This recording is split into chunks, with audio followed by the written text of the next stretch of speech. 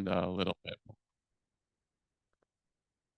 But we also have two teams of high school brilliant stars who've been part of the Youth Voices on Wind. Hopefully, I can talk you up a lot, and that's not too embarrassing.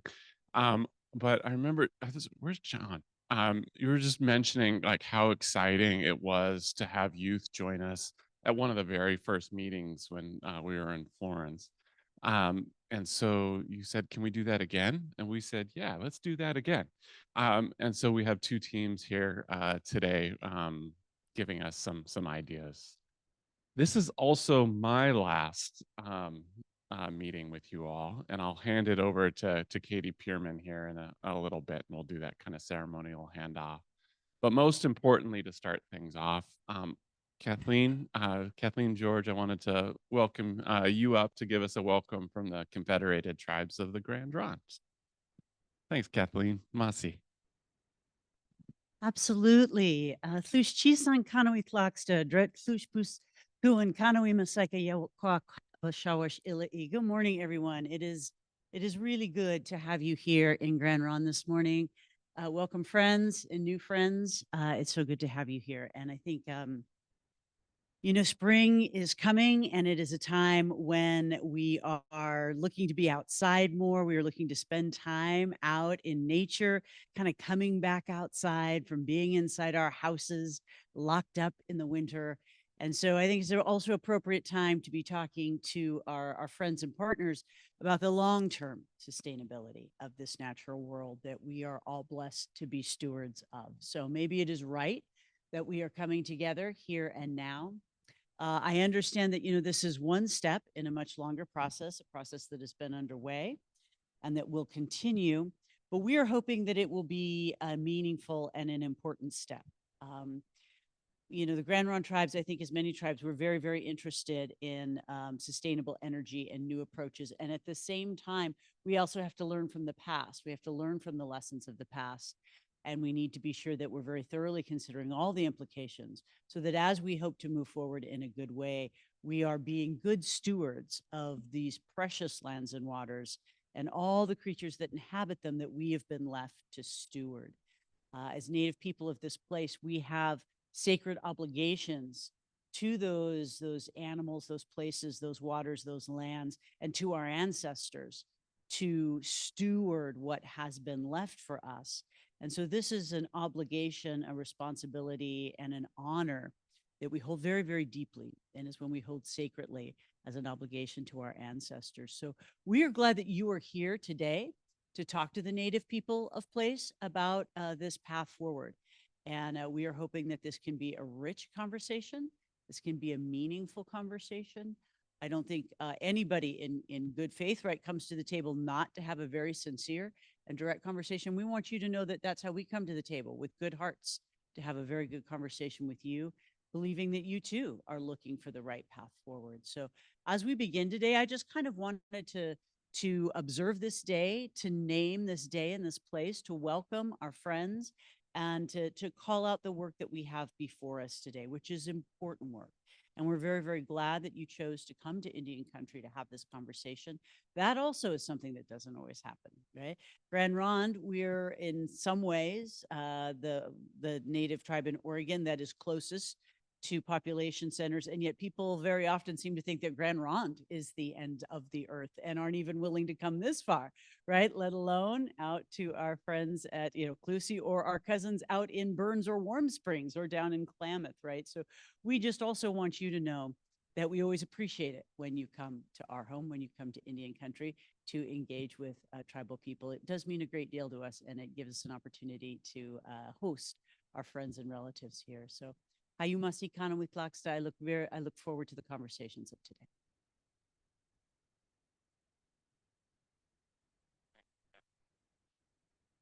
Do you like pickles? Do you know somebody who does?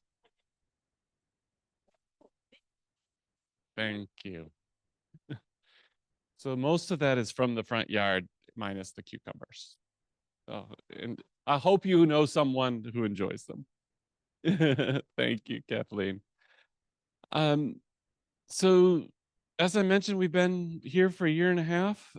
We have the draft roadmap is out, and this is kind of the home stretch. And so I sure hope that we kind of find that energy. Our folks online have the energy to really see this one through to the end. I don't know if you remember when we start, but there was a lot of conflict that was out there as Boehm was talking about the leases and what felt like was coming very fast.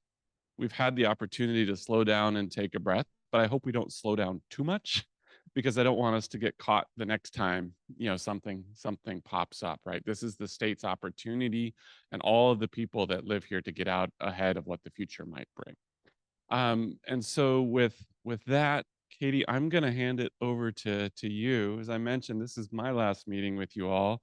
I'll be with Oregon Consensus for another 2 months, but then I'm going to join the World Resources Institute, still here in Oregon, still focused on the communities and places that we all love together, but just with a different hat. But I'm never going very far. But I'm just so thankful for all the work that you really put into this and will continue to put into it. So Katie, I will pass the baton on to you and Sophia and Trevor and Jeff and Lisa and the rest of the team to take it from here. Wonderful. Thank you, Bobby. And thank you, Kathleen, for the beautiful welcome.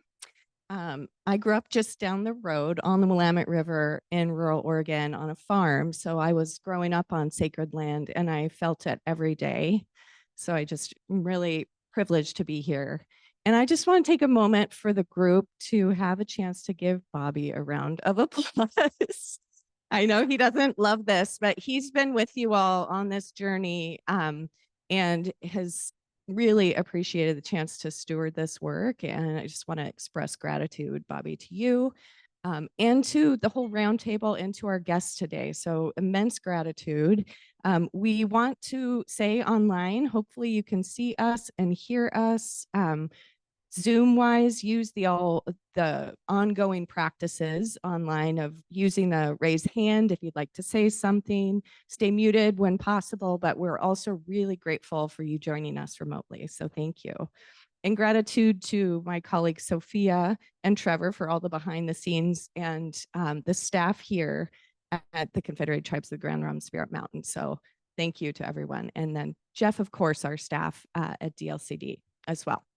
So I'll go through the agenda with you. Visually, you can see it behind me as well and online. So the first slide shows kind of how we'll spend the day. Oh, this is going to be for the public comment period. So at any time you would like to make a comment, you can do so. And that will bring that back up when the public comment period comes, but you've got yourself a Google form, as Bobby had mentioned. You also have that available ongoing, and it will be closing in a couple weeks. So you can email, use the form, or use that QR code. All right, so how we're going to spend our day. As mentioned, we are so grateful for our Youth Voices teams, and we will say they're the winners of the group of the contest. And so Sophia will say more about how this came to be, but we'll first hear from those teams. Then we're going to hear what you've said to us so far. So there's been robust public comment, and we're grateful for that. So Jeff will walk through what we've heard online, what we've heard in conversations and otherwise. So that'll be next. We will have the privilege of hearing about the research agenda. So OPAC in Oregon, we have a research agenda, which will get a presentation. Then we'll have lunch together. Next, after lunch, we will go through in some small groups and discuss the action tables that are a part of the roadmap. We'll go in depth later in the conversation, but those are on your table in front of you as well, if you want a teaser for the afternoon. Then we will talk with you about what we're hearing about how those action tables may be updated, what kind of advice you may have or ideas you may have related to that. And then we'll wrap up and talk about the next steps. So that is going to be our day. We'll continue to host you both online. We'll cue you when we're going on breaks. We have both a morning and afternoon break as well. And I think I'm ready to hand over to first Jeff, who will say hello, and then our Youth Voices group. Good morning, everybody. I'm Jeff Burright with the Department of Land Conservation and Development. I'm the Offshore Wind Roadmap Coordinator. For those who haven't been with us this whole time, and welcome to those who are here for the first time. Let's go ahead and stand. One thing I did want to add, Katie, is mention for those who are here as members of the public, we do have 2 opportunities today for you to be able to make public comment to be heard among this group. We'll have one before lunch and one toward the end of the day. So if as you are watching this conversation, having thoughts of your own, or if you came today with something that you would like to share, we would invite that. Just to reiterate what Katie has said, we are in the middle, well, towards the end of this public comment period. And we've been getting a lot of feedback. And I think that it's a good time for us to be checking in together on what we are hearing so that as I prepare to go back into my tunnel and try to figure out what to do with all of these comments, that I can benefit from your all's opinions and thoughts again to help shape what comes next. But as part of that, I do want to hand it over to Sophia for our first agenda topic for the day. Among the various things that we did during this public comment period, we had a total of 7 public meetings along the coast and online, and we've decided to add one more on Wednesday. You can find the link to participate online on our website. So we've been trying to have a broad conversation. We've been inviting via our email address that we set up for this purpose, as well as a survey that we developed if people felt more comfortable being guided through certain questions to help provide feedback into the roadmap. And then as Bobby mentioned, we had this idea, what if we could repeat that early experience we had that was kind of a fortunate accident where we had a group of high schoolers come to one of our very first meetings and participate in future visioning. If you remember, that first exercise we all did together was to try to imagine a future with offshore wind off of Oregon and one without, and try to tease out what would be the elements of those different futures that would allow us to not regret either one if they came to pass. And what could we learn from that to help us guide the conversations that we would have in the roadmap roundtable here. And it was just so nice to hear perspectives that we would maybe not have otherwise heard. And one of the things that I heard at one of the public meetings was how important it is to involve young people in this decision because they're inheriting this decision. And so what we did during this process, really led by Oregon Consensus and Oregon's Kitchen Table, was to recruit teams of high schoolers and ask them to engage with the roadmap alongside this open public comment period, and to ask themselves the same questions that we're asking this roundtable and the greater public of what could these different paths look like for Oregon? What are the parts of them that fit our values? And what are the things that the state ought to be thinking about and preparing to do to make us ready for any one of these paths? And so I'm excited to hear from our teams today. I watched the videos of your presentations. I'm excited to hear what you have to say today and to be able to answer questions from the group here. And so if you're online, if you're in the room, please think about what questions you might have, because I think that's a good opportunity for us here today. So with that, Sophia. Thank you. Thank you so much, Jeff and Bobby, for that information. I just want to provide a little bit more of the background of what is behind this program. And at Oregon's Kitchen Table, that is the sister program of Oregon Consensus at PSU, we have a program called Hatfield Futures, and we do that program every summer. And the idea behind that program is very simple. It's like a summer camp. that we invite high school students across the state. We invite them to apply. And we select students to come to PSU for a week to be together and to think about those current public issues that they have perceived or they experience in their communities. And we invite them to think about the future and how they can think about those and how to solve those problems in the future. So we got these students at PSU doing these futures thinking workshops for a week. And we have been seeing very good outcomes from that. They came up with really good ideas. So this program has been very successful the past 4 years.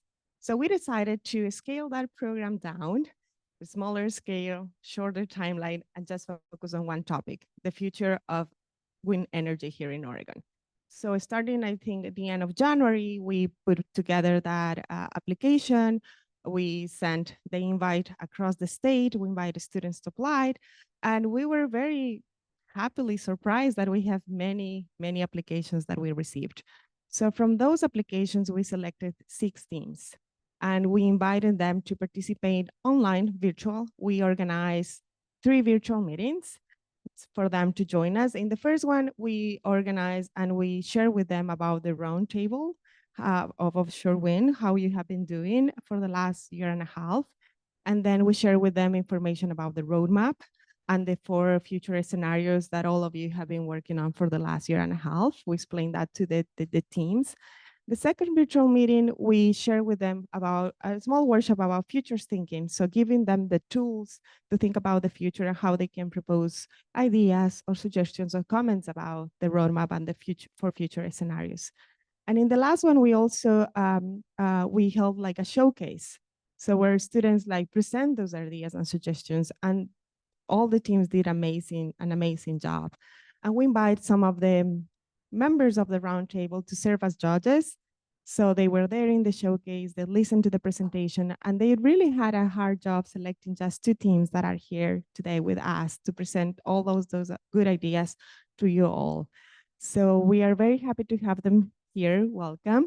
And I would like to introduce the first team, Jerica, Isaac, and Alan. And they have been working very hard. They showed us that they were engaged in the topic, that they were very interested in think about that and provide their ideas for the future, how Oregon might have solved that. So without that, I would like to welcome them, and the floor is yours, guys. Thank you for being here.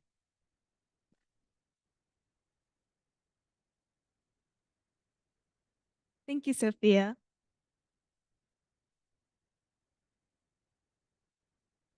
Hi, everybody. My name is Derica. I'm a sophomore at Lincoln High School.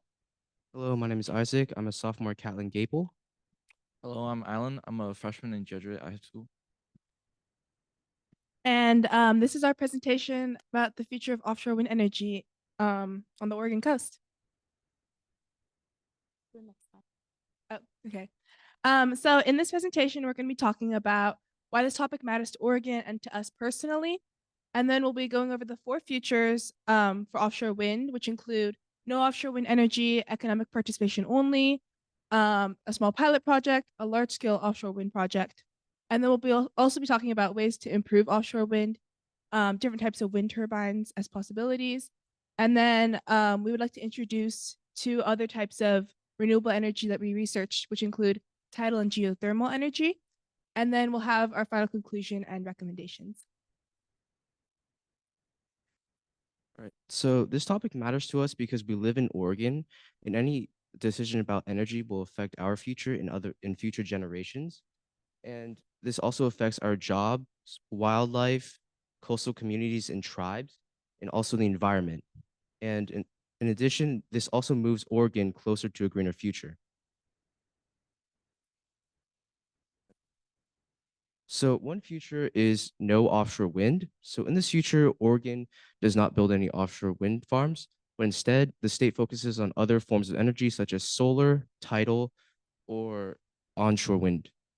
So a few pros to this is that Oregon's coast will be kept natural and there's less risk to marine and avian life.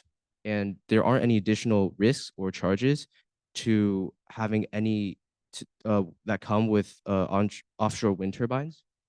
A few cons is that there won't be as many jobs created from this. and this would require Oregon to focus on other forms of energy that might not be green, and Oregon can miss out on this growing industry. So a few impacts is that, of course, coastal communities are protected, but young people can miss out on future jobs. And our recommendation is that if Oregon chooses its path, it should go for other sources of energy that are renewable. So another future is economic participation. In this future, Oregon doesn't build any wind farms, but instead Oregon uses its other facilities and ports to promote the growth of wind farms elsewhere. And a few pros to this is that this creates jobs, but it won't affect the environment as much. But Oregon does get economic benefits, but less local risks. A few cons to this is that Oregon doesn't get direct energy from the offshore wind, and Oregon will have less control over the industry because they don't have any offshore wind turbines. So some impacts on the community is that this job creates this creates jobs in manufacturing and shipping, but Oregon again doesn't get any benefits from the electricity. So one potential problem for this is that these jobs and opportunities might not be distributed equally across the state. So if Oregon chooses this path, we recommend that Oregon distributes these jobs and opportunities equally.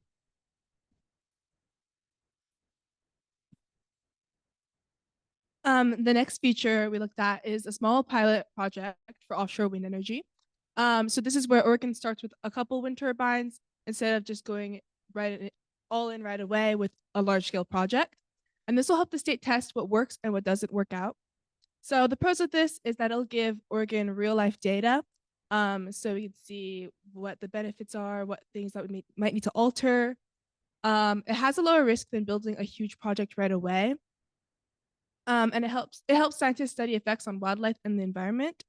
And then it gives community time to respond and give input, because this does in fact affect a lot of communities. And so it is important that they have a say if it does impact them negatively or positively.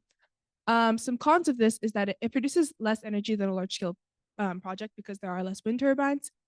It costs more per turbine because they'll be more spaced out, and there'll be still installation costs and maintenance costs, but there will be less turbines out there. And it could still create disagreements about where turbines should go. So this impacts our communities and youth because it gives Oregon a chance to learn before making decisions that impact a lot of people. And young people and local communities could have a voice early on. So our recommendation is that if Oregon should start with a small pilot project, that it should require strong environmental monitoring and a lot of community input. So the last future we envision is 1 to more than 3 gigawatts of offshore wind energy. And so what this future will look like is Oregon would build major offshore wind farms to produce a large amount of offshore wind energy. And so the ports, power lines, and industry would grow to support the growth of offshore wind energy. And some pros of this solution is it creates a lot of job. It creates most job out of all the solutions, including maintenance, installation, and like technology development of offshore wind energy. And so this will boost our economy since we will produce a large amount of electricity, and it will help to grow our technology and like ports and power lines and stuff. So this solution could potentially lead to a fewer pollution and less use of fossil fuels. So this could help Oregon to reach its climate goals and its energy goals. But there are also some important downsides of the solution. So as you can see here, some cons that it can affect the fishing, tourism, and recreation hugely because we will be building a lot of wind turbines on the ocean that could block a natural view for the Oregon coast. And so because we need to build a lot of wind farms, it proposes a lot of risk and it's very expensive to install and maintain. And this could also affect the marine and avian life. And because the noise produced by the wind turbines when they're spinning, these noises could affect the migration route and the ocean system. So because there's a lot of wind farms, a big natural disaster such as a tsunami or earthquake could easily destroy all of them. And it will mean that all the money will go to waste. So some impacts on the community use is that this could bring the most jobs and most clean energy, but it also creates the biggest risk for coastal community and wildlife. And so some possible problems is the benefit might mostly go to companies and cities, while coastal community deal with most of the impacts. So what we recommend is that if Oregon chooses a solution, it needs a strong environmental protection, local job program, and disasters planning. So these are the 4 different types of wind turbines we looked at.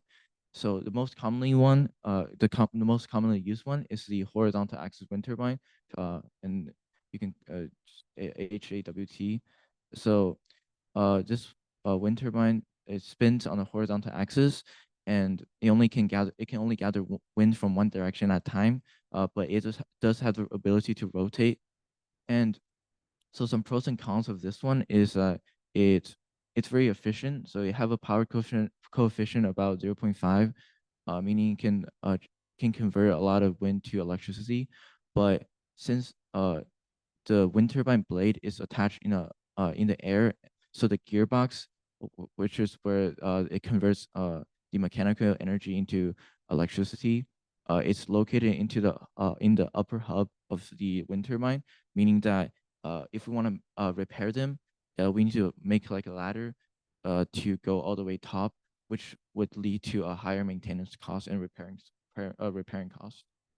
And also because of the wake effect, the wind passing through a horizontal axis wind turbine would be more spread out, and it wouldn't be very organized, and so it would cause the wind turbine placed behind it to gather less wind, which is why these type of wind turbine need to be spaced out more to like about like 12 times the diameter of the wind blade. And the second most commonly used one is the vertical axis wind turbine. And here are some example types, such as the Savanius, the Darius vector, or the Darius rotor, H Darius, and the helix shape. So what this type of wind turbine is, it rotates on the vertical axis. So this means that the gearbox is at the bottom, so it's easily accessible. So the repairing cost is much less than the horizontal axis wind turbine. And but there's some cons to this one, and those are that it's generates less energy because they have a power coefficient about 0.3, meaning that it generates less energy for the same wind. But since the wake effect doesn't affect this type of wind turbine as much, these turbines can be placed closer to each other.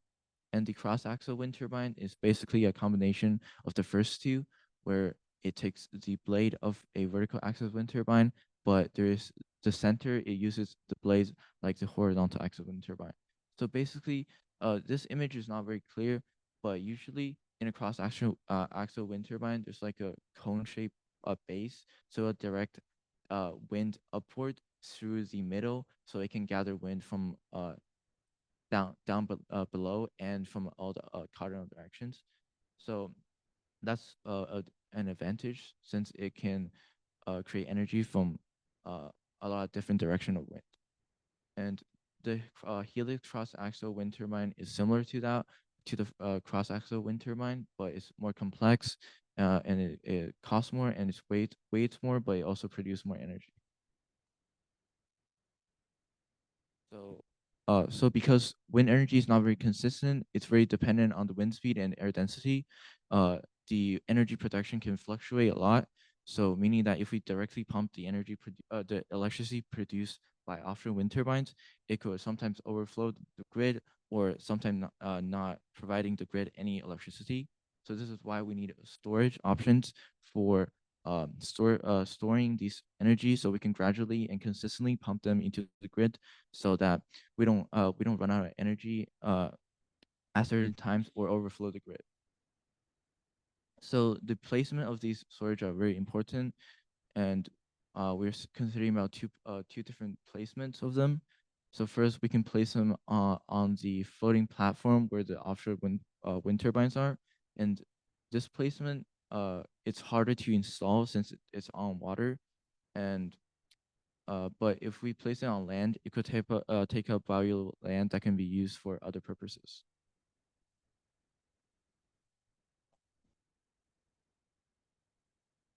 So now we would like to introduce another possibility of renewable energy that we could end up using, which is tidal energy.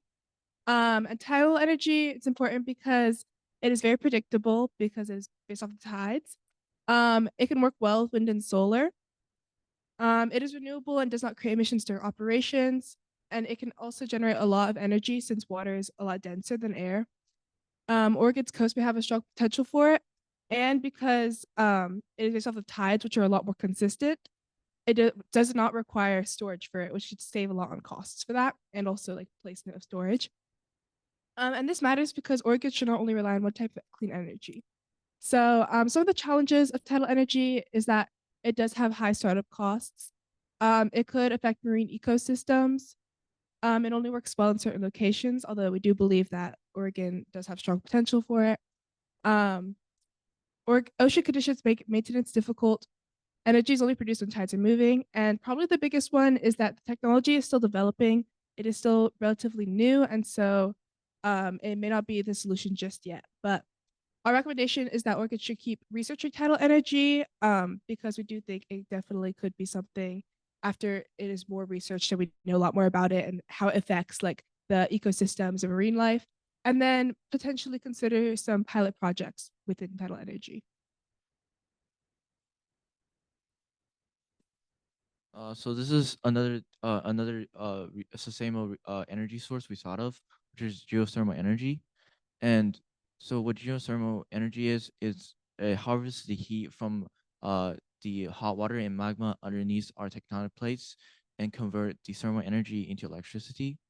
So basically, this provides a constant energy production because there's constant heat underneath our tectonic plates due to the collision of tectonic plates. And so because it's basically just a hole dug underground, and it's taking up thermal energy up through the hole. It doesn't need a lot of maintenance, and Oregon is next to a subduction zone, which is where two tectonic plate collides. So we have a lot of hot water and magma underneath our tectonic plate. So this could be this is very accessible to make geothermal energy farms. And so because there's a constant energy production, these electricity generated can be directly pumped into the grid without disrupting. And so why we think this matter is because, as Erica said, we don't think the Oregon should rely on one type of energy, and because we think that geothermal energy will affect our planet less, and it could help to release the stress caused by tectonic plate movements. And but some challenges of this solution is that it have a high startup cost, and it only works in certain locations. But Oregon has a lot of it since it's next to a subduction zone. But a big problem is that drilling technology is still developing, meaning it's very difficult and expensive to dig holes down far enough to reach hot water or magma so we can harvest thermal energy from.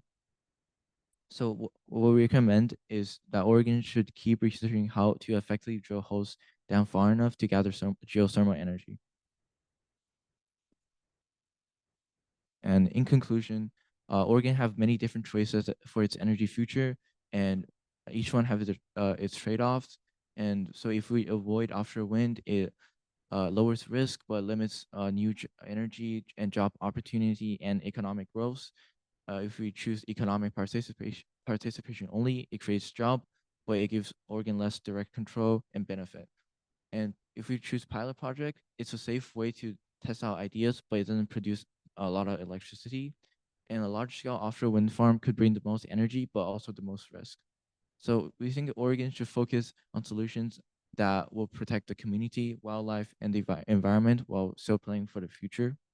And some of our final notes and goals is that we think Oregon should be careful, creative, and fair when it comes to clean energy, And even though clean energy is important, but we think how we build it matters too, and it's more important. And here are some works cited, which is some resources we looked at. Yeah. Yeah. Thank you for listening.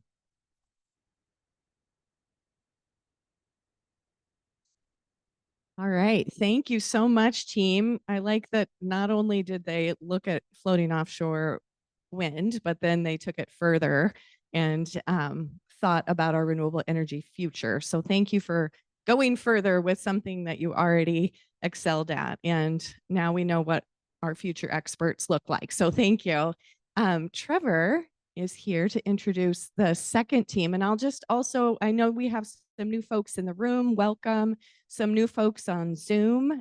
For the roundtable members that are on Zoom, if you're interested in putting your camera on, it's always helpful for us to know you're there. For the public members, we'll let you know when the public comment period is. But Trevor, without much ado, and I'll also to say, sorry, that we will have a time for you to reflect to the students, and we'll bring the microphone around. So as you have questions that are coming up for you, write those down. And or if you have just comments or gratitude or reflection to share with the teams. All right, now Trevor. Thank you, Katie. Hey, everybody. My name is Trevor Hildebrand. I'm a student at Oregon State University, also working with Oregon Consensus here. And I'll invite Agatha, Juniper, and Mirabelle up to for their presentation. So as you guys are walking up, I just wanted to say a quick comment. I was impressed with all the teams, but particularly with this group, the ability to kind of find so much information that crosses environment, culture, policy issues. This is such an evolving issue that's very complex, and this group was able to find a lot of different information and compile it in a meaningful manner and provide a lot of insight. So super impressed with this group, and hope you guys are too. So with that, I'll hand it over. Hello, everyone. My name is Agatha Batanet, and I'm a freshman at Corvallis High School. We're super grateful to have been picked to come and present in front of you all, and I hope that you enjoy our presentation. We wanted to give a huge thank you to everyone who made this project happen, the Oregon Kitchen Table team, our team guide Trevor, and everyone who came to present to us over the course of this project. And thank you all for being here and listening to our presentation. So without further ado, let's get started. First, a little bit about us and why this project appealed to us. So I grew up taking at least monthly visits to the coast to visit my grandmother, often with my aunts, uncles, and cousins. We'd go to a little town on the coast called Newport, which I'm sure most of you are familiar with. We'd take long walks on the beach and go to local marine science centers and aquariums. When I was little, these short weekend getaways always felt like magical adventures. And as I grew older, I learned to appreciate the complex coastal ecosystems and the communities that form around them. I wanted to do this project to learn more about an issue that affects our community and to be able to contribute even just a little bit to our future. My name is Juniper. I love learning new things, and this project appealed to me because it meant that I would get to learn about something that could actually have a big impact on my community. I think it's really important to explore all sides of an issue, not just the side that you think is best. I was also drawn to this project because I love the coast. And finally, I think that climate change is something that is incredibly impactful for our future. So if we're able to do something here in Oregon that makes climate change less severe, that'd be really important to me. Hi, my name is Mirabelle, and I've lived in Corvallis, Oregon my whole life. And growing up, Newport trips with my friends and family were really frequent. I love being near the beach, and I'm really lucky to have a coast to visit and take walks on that's just 1 hour away from my home. This project really interested me because this huge change for Oregon is something I feel would be amazing if we could make a difference for. And as the future nears, we, the next generation and our children, will be experiencing the further changes of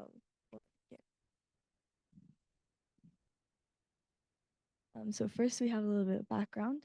Oregon's blue economy or ocean economy generated an estimated GDP of 3.1 billion in 2019, making up just over 1% of Oregon's total GDP.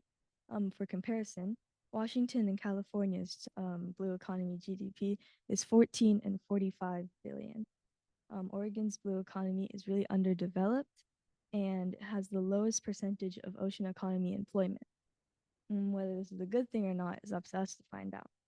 So when considering taking action in something that will largely affect the ocean economy, it's important to keep in mind that currently it's not a big factor in Oregon's economy, and thinking about how changing this would affect the economy as a whole, either in a positive or negative way. Oregon is currently getting its majority of energy from hydroelectric power. Around 45% of total electricity comes from over 30 dams across Oregon. However, there isn't a huge amount of expansion that can be done within hydroelectric power. The river is already at their max, not to mention there are detrimental effects on the river ecosystem. Plus, Oregon passed a House bill in 2021, which aims to reduce coal and natural gas dependence. By 2050, it is estimated that Oregon energy need will double, meaning we can't keep relying on coal and natural gas dependence.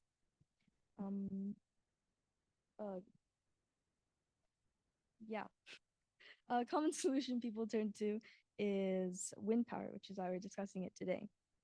It's also important to mention that while renewable energy is important, it's also extremely important to focus on reducing overall energy usage. As a potential goal for every dollar we invest in renewable energy, we should invest a similar amount in reducing energy. The first future would mean nothing changes for Oregon. We don't get involved, we don't build any additional infrastructure such as port development, and we don't contribute anything economically. This would be the most safe future because it isn't taking any risks and doesn't change our economy. However, sometimes risks are necessary in order to make changes for the better, like to help with unemployment and make sure we meet our energy needs as a state. If we went with this future, we would most likely need to substantially invest in another source of renewable energy like solar power or hydropower to make sure that we get enough energy for Oregon's future. If we weren't to invest in those, then we would have to keep investing a substantial amount of money into non-renewable resources like natural gas. Either way, we would have to substantially invest in a source of energy so that we have enough energy for Oregon's future. The second feature consists of getting involved solely economically. So while we wouldn't be installing any wind turbines or getting any energy from it, we would somehow contribute economically. This could look like potential port development, funds for research related to this, or giving money to other states or countries like California who are currently installing offshore wind. Washington is a great example of economic involvement. Through state legislatures, they actually allocated $625,000 to developing an offshore wind turbine industry. Some of this going to a nonprofit organization to conduct outreach, workshops, and studies on developing an offshore wind turbine industry. And the rest going to state commerce departments to start mapping plans to develop the supply chain. If Oregon were to do this feature, something like this could be a great starting point. Another way we could contribute economically is through education.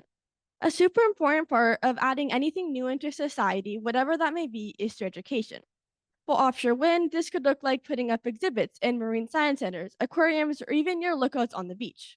It could also look like going to local schools or community centers and presenting to them about offshore wind. This future will ultimately affect our economy, as the money that would be going to offshore wind would have otherwise gone somewhere else. We believe that there's a lot of possible ways to approach this future and a wide range of economical involvement that we could do, and how much money we use could vary. If Oregon were to do this feature, we would need to carefully consider how to go about doing this in a way that is both effective and efficient. The third feature would be a pilot project where we could gather data, test impacts, and do some troubleshooting before a large-scale project. This feature would be a good, safe option if we're not fully sure it will result in a full offshore wind energy industry. Additionally, conducting a pilot project allows for more flexibility, and there would be money saved by avoiding large mistakes. This project would be beneficial for testing impacts on marine life and the ecosystem. Additionally, communities may also be more open to starting with a smaller test beforehand. Despite this, we still have to consider how much time and money we would be spending on a test project that doesn't guarantee successful outcomes, especially when a pilot project might not accurately predict the outcomes of a large-scale project. The fourth future is going 100% into offshore wind. This would require building new infrastructure such as turbines and developing the ports in the area. This future would probably be the most costly to the state, but also would not take as much money long term as something like coal would. This would create opportunities for good paying jobs as well. According to the Oregon Offshore Wind Guide, over 2,000 well paying jobs would be created in the longer run if we were to develop offshore wind. Although a big issue people have with offshore wind is that it would ruin the natural beauty of the Oregon coast, it is something that we could get used to, just as we have gotten used to cell towers in forests, big barges out at sea, as well as oil rigs. This future also helps us effectively reach our renewable energy goals by 2050. That way, we are moving away from fossil fuels. Another thing that we should consider is that Oregon tribes were not happy with previous offshore wind development proposals. In 2024, they filed a lawsuit against the U.S. Department of the Interior's Bureau of Ocean Energy Management because their plans at the time didn't thoroughly consider the actual effects that this future had on the economy and the environment. For this future to work, we should work with the Native American tribes in this area so that it's something that they feel is best for the people and the environment. This future would also have an impact on jobs in the fishing industry, which is vital to the Oregon coast, although the jobs created from the offshore wind would be able to balance this out. In terms of ecosystem and the environment, this project could have a lot of destruction to the seafloor, things like reefs and kelp forests. But climate change is something that could impact them more than the development of this offshore wind. And since offshore wind helps with climate change, this is something that's better. And another thing to mention is that this energy should not go towards AI, but it should go towards powering our homes, schools, and communities. I'm sure that we all know that the Oregon coast is a really special place. From long walks on the beach, sometimes a little too long, to building sandcastles on the coast with my cousins, the Oregon coast has always played a role in my childhood. And I want this to be true for my generation's kids and their kids and so on. And I believe that in the end, that's what everyone wants, even though making that into reality could look different from person to person. So whether Oregon decides to move forward with offshore wind or not, it's extremely important that we keep in mind how our actions will contribute to the future that we want to live in. I think going forward with this project, it's important to remember that we all have a common and shared goal: to let future generations experience the same Oregon coast magic that we get to experience every day. Thank you.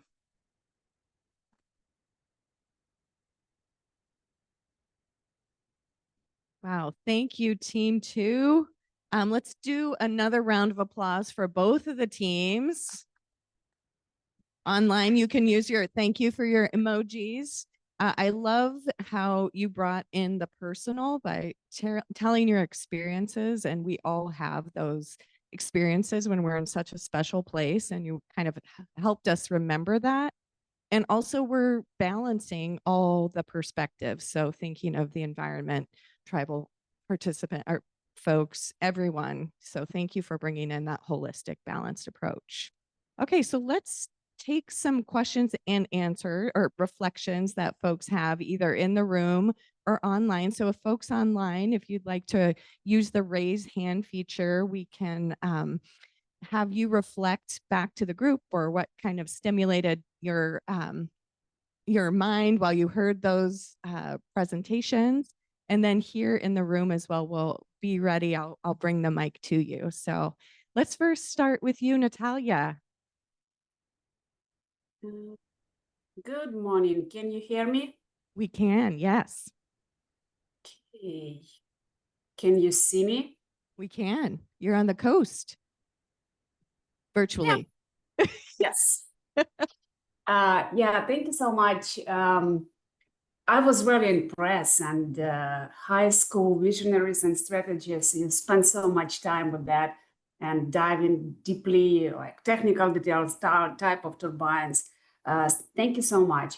My question for you, let's, for example, imagine that Oregon decided to have a pilot project as one of the pathway you mentioned. I am curious, and you basically invited, all of you invited to be part of that pilot project. I am curious, what would you like to learn, and or what the component of that project you would like to participate the most? What are you curious about? If, for example, Oregon decide to have just 2 offshore wind turbines in the state water, which is 3 miles from the shore, for example. Yeah, I'm interested to know what are Thank you you. interested in and curious to Great. please. Thank you, Natalia. So if the choice was a pilot project, what are you most curious about or interested in? Any of the students feel like reflecting on that question? We can also do kind of a give it a moment, let it sink in and come back to it too. But is anyone, what would you be most interested in if you saw a pilot? Okay, there's some thinking It's going on. just not so, but they invited to participate. They are part of the Oh, team. right. Thank you for if you were invited to participate. Any thoughts? Yeah. I think we'd be interested in like impacts to the environment and how it would affect coastal ecosystems and if it would have any detrimental effects to marine life.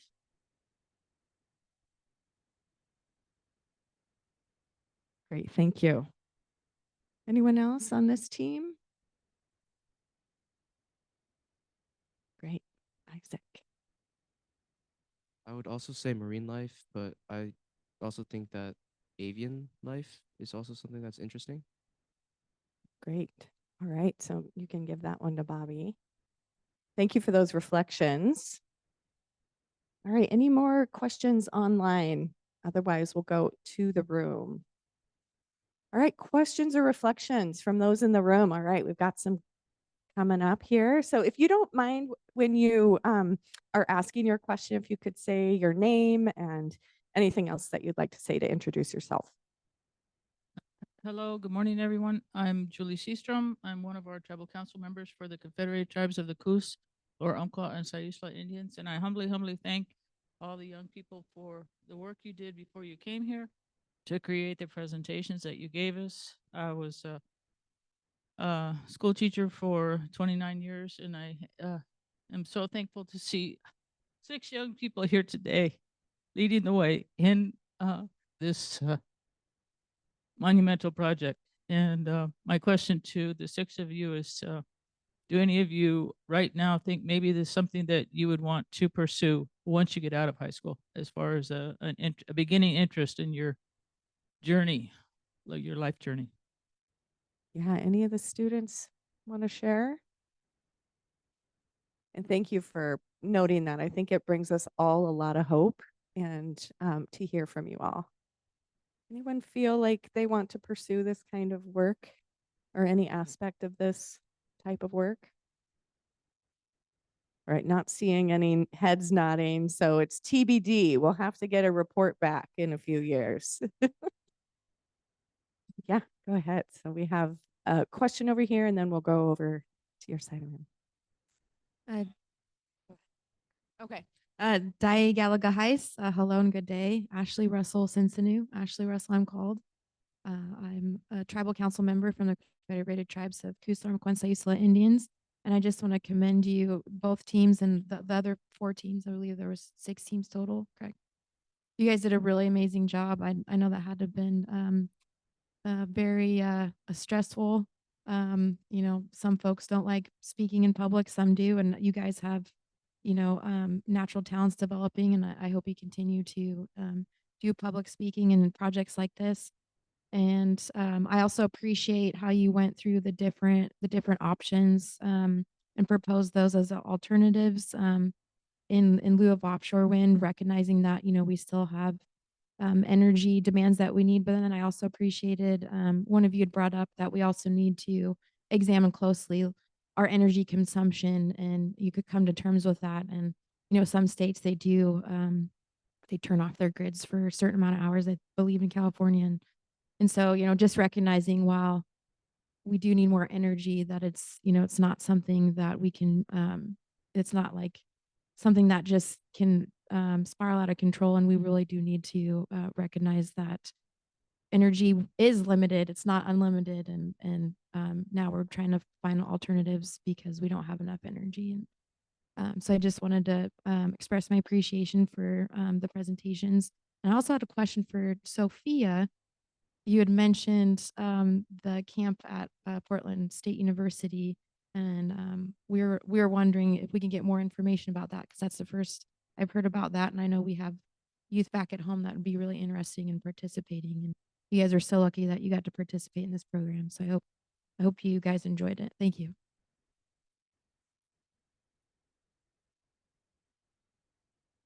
All right, Sophia, let our questioner know that more information is coming. So thank you for asking for the Hatfield Futures Project. All right, question over here.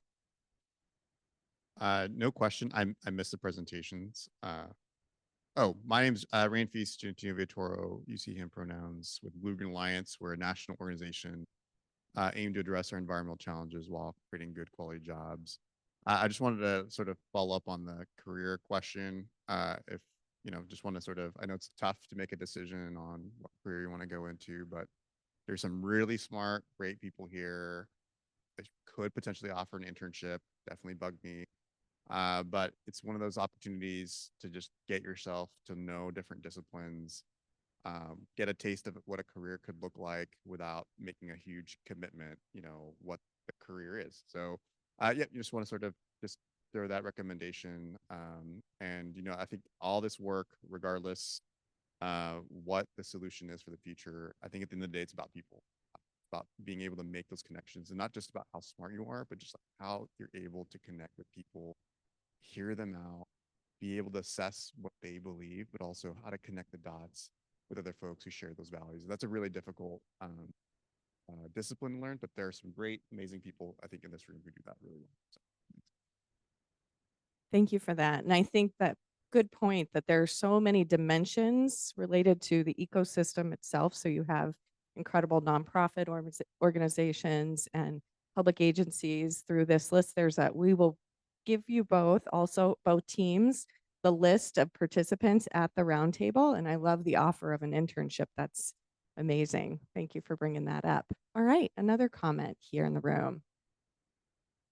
Yeah, this is a new topic to me, but I heard that the group 2 mentioned about different state, their energy industry. So Oregon is 3 point something billion, and California is 14 billion. Is that right? All right, let's give 45 billion. So California is 45. Oh, 45. And Washington was 14. Oh, okay.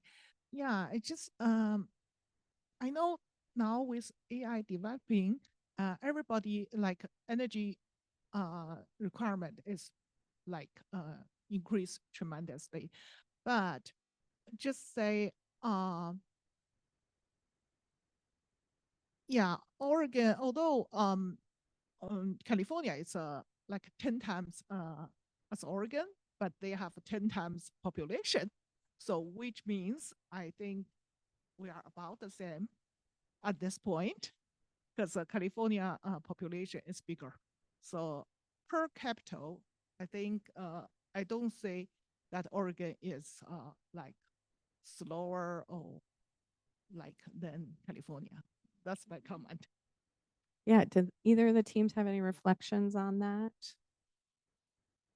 Thank you for your comment. Any other reflections? Yeah, Reese. Bobby will bring you the mic. Thank you. First, excuse me, I wanted to say thank you very much.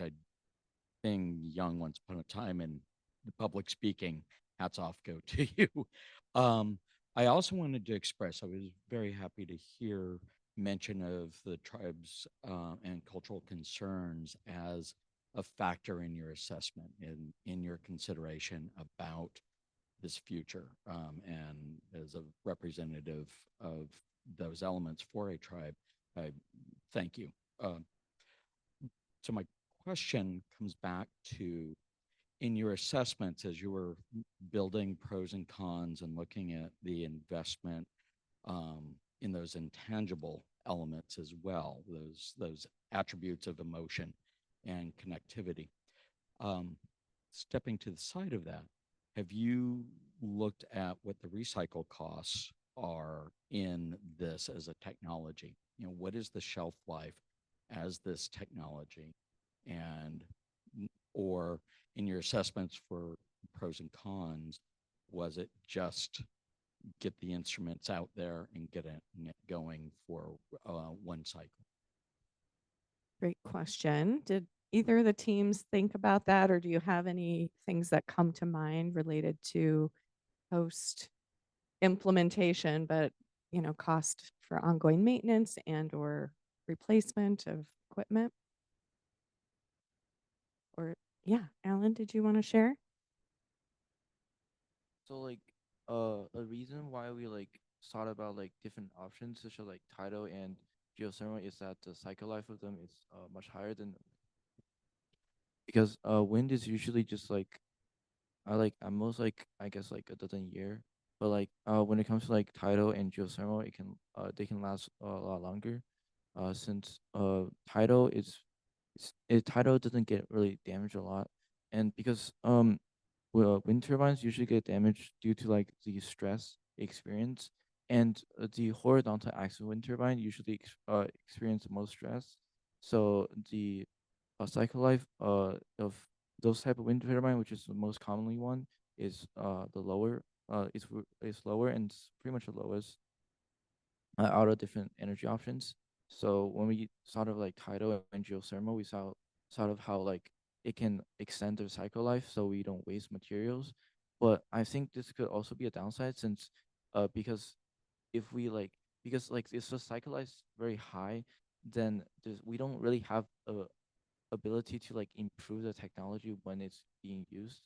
So I think it's like yeah, it comes down to like the development of like our technology. Yeah. Right. So trade-offs of each of those technologies. Yeah. Thank you, Alan. Jeff, did you want to share? You want to grab that mic? I wanted to say thank you to all of you for putting your minds to this and really thinking through these options and asking yourselves questions. But I'd like to ask you a question about your feelings, because I find that throughout this process, as I've been listening to the people who have been part of this conversation for years, as I think about how I approach this, I find that feelings are the guide to what we value. And then those values become the guide to the rules that we set for ourselves, the standards, and the actions that we take. And I wonder, as you have been in this process, working on this project, did you ever travel in your minds or even go to the coast and just imagine what it would be like if you looked out there and if you saw turbines? Or if you were talking to people and saying, I'm doing this project and it's about offshore wind, and you were gathering feelings from other people or gathering things that they value. I'm curious if you could reflect at all about the feelings that you have had as you've been thinking about these different futures.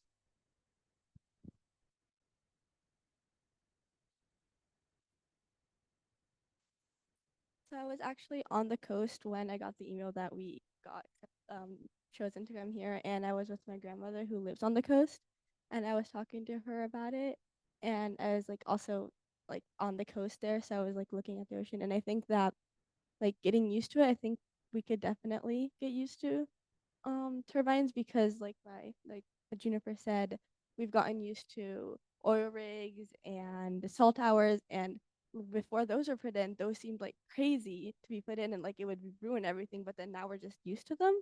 So I think that putting wind turbines in would just we could get used to them pretty easily.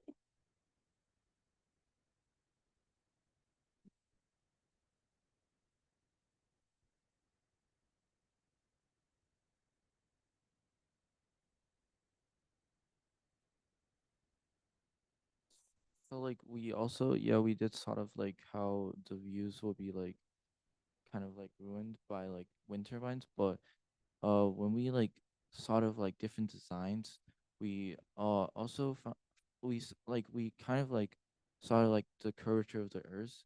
So basically, I think from some calculations on my Derica's dad, I think the uh a wind turbine that's 250 meters tall will be on like it won't be seen when it's like 60 kilometer away from the coast.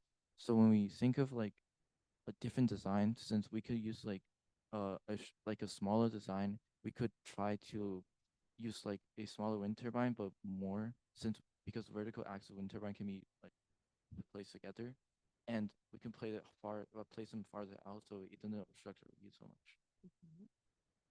All right, thank you for that.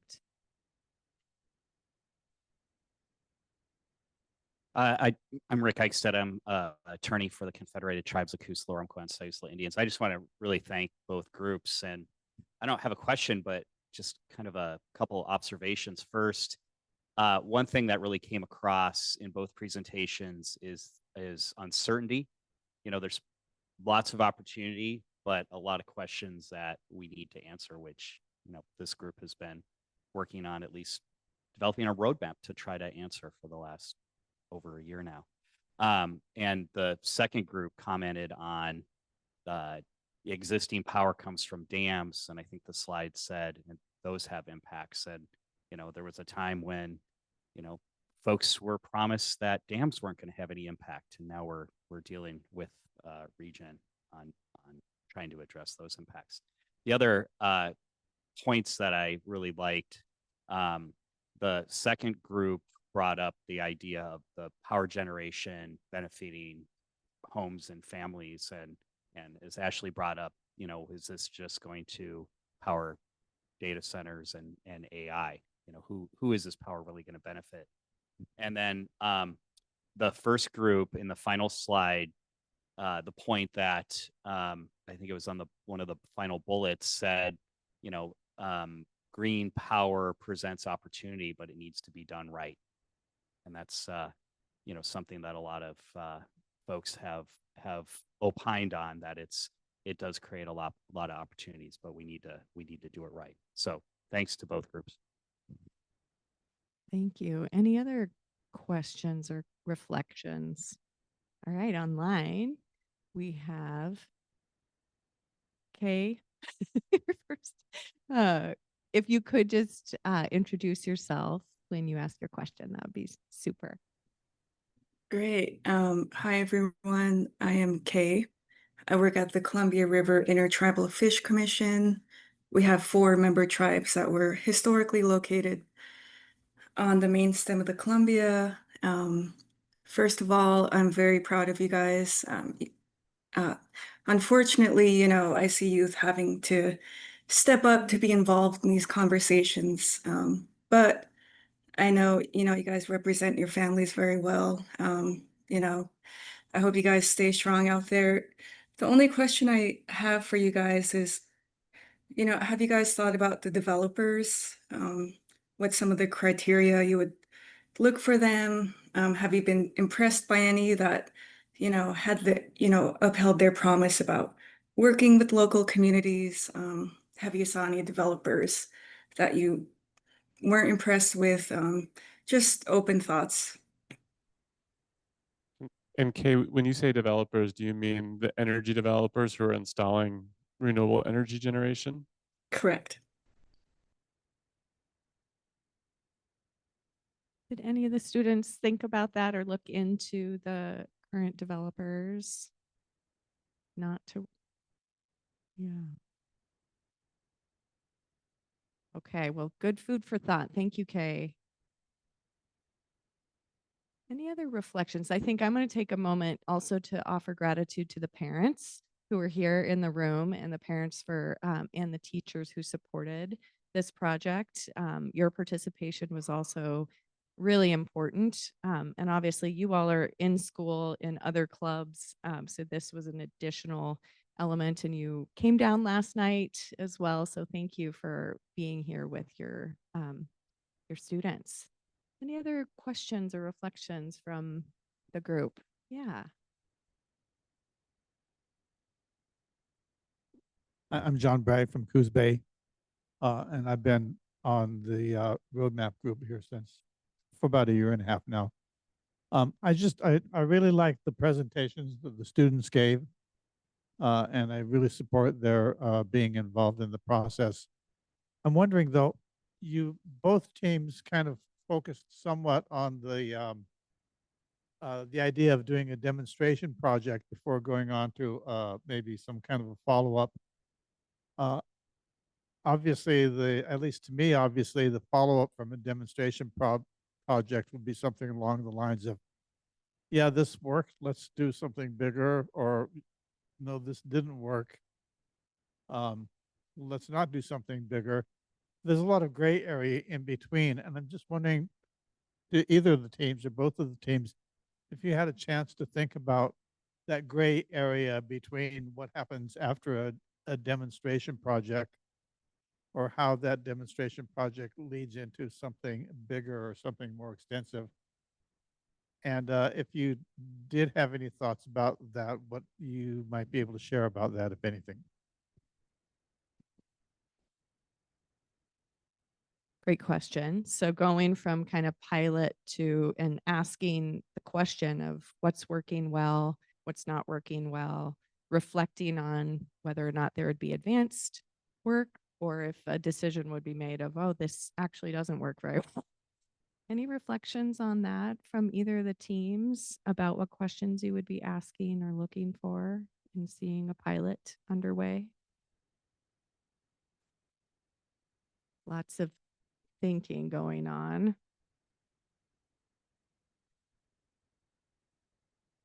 Want to say anything? No problem if not.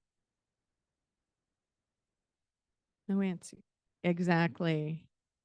Yeah, it's true. Well, thank you for reflecting on that. It's a really good question and a good one for the roadmap itself. And Katie, maybe if any of the students, if you're driving home and you think of answers to some of these things, feel free to let us know. We'll come back. Yeah. Great. Yeah, go ahead, Bing. Yeah, just a little bit follow up, like expand on your question. I know this four scenario is required by the group for the presentation. They have to include this four scenario. But my question is, there's a lot of offshore wind energy in the East Coast and maybe in California. There's other places already built. So they should have a lot of experiences on all the pros and cons. So why Oregon need to do this pilot project? That's because that's anything Oregon is different than any other states. They already have. There are so many big scales, small scales. They're out there. So if Oregon need to do this, there have to be significant difference on the animal, the aviation, like the economy or whatever. Great question. So are there differences in Oregon? It looks like we have a comment over here. Yeah. I might suggest, Katie, that'd be a great question for a break, because we spent about a year and a half talking about all the differences. And the short answer is it is different, right? There hasn't been that level of offshore wind development anywhere on the Pacific coast yet. And so there's just a lot of things yet to learn, and it is different, and parts of it are not so different. So I think any of the folks who just raised their hands quickly to respond to that could find you a break. Great. All right. So I think we probably are moving toward our break. We have 10 more minutes on our agenda. So I am going to do one more scan for the room. Yeah, it looks like a couple more folks have comments or questions or reflections. Thank you. Julia DeGraw, she, her pronouns. I'm the Senior West Coast Campaign Manager on the Offshore Wind Team for the National Wildlife Federation. So I cover the whole West Coast. And this is definitely more of a comment. I'm just kind of reflecting on my high school days and experiences like what you all are having right now was kind of what opened up my eyes to like, oh, there's like a career in this. I don't know exactly what it is. You're seeing Sophia and what she's doing. You're seeing Bobby and what he's doing. You look at Jeff and what he's doing. You're in a room full of people that are like working on this stuff. And I'm like, I'm just, other people have said this already, but just encouraging you to kind of lean into it. Cause like, I didn't know that this was like a possibility until it was kind of like modeled for me through experiences that just kind of, that I didn't even anticipate being an option. So anyway, just lean into that. And what an awesome experience for you to get to dive into a place that has real life application. That's such a rare opportunity. I feel like when you're in high school, or even college, frankly, usually academics are just, you write a paper, you get a grade. It's not super connected to reality in some ways. So anyway, I just, what an amazing experience. Thank you for taking the time. And I hope you maybe caught the bug a little bit and might look into this. So anyway, that's it for me. Thank you for that. Again, Rand Feast. Sorry, Rand Feast with Blue Green Alliance again. Just curious, as you all were thinking about this project and policy, like maybe kind of building on Jeff's question earlier about feelings, was there any particular lens of justice that kept bubbling up for you? Like, I think there's so many layers of justice that we talk about here thematically. There's the energy justice, there's the environmental justice, the climate justice. I see justice that comes up a lot for me too is intergenerational justice, sort of past harms, who in the future is going to be burdened with this decision. But is there any kind of a sense of justice that just has come up for you all in the course of looking at and providing a lens to look at for offshore wind? Just kind of curious if things came up anecdotally. I'm sorry if this was already covered in your presentations, but just curious. Yeah, just what justice looked like, and then was it justice for the most common good or for the most impacted? Yeah, curious on that. Great question. Any of the team members want to share if sort of fairness, justice, any of those elements came up for you? Do you want to share? I think we really focused on like climate justice, especially since if we have a good climate now, then we can help generations in the future. So then generations in the future can have a good life. Great. So climate justice came up. Anyone else? All right. Well, we'll keep reflecting both in the room. We are going to move to a break. We have a break here, and we will have a break for our Zoom team. And so we will be back at 10:45 in the room. And go ahead, Bobby. And just as a reminder, all 6 teams' presentations were submitted as public comment into the record for the roadmap. So thank you, not just for your presentations, but you're actually influencing public policy as well. So nice job.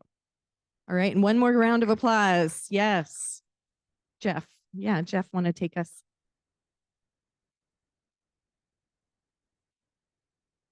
Okay. So what do you think? 10 minutes?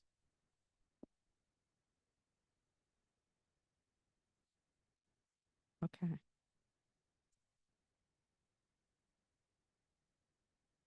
Okay, back at 10:40. Thank you.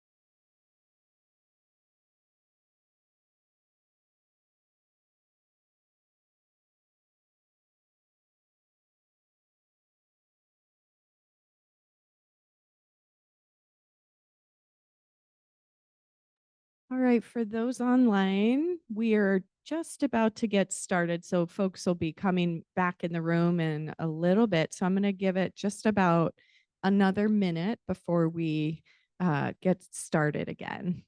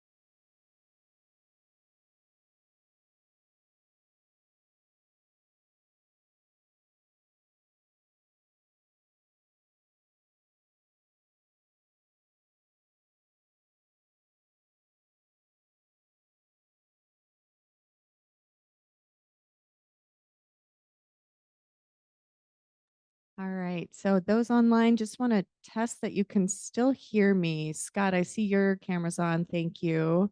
And for other roundtable members, as you're gathering back in the Zoom, if you're open to having your camera on, that's great for us to see your faces. Thank you, Kevin. Thank you, Joe. We can hear you, Katie. Great. Thank you, Mandy. Appreciate it.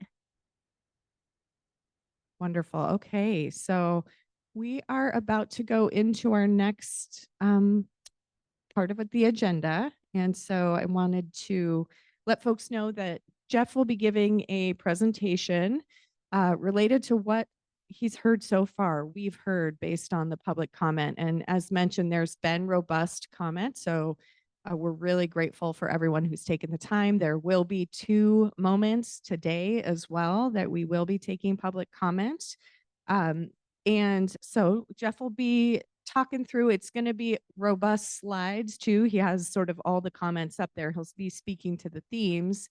Then we'll pause and really hear from the roundtable members, both over Zoom and in the room. For the general public, there will be again time during the public comment period where you can reflect on any of the themes you're hearing or questions that arise for you.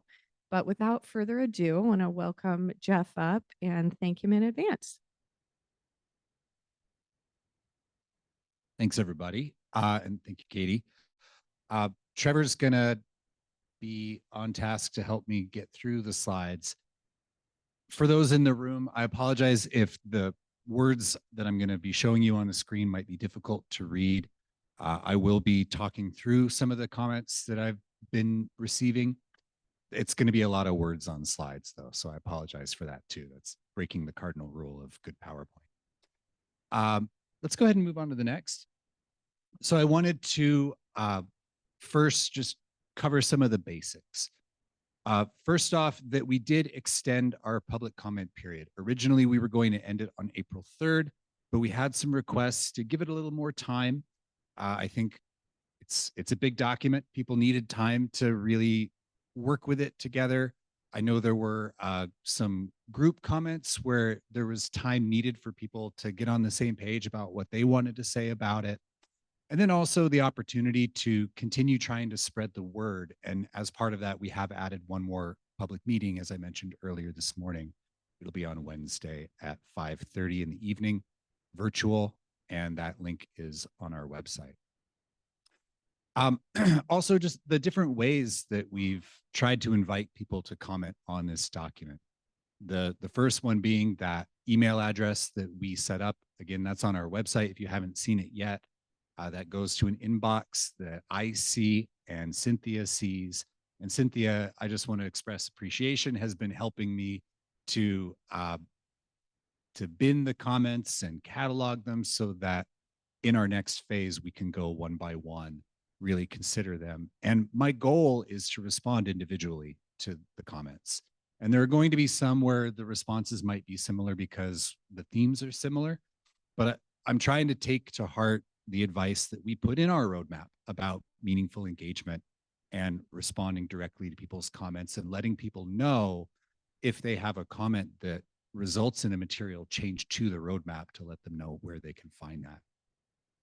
So in addition to our email address, we had, as I mentioned, a total of 7 public meetings and soon to be an 8th. 5 of them were in person on the coast.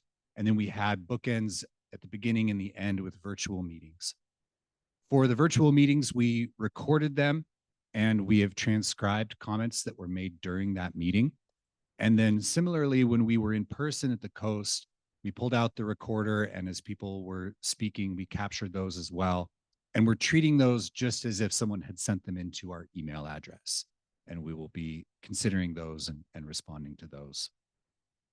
We also have a survey, and I did see one of our public comments said the survey was kind of hard to find. So I'm gonna do some work tomorrow and try to make that link a little more visible on our website. But there is a survey available that asks questions about effects that might be on your mind, benefits that you're interested in seeing the roadmap capture. And then there are also some open-ended response questions asking people things like, if you could make a single policy for the state of Oregon that would help to either protect a resource or a use that is of interest to you, or to regulate an offshore wind energy industry such that it could capture benefits that you want to see, what would that policy look like? So questions along those lines. And so to whatever extent we get open-ended written responses there, I'm still trying to figure out how to make them kind of fit with the way our other public comments work, but I'm trying to take the substance of people's recommendations into our process as well. And then I did want to mention also that we have created an appendix in the roadmap that we've set aside and reserved for the federally recognized tribes in Oregon to provide separate statements if they choose, talking about the potential for offshore wind in Oregon, interests there, and any comments about the roadmap itself and its role in that. We sent out those invitations and we'll include those in the roadmap if we receive them. And now what I'd like to do, I've organized these. I want to start with some of the written comments that we've received, and I'll talk about some of the things we've heard at some of our public meetings, the survey responses, and then we got some, just toward the end of last week, some longer letters that have multiple points in them. And I know we have some people here in the meeting who might be able to help me talk through what's in those. But my hope here is that I can give you a flavor for the type of response that we've been receiving so far. And there are some specific recommendations in there. Some of them I could use some help thinking through about how they fit with the conversations that we've had, where there might be either a good place to put them in our roadmap for the state, or where there might be conflicts or challenges with other aspects of the roadmap. And so I might pause and ask for some opinions there. If you see something in the comments that really makes you want to speak up and say something about it, you're invited to do so. But we do have a lot to get through, so I will give that caveat as well. First off, along the written comments, we received quite a lot that either fell in the camp of, I am in support of offshore wind energy and think it should move forward at full scale because of various reasons, or people saying, I am just opposed to offshore wind moving forward at all And in the words of one of the speakers at one of our public meetings, this roadmap should be a dead end. And so we got a fair number of those on either side.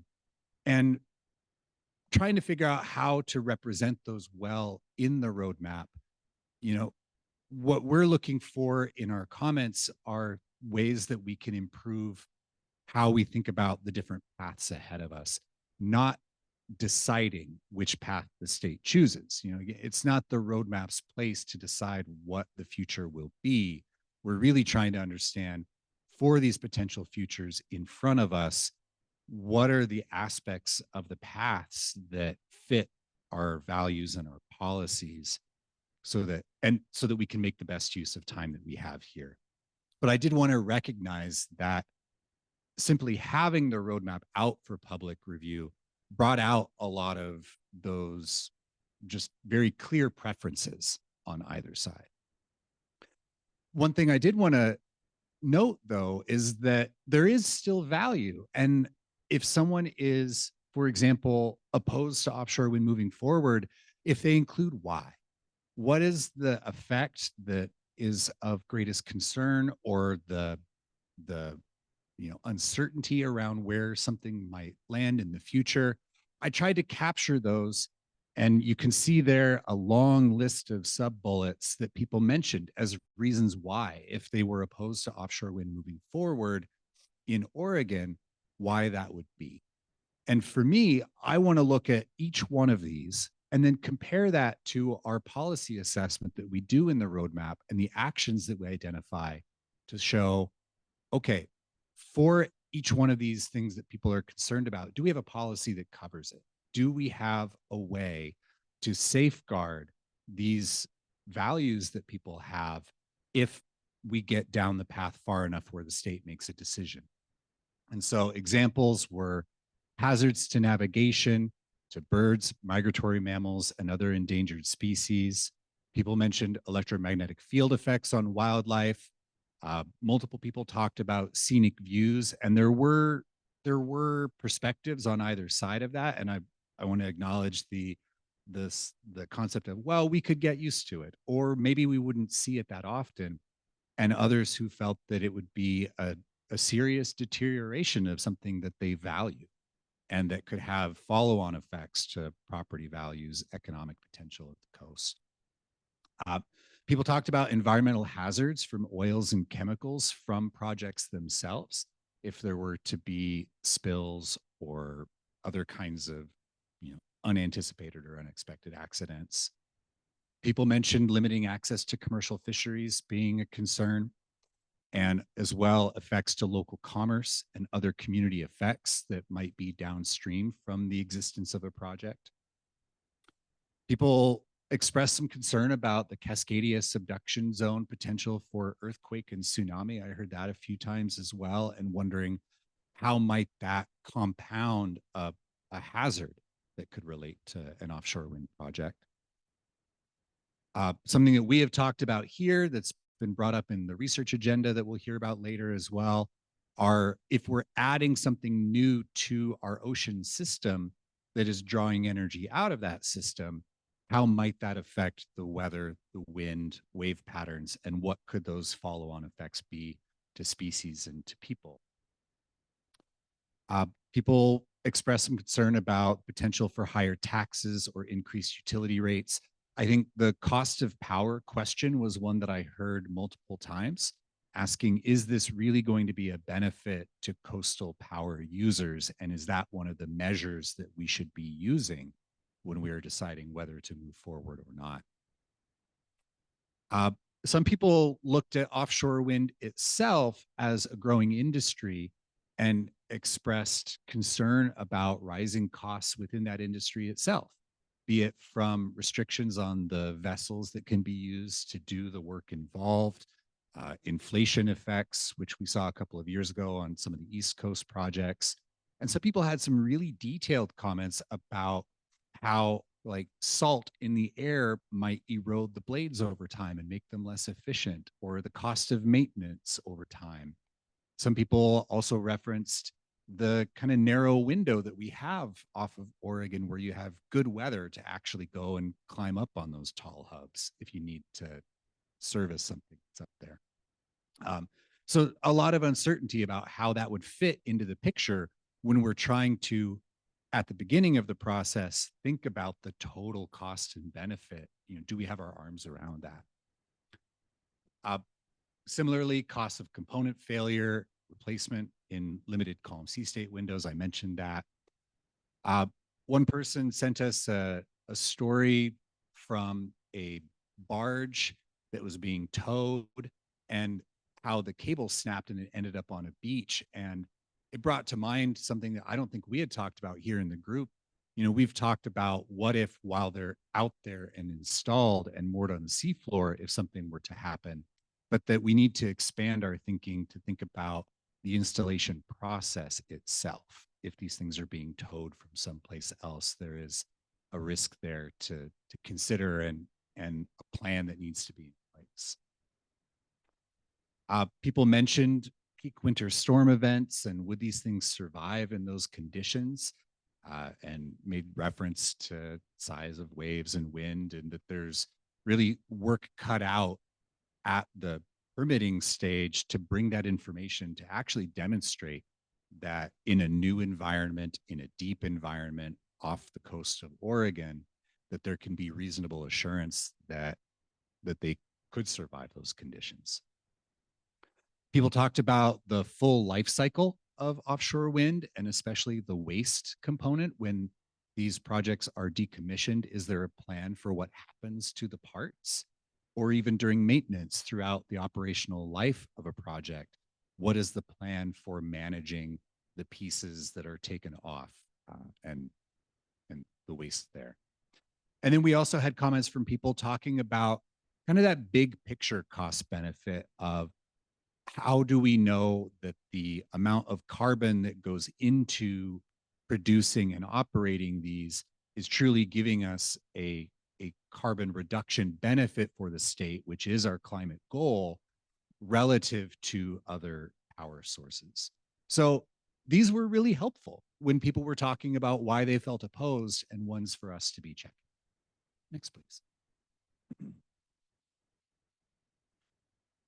Other comments that we received, we had a number of people reiterating that there had been local ballot measures in 2024 in Coos and Curry counties that expressed opposition to the BOEM leasing at the time. And kind of attached to that was this question of what value can they have in a state process if you have a local community or a local government who speaks out in a formal way to say we're opposed at this time.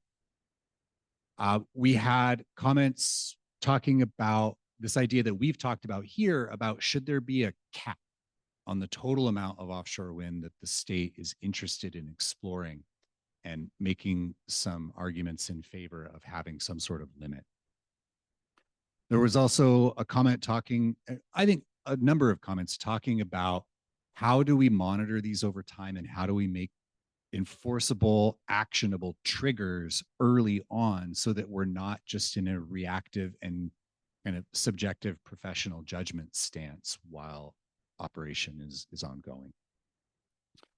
A lot of talk about our standards need to be clear and binding along the way, which is something we've talked about here. And protection of commercial fisheries should be central to the development pathways. And I hope that the actions and policies we've talked about in the roadmap are able to meet that one. People have talked about, again, on this like bigger picture cost benefit, that the economic justification has to be shown early before we're making a lot of investment to move forward. And then a comment that we received at one of our meetings was that a recommendation that before moving forward, the developer of a project should show a full life cycle financial analysis to show where the money is coming from and where it's going. So the full financial disclosure, including public subsidies, transmission infrastructure, how it might affect energy ratepayers, and those long-term decommissioning obligations so that we can see the full picture. Next, please.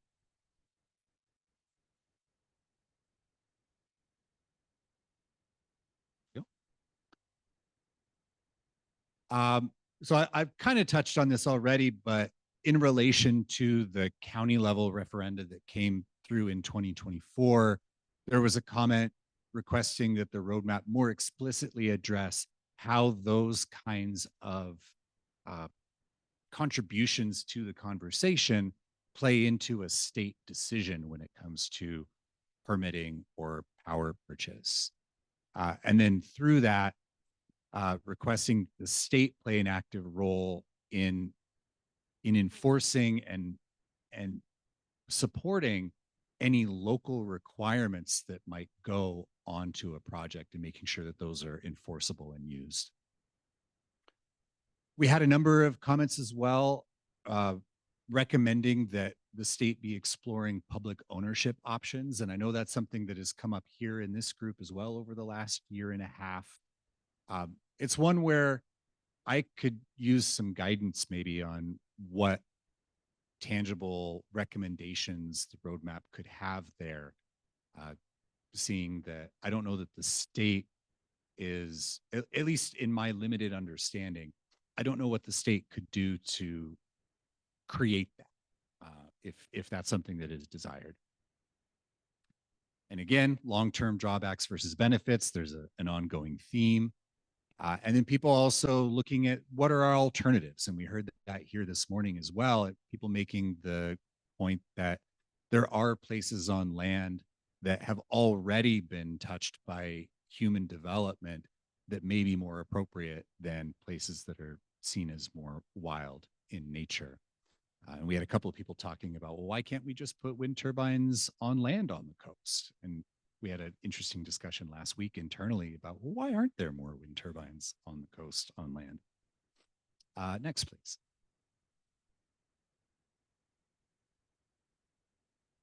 We had a number of comments, and we heard that again here this morning as well, in support of the pilot project concept as either a step along the way or following the example of other countries who have taken that approach of starting smaller and growing larger, as an opportunity to, by starting small, demonstrate that some economic benefit can be realized and kind of the shape of that and where the opportunity goes when there is that economic benefit. Giving the state an opportunity to be a leader in some ways by taking a step rather than not. And then this idea of phased development, again, as we heard this morning, gives us an opportunity to understand environmental and social effects and the perception that it's a lower risk alternative. We also had someone acknowledge that the grid system that we have in Oregon, the electrical grid that's mostly owned and operated by Bonneville Power, they expressed a preference to not let Bonneville run the project or have anything to do with it, but that there be a public nonprofit utility that is involved. And again, this idea ocean winds become land winds, and connecting that to the idea of maintenance costs, that things are easier to maintain on land and on the ocean. And it's cut off there at the bottom. As I mentioned before, the varying perceptions of visual impact. We had people who expressed that it will affect land values, spiritual value, tourism value, saying that's not why I go to the coast. And then the one you can't kind of see says at 20 miles offshore and 90% of Oregonians will never see them. And then the perspective that we heard this morning that there were people who said, well, we can get used to this. And so there really is a spectrum there of how people perceive the visual impact.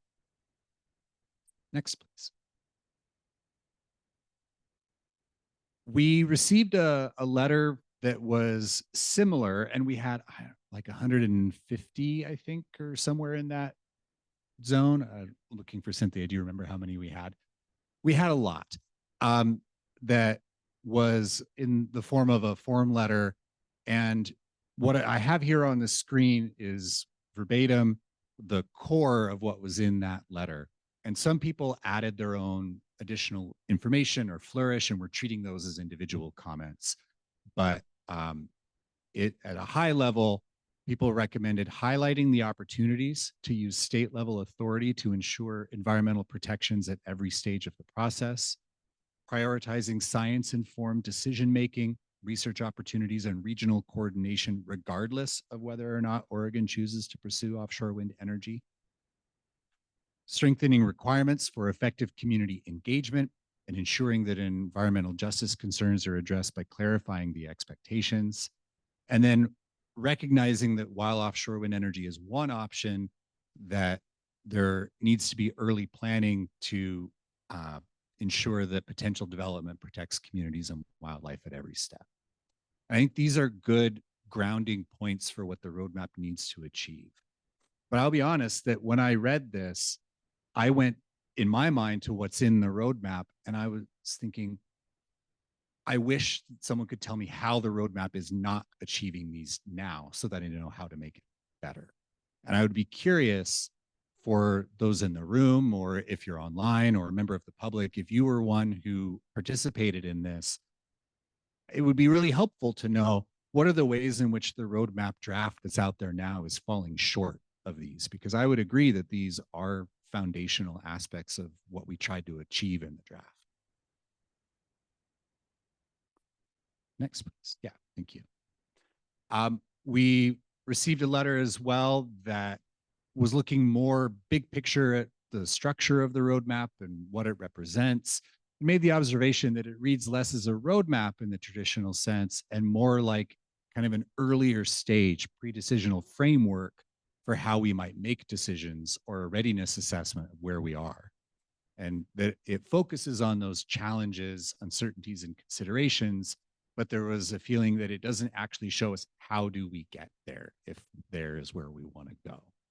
I'm curious if others had that sense as you were reading the roadmap, that you were really looking for, here is the A to B to C path. And in that letter also recommending that we clarify how and when key policy decisions will be addressed, like when does it get decided, how much, if any, offshore wind gets put in the state's energy mix, and how the current framework turns into a directional strategy, that A to B to C, and illustrating how it might progress.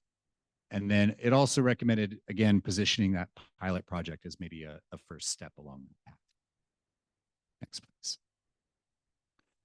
And then I just wanted to acknowledge these were some of the longer form letters that we received. We received one from the American Society of Landscape Architects that was really focused on the visual resource impact and how we can study that here in the state, and offered some recommendations to include in the research agenda. We received a letter from the Confederated Tribes of Coos, Lower Umpqua, and Siuslaw that made a number of recommendations and also, I think, reinforcing some things that are in the roadmap already around protecting tribal values, but also the environments that we all depend on. And also some specific recommendations for early coordination and how that might look, and offering some examples from the past as maybe good ones to emulate. We then, one on Friday and then one, I think, a little later in the weekend, received two letters, a 25-pager and a 30-pager that I'm still kind of working through, that were combined letters where we had a number of environmental non-government organizations come together and offer some pretty specific feedback on the roadmap about ways that we should emphasize things like a state energy procurement strategy or authority, following the example of East Coast states in California, where the state itself buys the power, and that allows not only to absorb some of the costs and keep things down for specific ratepayers, but gives the state an additional point of leverage because now the state is party to a contract and can put riders on that contract.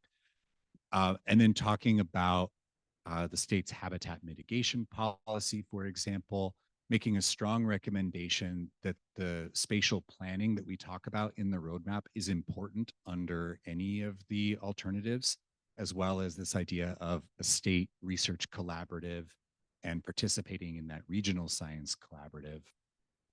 So that was part of that. And also a strong recommendation that under any scenario, we would do well to be updating our policies and filling those gaps that we identified in our policy assessment, that serves us well under any future.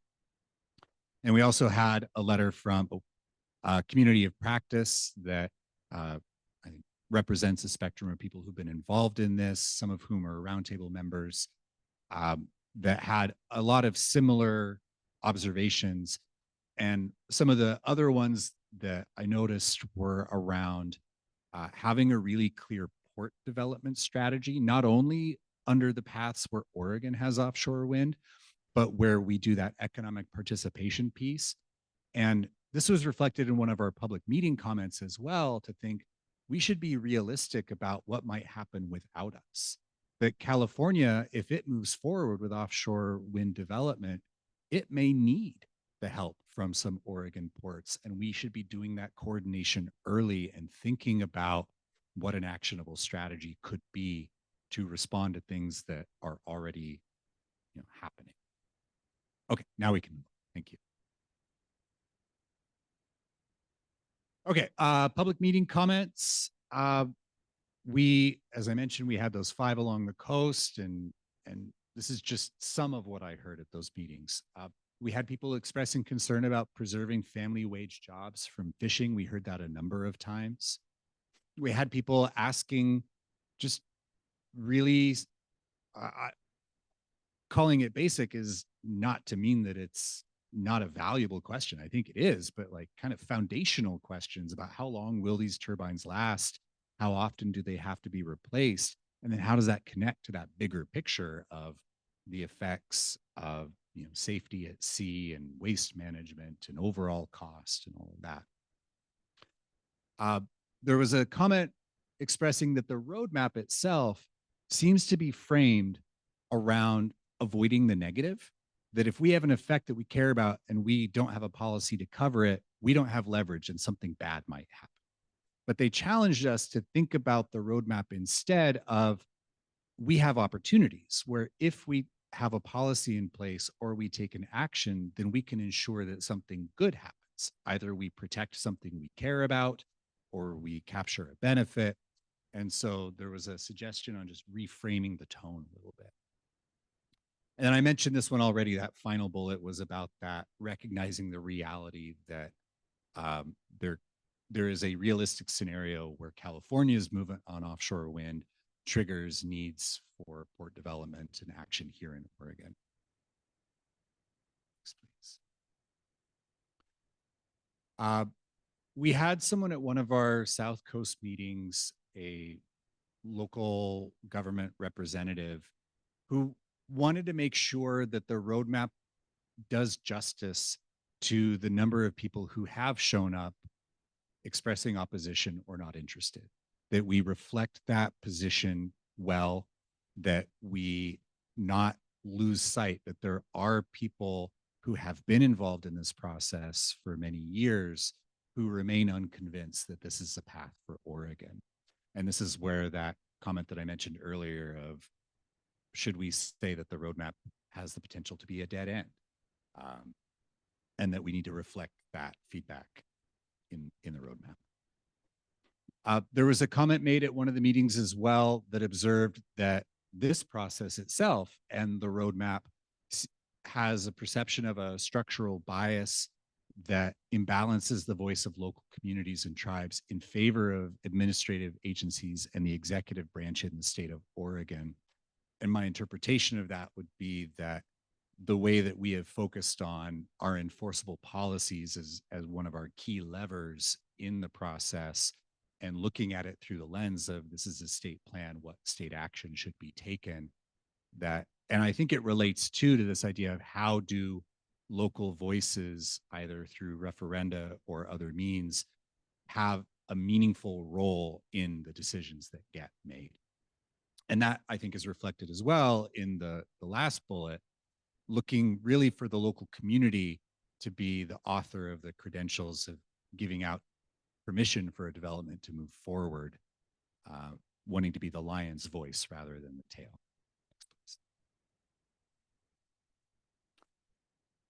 This next one is one that I've heard also on a spectrum.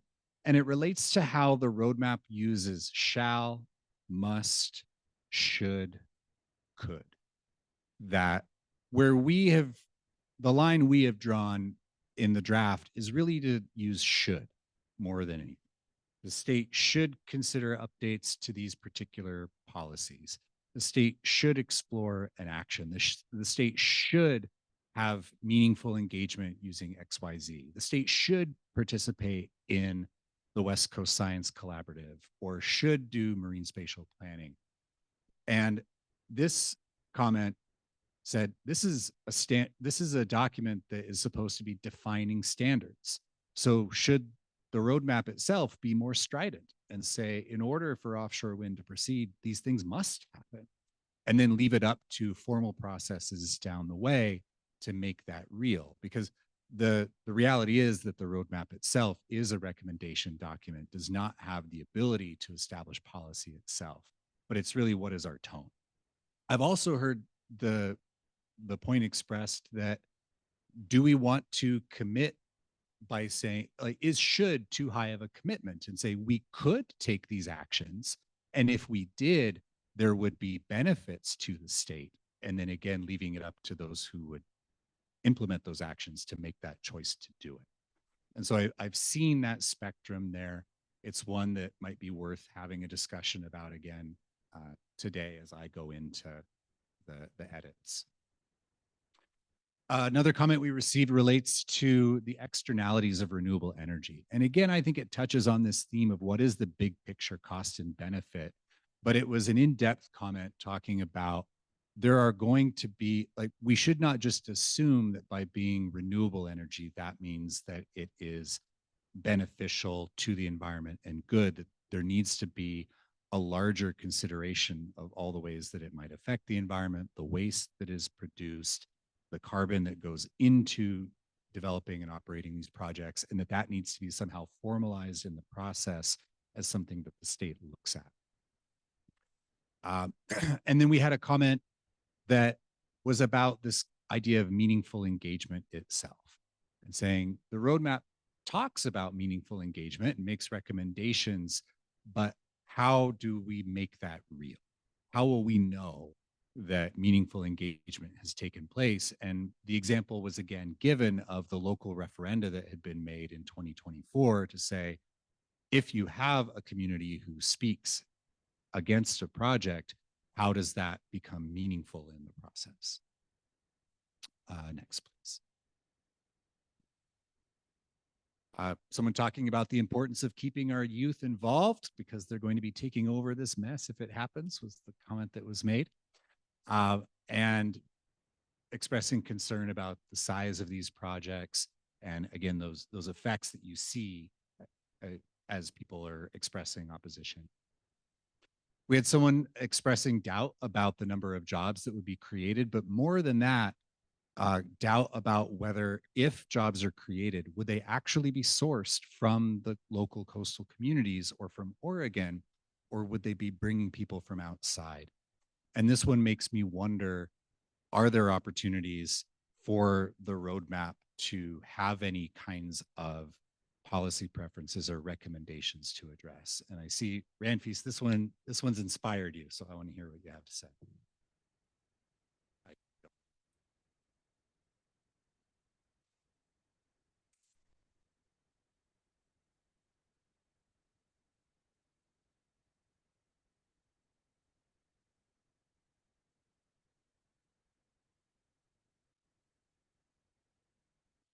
No, I just want to jump on this one, and I feel like it'd be great to like run through all these together on responses, because I feel like some of them require clarity of information, and I don't know if there's room for that in the roadmap. I know specifically in terms of local jobs, local opportunities, you know, I think this could be further explained within the roadmap. The labor provisions within House Bill 4080 were very specifically tailored to further ensure there are local opportunities for local workforce. So it's very difficult to say in legislation, thou shalt only hire local workers. The way that we, working with labor, attempted to further ensure that there was local opportunities for workers was putting an apprenticeship standard. So to have an apprenticeship standard approved by the Bureau of Labor Industries program within Oregon, further ensure that the workers being trained and having those opportunities had to be registered apprentices within the state of Oregon. So it was an attempt to further ensure that. In addition to creating a goal set, we said in addition to that, there had to be a plan to recruit, hire, and retain women and BIPOC workers. So that again was built from language from House Bill 2021, further House Bill 4059 on our clean energy standard. It said, yep, you had to have these developers had to have a plan to hire and retain workers. Further, we said, not only did you have to hire and train those individuals, so again, Black, Indigenous, people of color, women, you had to pay them a prevailing wage. So that is a living wage standard. We could also sort of share what those standards are in Oregon based on whether it's electrician, operating engineer. But further, we said, hey, in addition to that, to further encapsulate all of that, both for the construction and the operations and maintenance plan, you had to have a workforce agreement that further ensured oversight for the full life of the project, that we will be able to actualize and have intervention points to further ensure and protect Oregon workers and then the intended beneficiaries of said project. So we can further work to explain that. But again, I think that's just an example of things I think to work to clarify on this. Thank you. And as you were talking, my mind was turning of, I need to reach out to Ranfees when I'm responding to this comment, because that is all really helpful information that you can help to respond to in the roadmap, see where the gaps are. And I guess now I'm thinking about it for some of these other comments. If you were like, oh, that one, I really want to help answer that one, that could be helpful to know. All right, I think we're getting close-ish to the end of these, and then we'll just open it up to everybody. So we had someone talking about, when you're talking about the fishing industry, you're not just talking about vessels out there. And we've heard that here in this conversation too, but there's a whole broader economy of support businesses, boat yards, nut shops, engine mechanics, welders, fabricators, specialized trades that all rely on that healthy fishing industry, and that they all consider themselves part of the fishing fleet, and that affects the whole economy. And so wanting to make sure that that concept is not lost.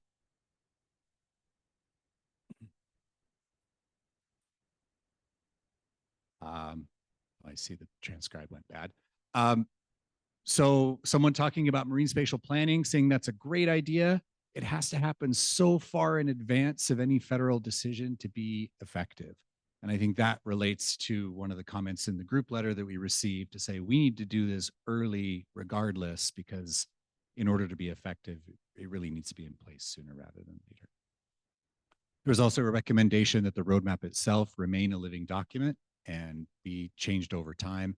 I think we had in that, we don't have direction to do a next draft, but that there's nothing stopping us from doing so. We had a comment around we had this idea of, in our policy gap assessment, we have protections for areas important to fishing. We have policies in place that can help us to require mitigation and compensation of effects to avoid, reduce, or mitigate, compensate. But this idea of trying to translate that concept to make a community net benefit policy or community net neutral policy, which is one of the new ideas in the roadmap, to say, can we take this idea of having policies that protect fisheries, and that gives the state the leverage to require that these mitigations exist? Can we transfer that to community in all the different ways that you can define community to give the state an enforceable lever to require that community agreements exist, that communities benefit, that we understand what the impacts are to even know if there's a benefit? And there was a specific wording recommendation to really support existing stakeholders, the people who are already here living, to make sure that we're not missing that when we're saying support communities. Next, please. So now moving into the surveys, we had a number of survey responses, and I'll just go through we had 4 questions that were open-ended. So how should the state consider regulating offshore wind energy to capture its full benefits? People talked about promoting time of use rates to lower electricity costs. People talked about people who wanted to capture full benefits said as few regulations as possible, and allowing tribes to have some level of veto over onshore sites, making it a public utility, fundamental public safety to minimize potential for onshore damage, and also maritime transportation safety, and an idea of creating a state or local oversight board with statutory authority to regulate in times of crisis, but requiring public input. So a specific recommendation on a structure. Next, please.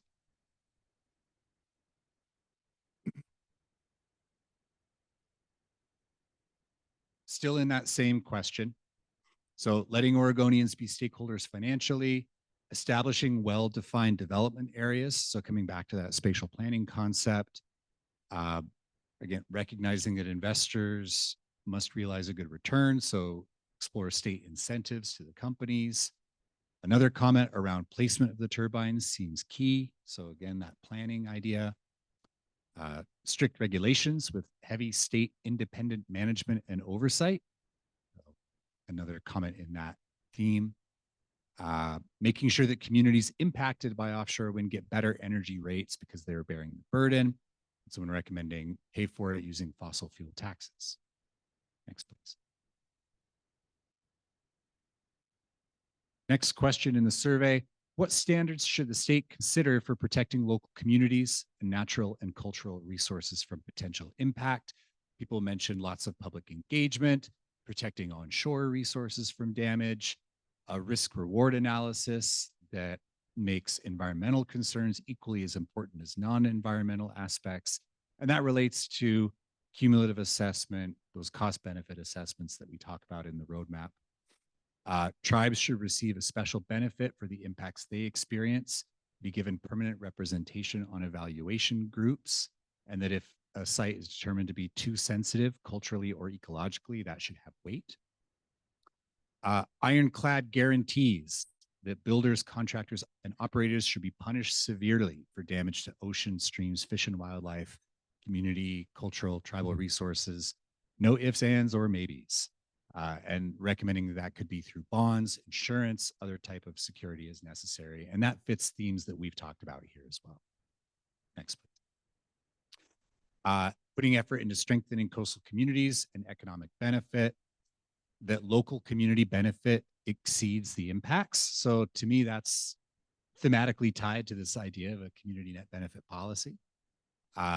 Minimizing impact to local communities and natural and cultural resources. Again, talking about placement matters, that there are some sites that should just be avoided because of their value. To be thinking about decommissioning early on, which I hope that we've done well in the roadmap, but that there's detail to be worked out down the road. And then a utility tax to fund scientific research on the impacts of offshore wind construction and to mitigate its effect. Next, please. The next survey question was, what is a step in the process that the state should not skip on its path for determining whether or if offshore wind energy is part of the future for the state? Someone say, don't wait for more process, full steam ahead. Considering the costs of climate change for our state as part of our process, legislating all of this into law before it's too late. Don't leave the decisions in the hands of people who want to make a fast buck. Ensuring access to the regional grid to allow to the regional grid, so not just the state grid. So thinking about that regional transmission planning for best value and broad benefits. Recommending that it be put up for a state vote with education along with it. Detailed planning for development and maintenance of facilities, end-to-end plan for economics and reliable delivery of power. Another call for a risk-reward analysis. More about public education about what climate impacts will be if offshore wind energy is not pursued. Next, please. And then people survey question was, what would you like more answers to? And to whatever extent we can include this in the roadmap, we will, but some of this might just be things we can't answer yet. People asking, what's the alternative? And asking whether the mooring cables would put whales at risk. Someone asking, what protections is the state prepared to offer the offshore wind industry to ensure safety? People asking, how will the onshore site be selected? So when they say onshore, I'm thinking of where the cables come to shore, or if there's port development, how that gets done, and just asking a lot of questions about the effects. People asking impact on fisheries and marine environments. Someone asking, is there at least the seed of a plan based on pure science for how to avoid and mitigate effects on sea fauna, flora, and all environments, including human environments, expected to be affected? So not just are we thinking ahead about what our standard should be, but if something happens, do we know if we can actually do something about it? Have we thought that far ahead? If the project is fully developed, how many barrel equivalents of oil would it offset? How would that impact other energy deliveries? Next, please. Someone asking, how can we build out more quickly versus an over-reliance on fossil fuels? How can we move faster when our state lags almost last in terms of renewable energy build out when it's something that Oregon residents want? Someone asking for a modeling showing what the right amount of offshore wind would need to be to supply the West Coast in the context of other available options. Asking, does it actually pencil out for the costs involved? And is that worth the potential effect to marine ecosystems? And then finally, just asking, what is the possible timetable for offshore wind? And I think, Trevor, is that the last of the slides where I captured comments? Yeah. So that's a lot to get through. Thank you. I hope I reflected them well. If you're online and you made a comment or here, I hope you feel that way. How much time do we have now to just talk? Oh, 15 minutes. Okay. So my curiosity for you is, now that you've heard what I've been hearing, what do you think? Are there any comments that you really want to reflect on here in the meeting that you think are worthy of a discussion? Or do you have any guidance for me on how to respond to any of these specific comments that you'd like me to consider? Well, thank you, Jeff. That was incredible. And again, you can see the robust nature of the feedback. And the questions on the table here are for our roundtable members. So roundtable members in the room or roundtable members online. Again, there will be a chance for the general public and unpublic to comment during the public comment. But want to check in online first. If you want to raise your hands for anybody online that wants to reflect back there. And then I'll be also looking around the room for roundtable members that want to say more too. So first, checking in online.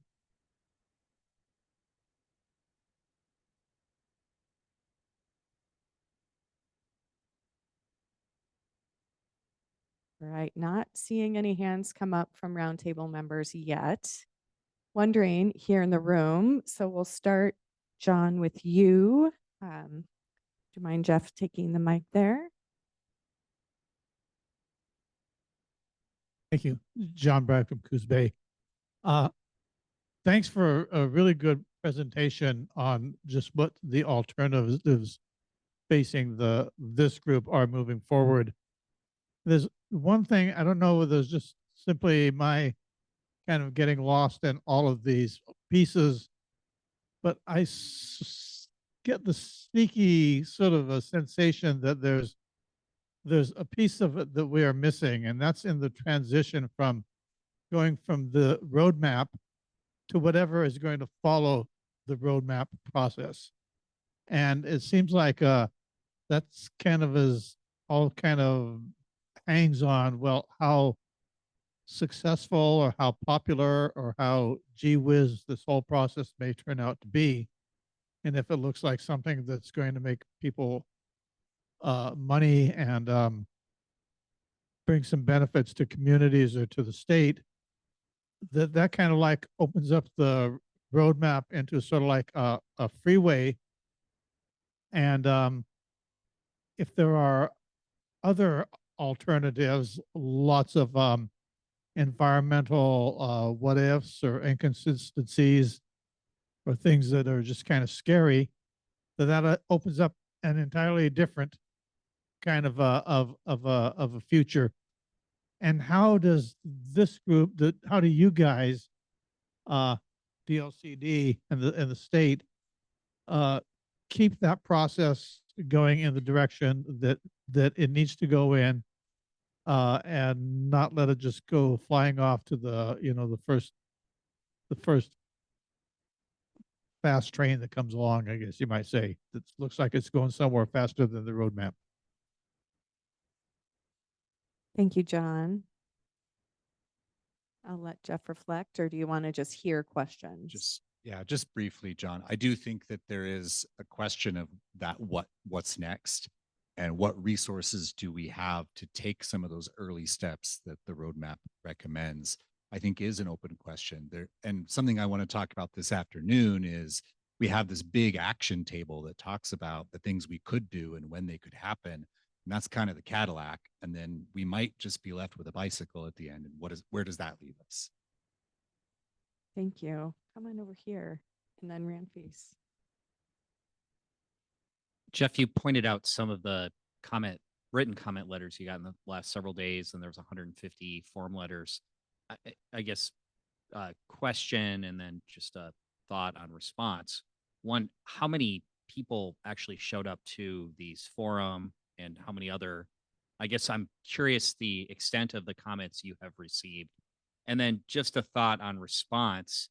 I think in particular for calls for studies or identification of shortcomings of as far as impacts, I think it would be good to specifically call out, a study on carbon life cycle was called for. Is that something that's already in there, or is that something we're going to add? So I think the information shortcomings or calls for information that was identified in the comments, you could kind of lump those together. And again, depending on the scope of the number of comments you received, as awful as that is for agencies to do, specifically addressing each one, may be helpful. Thank you. So then Ranfis, and I signed up. Oh, thank you. Yeah. So in Newport, we had, I think, 6 total, but I think maybe there was 1 public walk-in that we had. Others were kind of more familiar with the process. Boy, what was the Monday meeting? Was that Reedsport? Yeah. Who do we, was that it? 6 in Reedsport. And then we had in North Bend about 20. And then Brookings 40. Yeah, 45. And then the online meetings, we had, I don't know, 20 or 30 at the first meeting, but nobody made comment. And then probably about 20 at our second meeting. And I think we had 1 or 2 comments made. Oh, and then Astoria, we had 15 or fewer, a dozen. Yeah, Lisa's telling me, yeah, less than 10. And we had, I don't know, 3 or 4 comments made at that meeting.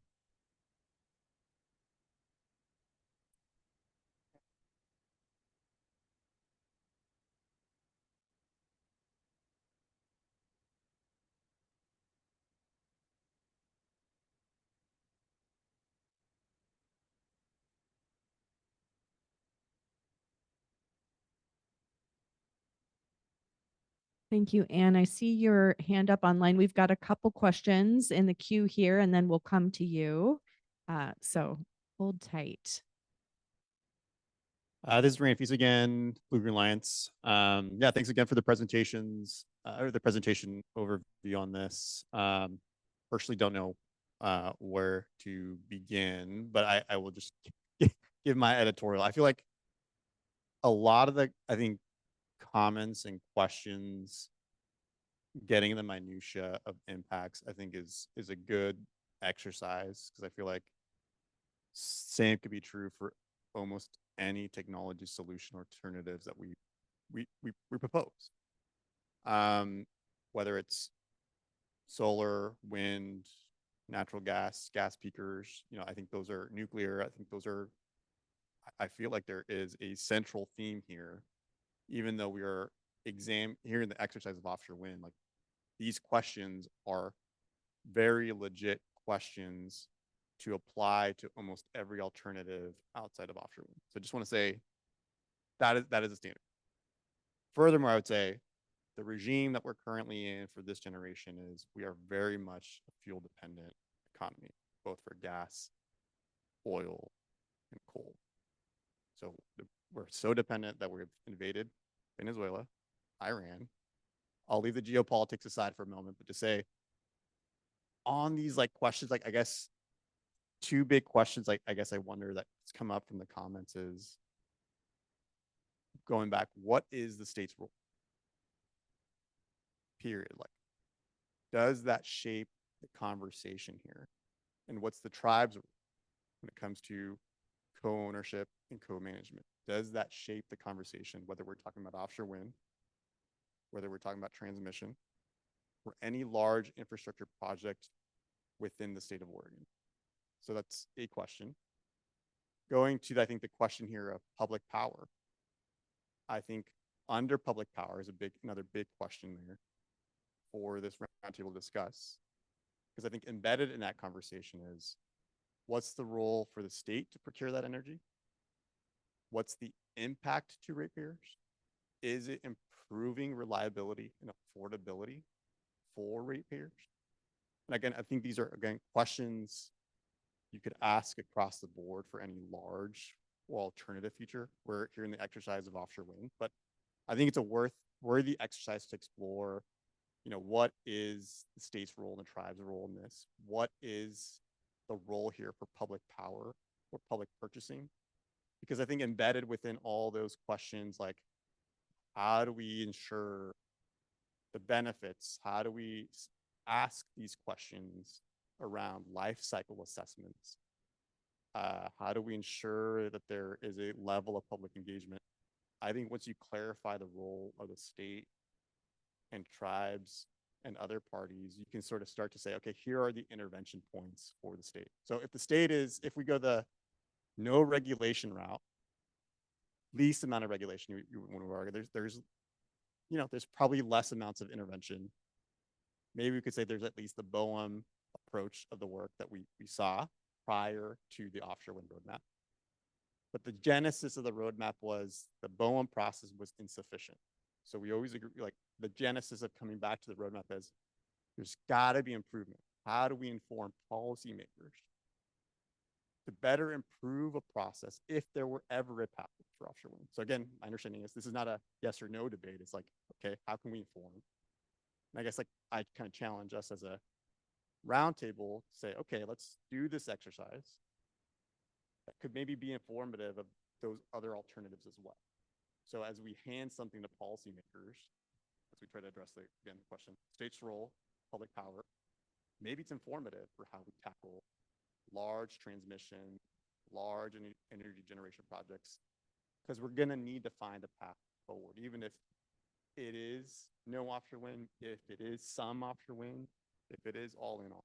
So, I thought, anyway, I just want to highlight those two questions. On the life cycle assessment, I think it'd be really important to know, like, what specific, like we're looking at. So when I looked at offshore wind, the energy return on investments is pretty high in terms of basically it's 2 years for offshore wind to pay back the energy intensity that's invested in it. So it'd be interesting to do a comparison to other technologies, but I think is the question here, does the state actively and proactively compare and contrast their technology? So anyway, those are the two questions. I just want to use that as an example of what's the role for the state.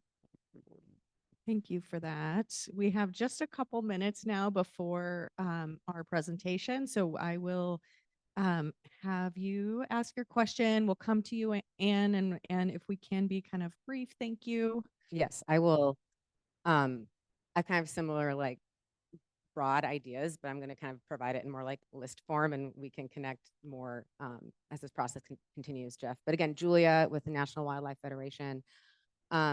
I just wanted to say that I think, can help flesh out some of the big picture questions that you're getting from the public comments, including the one that Ramfis just referenced about the kind of like life cycle carbon footprint of wind turbines. Like that is data that does exist, and I think should be able to provide it in a digestible format, similar with information around the concerns about them leaking oil or any kind of like chemicals. Like there's really good information on that too, and we can help flesh out some of these concerns and address them with information that does exist. I wanted to just uplift one of the recommendations from the group letters about environmental justice, which I think is connected to a few other things as well, which is we have an opportunity to integrate tools such as the Oregon Environmental Justice Mapping tool in this process and how we pursue offshore wind if we're going to move forward with it.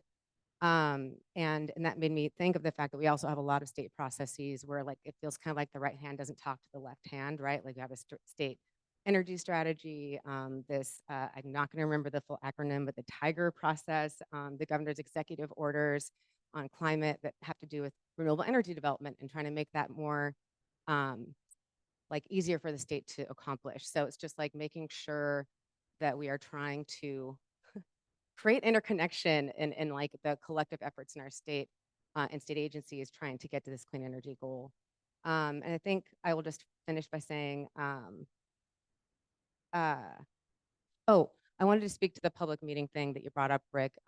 There were conflicts happening exactly at the moment that these public meetings were scheduled on the South Coast that Jeff could not have anticipated, that were not in anyone's control. And I don't really want to name them because it's political, but there was even a conflicting meeting for a city council meeting on a really important issue during the meeting in North Bend, I believe.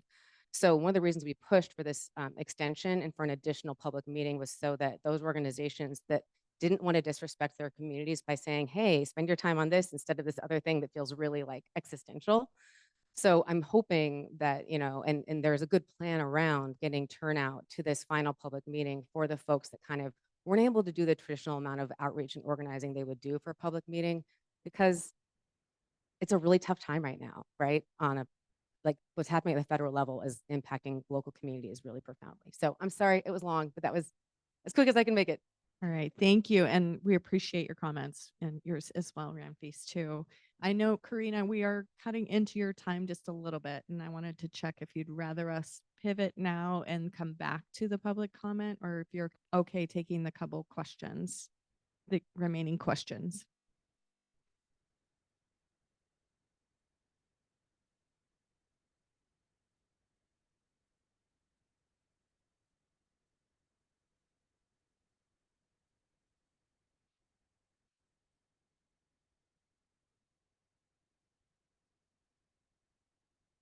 All right, so thank you for the offering. So those on Zoom, we're minding our time here, and given the robustness of your comments, we want to offer you the chance to keep going. So we will keep going with these comments, and then we'll break a little bit earlier on our end, and then come back and do the presentation on research. Great, thank you for that. Okay, first, Anne, I think you were first, and then Dean. Yes, hello everyone. Thanks so much for this opportunity to comment.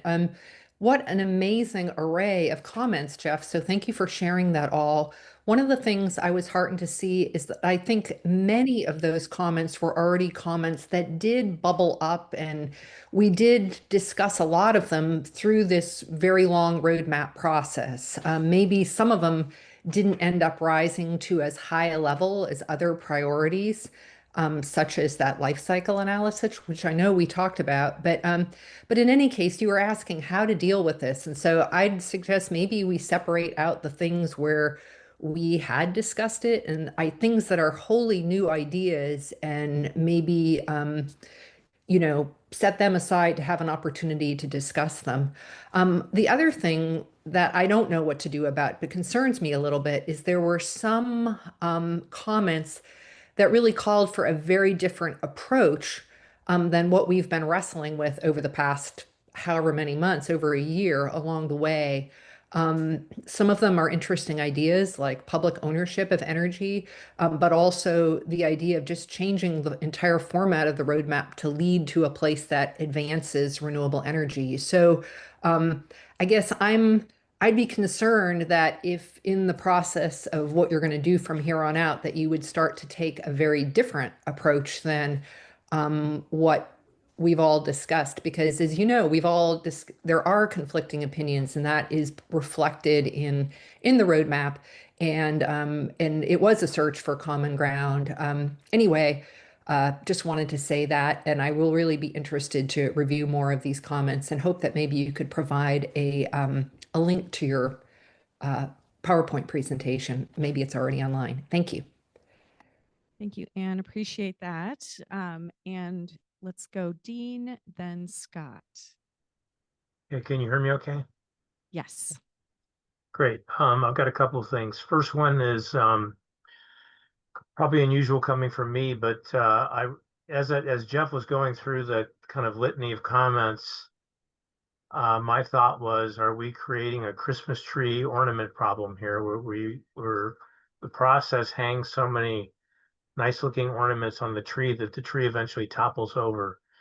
And even if you wanted offshore wind, you couldn't get it because you've created so many requirements up front that you're going to scare the developers away. So it's just something I'm throwing out there as I wonder if staff is doing any analysis to kind of think through what the process will entail once we hang all these ornaments on it.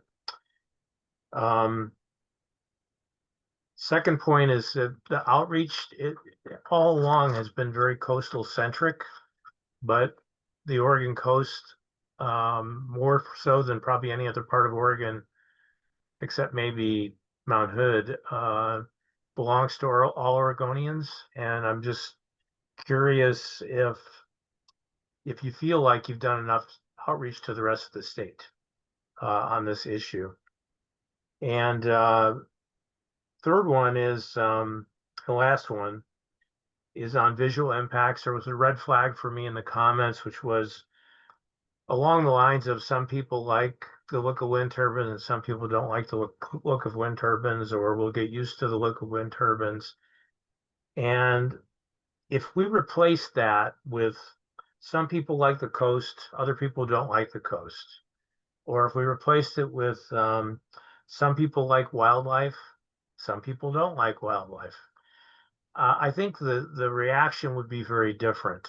And so I think when we treat visual resources as just kind of an opinion, some people like, some people don't like, we're ignoring about 5 decades worth of social science work that has gone into scenic resource conservation and visual resources that should have shown us by now that it's much more than mere opinion.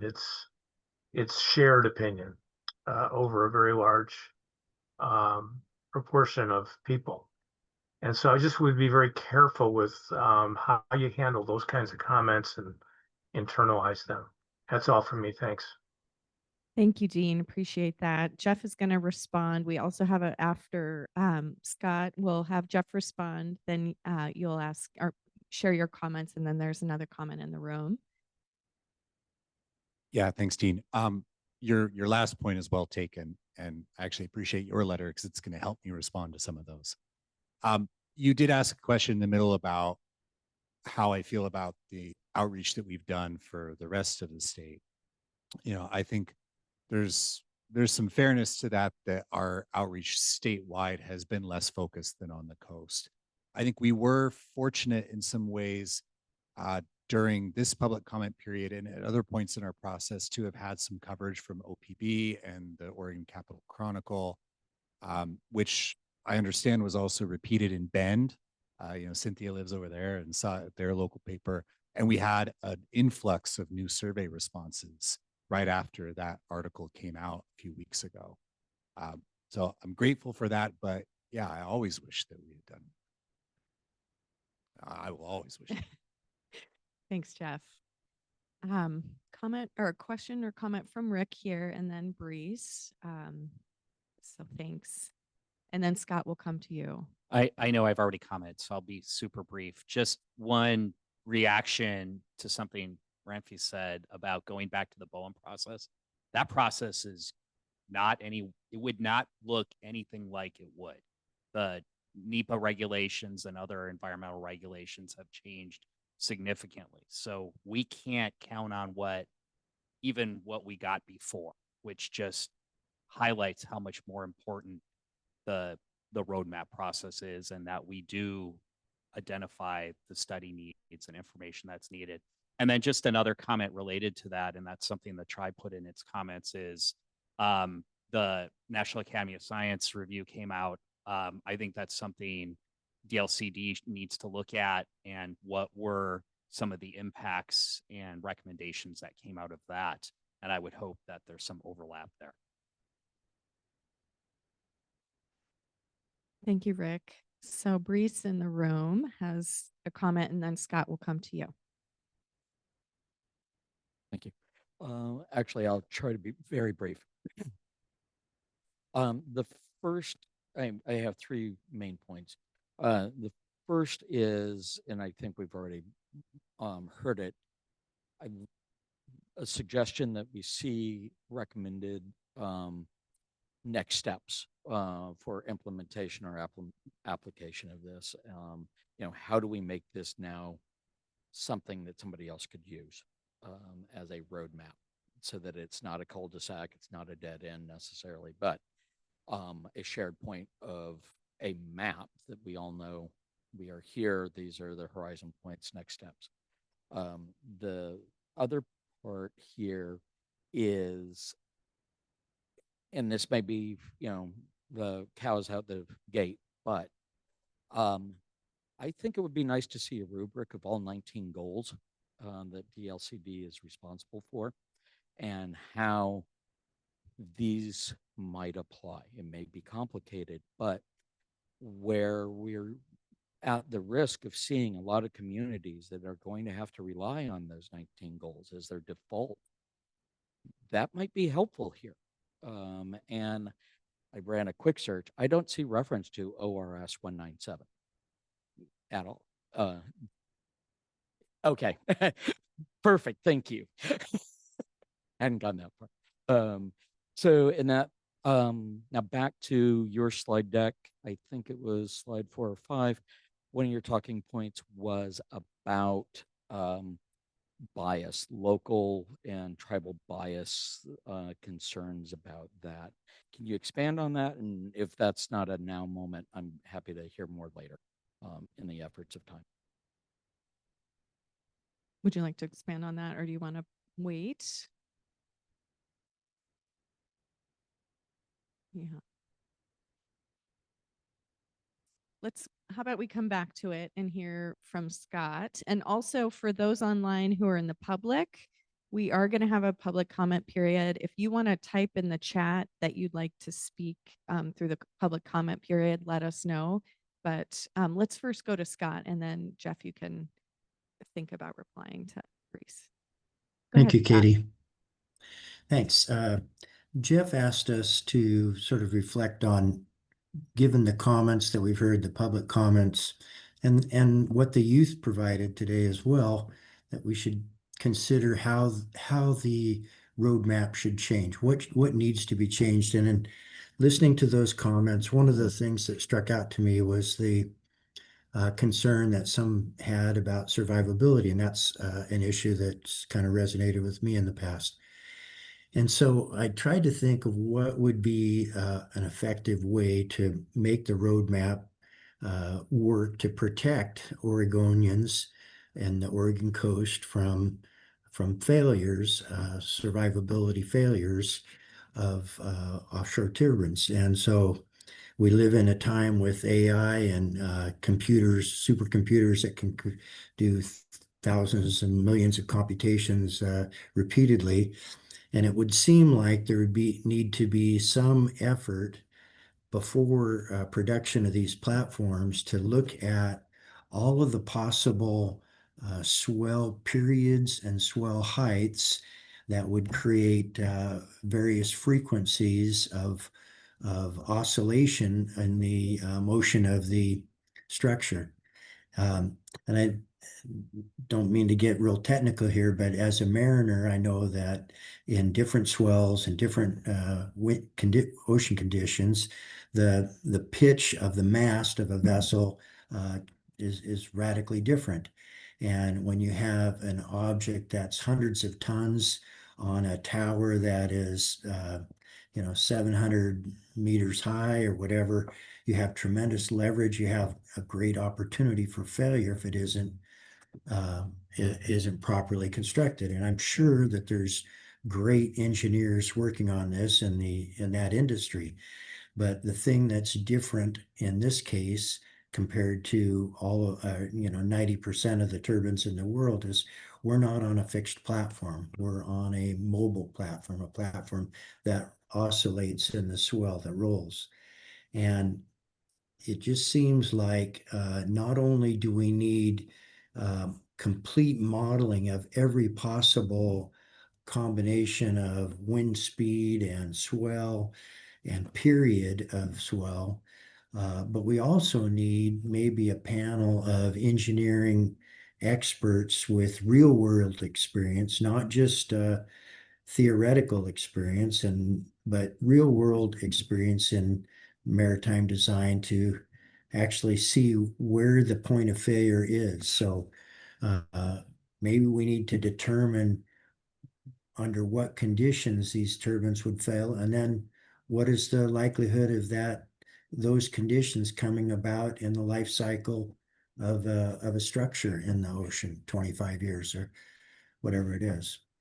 It seems like just like the space program, we're doing something that really hasn't been done before.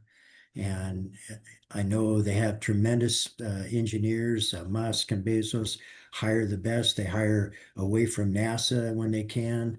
So we have tremendous engineers, but still there's failures there. So in order to prevent failures, we need to do everything possible to make sure that that doesn't happen on the Oregon coast, leaving us with the damage of a failed structure. Thanks. Thank you for that, Scott. Really appreciate those comments. All right, I'm looking around the room too to see if there are any other roundtable members here in the room, online. And Jeff, I'm going to give you a chance to reflect back with Reese's comments or any of the other roundtable comments too. Maybe have you do that. Yeah, it's a lot to take in.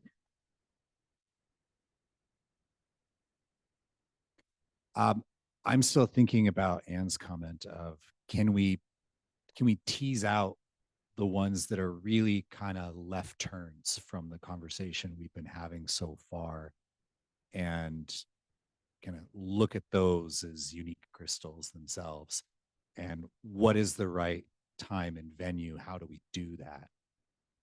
I think that's been a struggle since the beginning, is there are so many conversations to have that we can't have them all. That might be something we can start the process on this afternoon. It might be something we save for May to say, I can focus on the comments that are more kind of under the hood of the roadmap and ways that we can tweak, but maybe we need to have kind of towards the end one more blue sky discussion to say, we've had some kind of non-traditional ideas or ones that at least weren't part of our conversation. How should we think about those? Really good food for thought. I'm going to look to see if any public members are interested in comment. Well, 12 was when we had our public comment. Yeah, it's 12. 12:03. It doesn't look like we have any public comment on the Zoom, so I'm going to look in the room. I will also tell the Zoom space that the students have stayed with us this whole conversation and have been more attentive than I would ever imagine. And I just want to say, I can see that you're taking this in and your families too. And it's just to express more gratitude to you all and taking that space. So I'm going to look across to see if the public in the room might have additional comment. Doesn't really look like it. So we may be near lunch break, is what I'm thinking. What's that? Okay. Yeah, it doesn't look like it's quite set up yet. Yeah. Okay. Yeah. Oh, hang on one sec. We'll get you a mic. Great. Another roundtable member in the room has info they're going to share. It'll be so very quick. Julia, again, National Wildlife Federation. I was just going to say,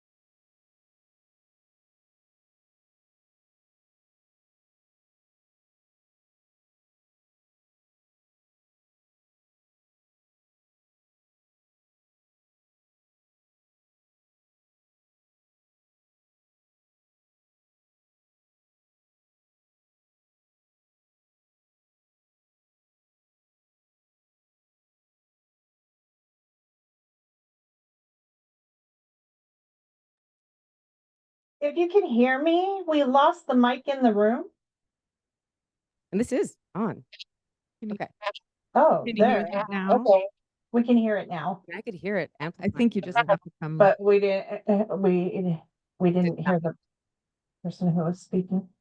Okay. Can you say your name again and then kind of do? Okay, I'll do a really short version of it. Julia DeGraw, National Wildlife Federation. Can you hear me now? Yes. Oh, so strange. I'm so sorry. I'll just be very whoa. I'll just be very brief in saying that making sure that we're capturing a regional approach recommendation, even if offshore wind doesn't come to Oregon, if it comes to the north coast of California, we would want the south coast to be able to benefit from that like incoming energy, and it would require some really good interregional coordination. That's it. Thank you. Yeah, the hybrid zone, you're doing great. So thank you for that. I thought I saw a hand in the back and then I see you, Bill. We'll give you a chance to speak in just a second. And thank you. And I was getting the time wrong. So I do want to say we do have more time right now to continue this conversation. So, but Bill, go ahead. Yeah, hi, I appreciate an opportunity to talk. It's Bill Gorham, a Brookings resident and marine biologist. Today, OPB did an article, says gray whales are starving. Some have died off the Oregon coast. The indication is that it's the reduced amount of ice in the Arctic that is reducing how much food there is from last summer, which means that there are changes that are happening very significantly.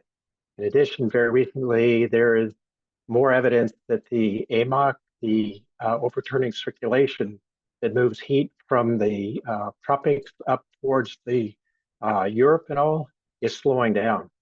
My point is basically that as we have the discussion, things are changing. The ocean is changing, and we need to make very good, intelligent decisions. We need good data to make the decisions, but we also have to act as if it's a crisis, because it is.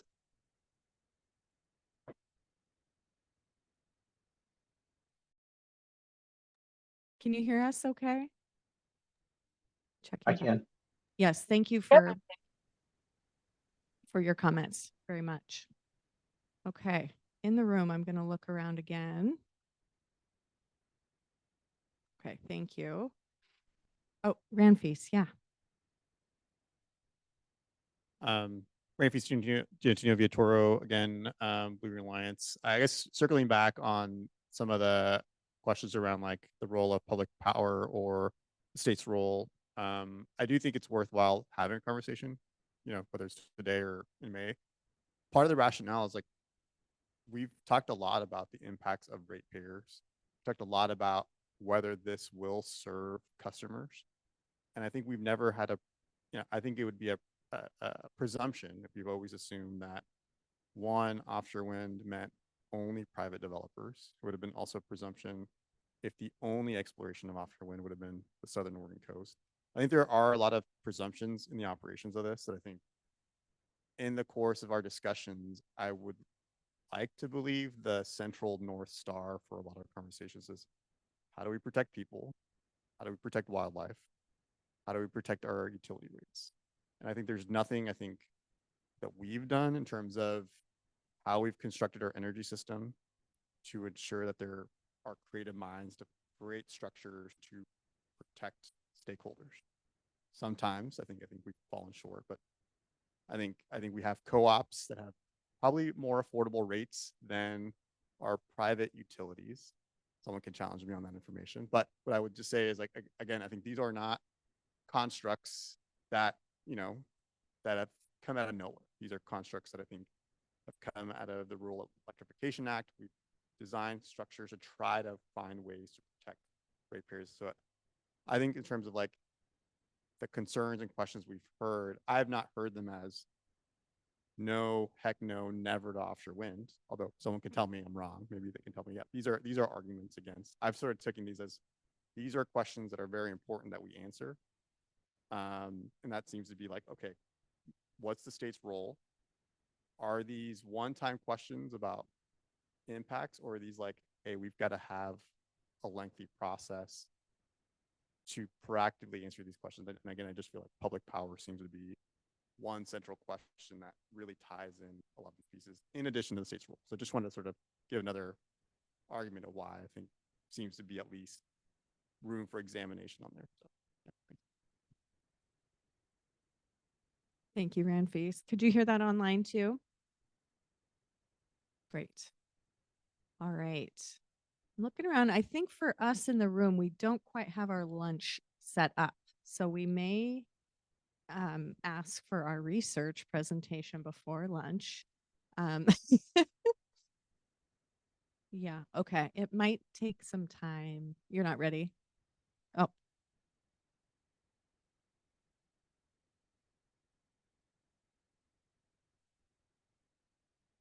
I'm seeing some nods and thumbs up. All right. And for those online, feel free. We're going to start the research presentation.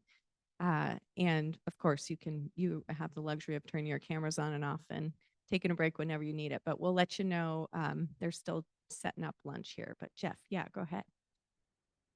Just a little program note for this topic. Karina's going to give us information about the work that the Ocean Policy Advisory Council's Scientific and Technical Advisory Committee did to give us a first run at what might be in a research agenda for the state.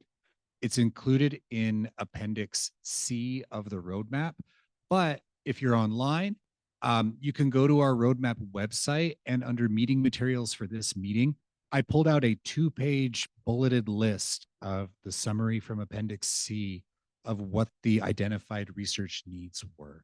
And for those in the room, this is on the table just outside the door if you'd like to have one to mark up yourselves. So with that, thank you. Okay, great. Thank you. It's great to be here with all of you. I want to provide even a little more context. I am statutorily situated on the Ocean Policy Advisory Council as a Sea Grant Director. So I'm Director of the Oregon Sea Grant Program. And as part of my duties there is to chair the Scientific and Technical Advisory Committee. And it consists of 12 people now, including myself.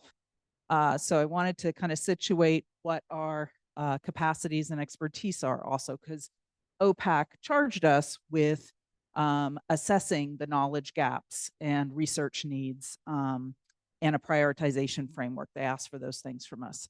The list of questions that you see there is extracted from our work, but it is not exhaustive, and it reflects in part the expertise of the people on the committee, which is not complete. So I want it, like there are topics that we've talked about here that are legitimate research questions that you may not see in this list of questions. because there was no one on the committee who actually had that body of expertise and did not feel comfortable speaking to it. So with those caveats, let's go ahead and go forward. You can see just also the names of the people who are participating from a variety of institutions in Oregon, represented diversity of natural sciences, social sciences, and engineering. So those are the topic areas. Okay, go ahead. Next slide, please. I am going to give you an overview of the report itself, which includes this research prioritization framework. The Scientific and Technical Committee started thinking a lot about where we were in the process of considering offshore wind, the fact that the federal process had shut down, the fact that whatever we did now, they wanted it to be useful, even if it was 5-10 years from now. So it was more of an evergreen approach than simply static based on what we know now. So one of the things we worked on was a research prioritization framework, which I'll go into some more detail with you in a bit. We also wanted to synthesize what do we know now? And we decided to be efficient with our time and looked across those three sort of broad areas that I talked about. But we took as a point of departure, there had been a fair amount of work done recently in the 7th Oregon Climate Assessment, a chapter on offshore wind infrastructure, what it is, what we know about it, particularly for floating, and some of the potential impacts of that or interactions with the environment. And so there was already some work that had been done there, and we didn't want to repeat that. So just know that's another piece here to look at. And then, as I said earlier, 12 people, 12 bodies of knowledge, not exhaustive. So it really only focused on areas that we all felt comfortable, we understood well. I'm also going to make a disclaimer here that I'm trained as a marine ecologist, not an engineer. I'm also not a social scientist. So I am sharing, we had everybody or several representatives present to the OPAC a little while ago, and that recording is available. I may not be able to answer all your questions. So just acknowledging limitations of my knowledge.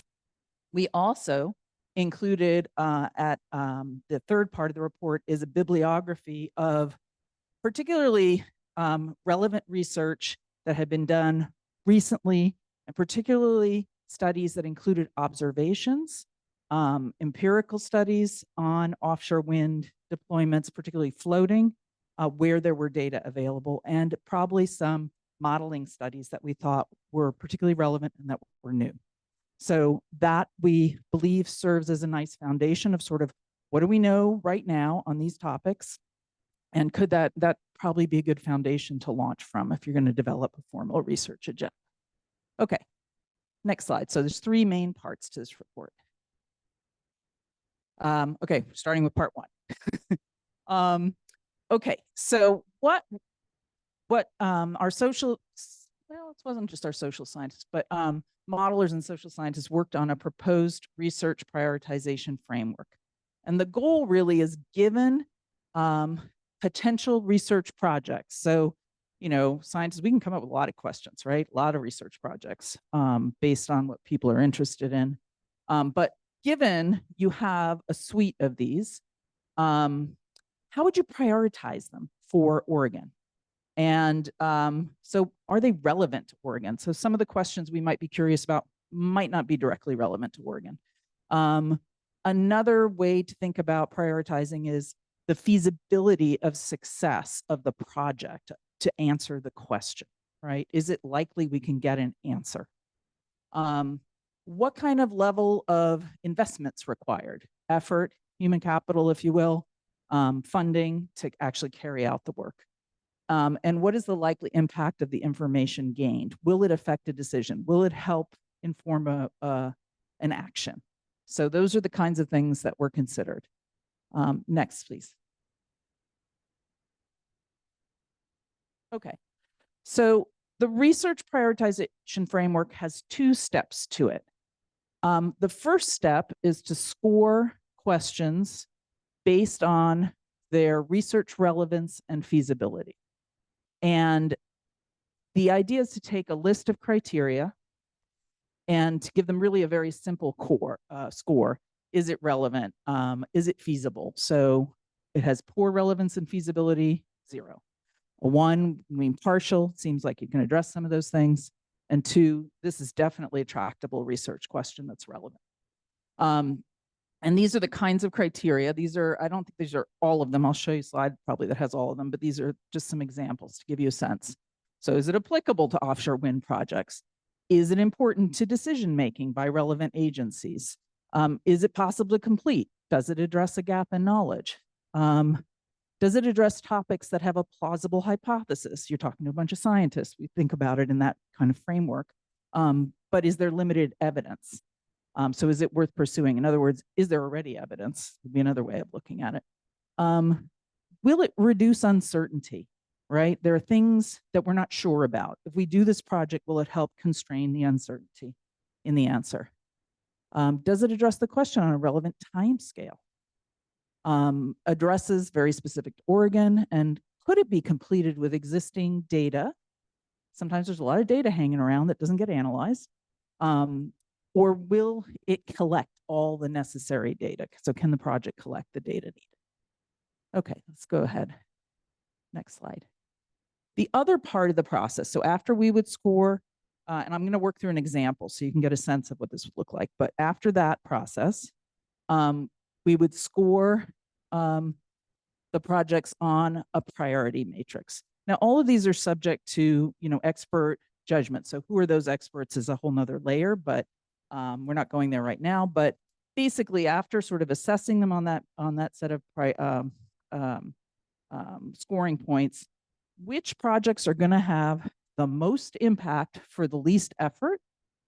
So something maybe where data exists, it just hasn't been compiled or analyzed correctly, or to answer that specific question, that would be categorized kind of a quick win. Like that could be done and it wouldn't require that much investment, and we know how to do it. On the right-hand side, upper, that's colored in green, might have high impact, require a lot of effort. We know how to do it, but it's going to require a lot of money, a lot of people. It's going to take some time to get to the answer.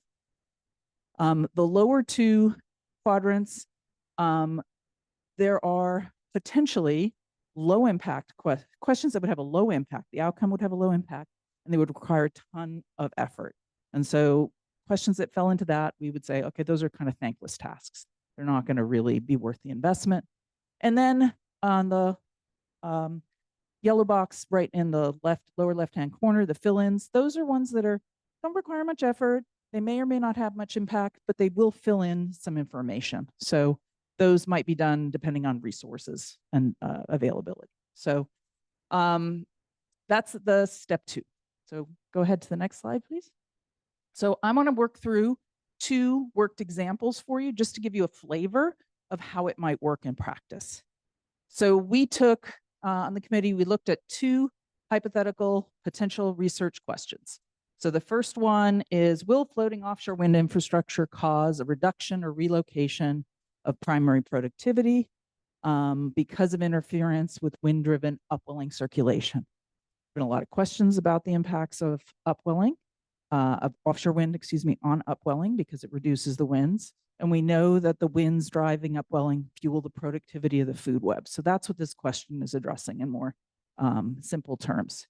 The second question is, will electromagnetic fields generated by offshore wind infrastructure or transmission cables affect navigation, orientation, or prey detection of marine species?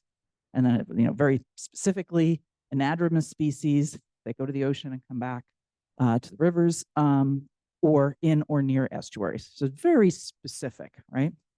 Okay, let's go to the next slide, please. So we're going to start with that first research question about upwelling and primary productivity. And these are these scoring questions laid out, and then hypothetical scores and some comments, maybe, if they help explain why the score.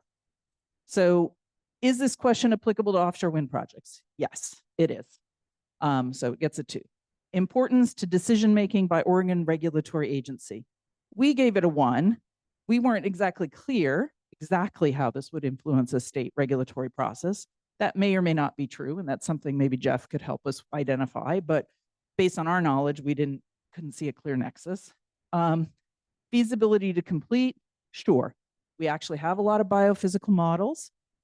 We could actually answer that question with existing data and tools. So that got a 2. It addresses gaps in knowledge, and there's a plausible hypothesis but limited evidence. Next slide, please. Okay, this is continuing for this first question. Will it produce information that reduces uncertainty? Yes, it would. Will it address questions on a relevant time scale? Yes. You can think about time scale in 2 ways. Will we get an answer relatively quickly, or can it extend over periods of time longer than, say, 1 year? So in both cases, that would be true. Does it address topics specific to Oregon? Yes. Can it be completed with existing data, et cetera? Yes. So high scores there. Total score of 17. Okay, let's go to the next question and see how this one scores. I will not read through in as much detail all the questions. I'll just give you a sense. So the ones where it's scoring lower, let's see, feasibility to complete. This one, which is about electromagnetic fields and whether it affects all these different aspects, behaviors of prey on marine species, it would require a lot of experimental deployments in the lab in the field. So feasible, but at a cost and effort. Does it address plausible hypothesis but limited evidence? And the group basically said there's a lot of literature on electromagnetic fields already, effects on fish in particular, but it would be important to assess the specific proposed cable designs on species relevant to Oregon. So perhaps a narrowing of the question to be more specific. Go ahead, next slide. Would it reduce uncertainty? It's uncertain that you could scale up from lab and field to the scale at which an offshore wind deployment would be installed until it was actually installed, right? So that scores a little lower because it's just a hard question to answer. It may or may not be possible to address it on a relevant timescale. It's the lab studies of electromagnetic fields on behavior and orientation of salmon, Pacific salmon and Dungeness crab. They are specific. We have some of those already. Can be completed with there are studies, but they're mostly on Atlantic species. So translating them over to species on the West Coast would be something to do. Scores a little lower, 13. Okay, so I'm going to pause. Does everybody kind of understand the gist of this? Any questions about that? Okay. All right, let's go on. So the committee then decided to score it based on this matrix. Basically they decided based on their analysis of those 2 questions that the research question 1 is a quick win and the second one is doable, but it's a major project. One of the things we're not doing here, because we only have 2 questions, but if you had like 10 questions or 20 questions, you could scale those scores and look at, is this question scoring above the median or below the median of all the questions? So a type of ranking of those questions. But that we didn't do that here. So let's go ahead. Okay, so that is the research prioritization framework. And we do think it has that quality of being useful even if the questions change in the future. It's still an approach. It's an approach that could be used by something like the West Coast Ocean, what is it called? What now? Offshore Wind Science Collaborative. If we participated in that, or they might adopt something like that, we could do something like that here in Oregon. So adoptable. All right, what do we know based on the synthesis of key knowledge gaps and research needs? As I said before, given the scope of knowledge on the committee. Let's go to the next. And these are just, you guys have this list. I just want to give you a sense. I think one of the things that you'll see is that, and maybe not surprising, scientists ask very specific questions because it makes them tractable in terms of being able to answer in a scientific context. Some of the bigger questions that we get in public comment are scoped broadly, and they're a little harder to tackle in a scientific framework. So, establish fine-scale coastal modeling tailored to Oregon's unique wind regime and topography. develop robust methods to detect cumulative and far-field impacts beyond the immediate termine zone in the presence of natural variability and climate change. These are pretty specific, but they reflect a lot of the questions we've been hearing from the group, like how is this going to impact the ocean? How can we monitor to determine how local effects manifest at larger spatial or population scales? So that's hard to model. It's hard to measure in the absence of large scale infrastructure being in place. So that might be more of a monitoring question that we learn about as a project evolves. What are the effects of planned mitigation strategies, chemical and mechanical, to reduce biofouling on the infrastructure? So those are some things we haven't really talked about. It was a pretty specific question that is relevant. Regional scale monitoring of some of the potential contaminants. Okay, next. Focus on birds, fish, and mammals. We need habitat maps, including foraging area and migration routes, and refined to model potential impacts, particularly for listed and sensitive species or culturally important species. Identifications of fishes and fish communities that are attracted or repelled by floating structures. Some of them may be fish aggregating devices. And so what does that mean at scale also, when you have so many of them? Year-round monitoring programs for species distribution and collision risk. Studies at different spatial scales. Social science. Variety of questions here. Responding to social justice, tribes, co-developing research with tribes on justice frameworks and culturally grounded governance models, analysis of community perceptions of fairness, and offshore wind outcomes and engagement. What are the potential regional economic impacts? What are of marine terminal construction specifically? An analysis of offshore wind value to Oregon's grid under multiple decarbonization scenarios. So it's a fancy way of saying, how can we compare some of these different approaches to renewable, right? We've talked about that. Okay, next slide. Engineering. There's still questions about engineering, anchoring, mooring. How are these floating structures? What is the best structure for our conditions? So development, comparative analysis of platform design suitable for Oregon. The comparative technical and economic assessments of anchor technologies, mooring configurations, testing of the dynamic cables for depths that are relevant to Oregon. We've heard that they haven't been installed yet at depths like we have off the Oregon coast and that are planned. So that needs some assessment from an engineering perspective. What is the contribution to grid reliability and resilience in combination with emerging high impact events, wildfires and such? Port-driven engineering studies. What do the ports need if they're going to participate? That could apply to earlier, pathways that are just, supporting supply chain, or actually if there's offshore wind development in Oregon. And then pilot projects of autonomous monitoring and measuring systems in Oregon waters is another priority area. So that's the sort of a taste of the questions. Again, not exhaustive, but certainly a starting point. The last section of the report is a bibliography of these regionally relevant scientific and technical literature that may be useful for any kind of research group or scientific collaboration that emerges. We can go to this is my last slide. So we have over 60 that have studies in there that have emerged just in the past 2 years.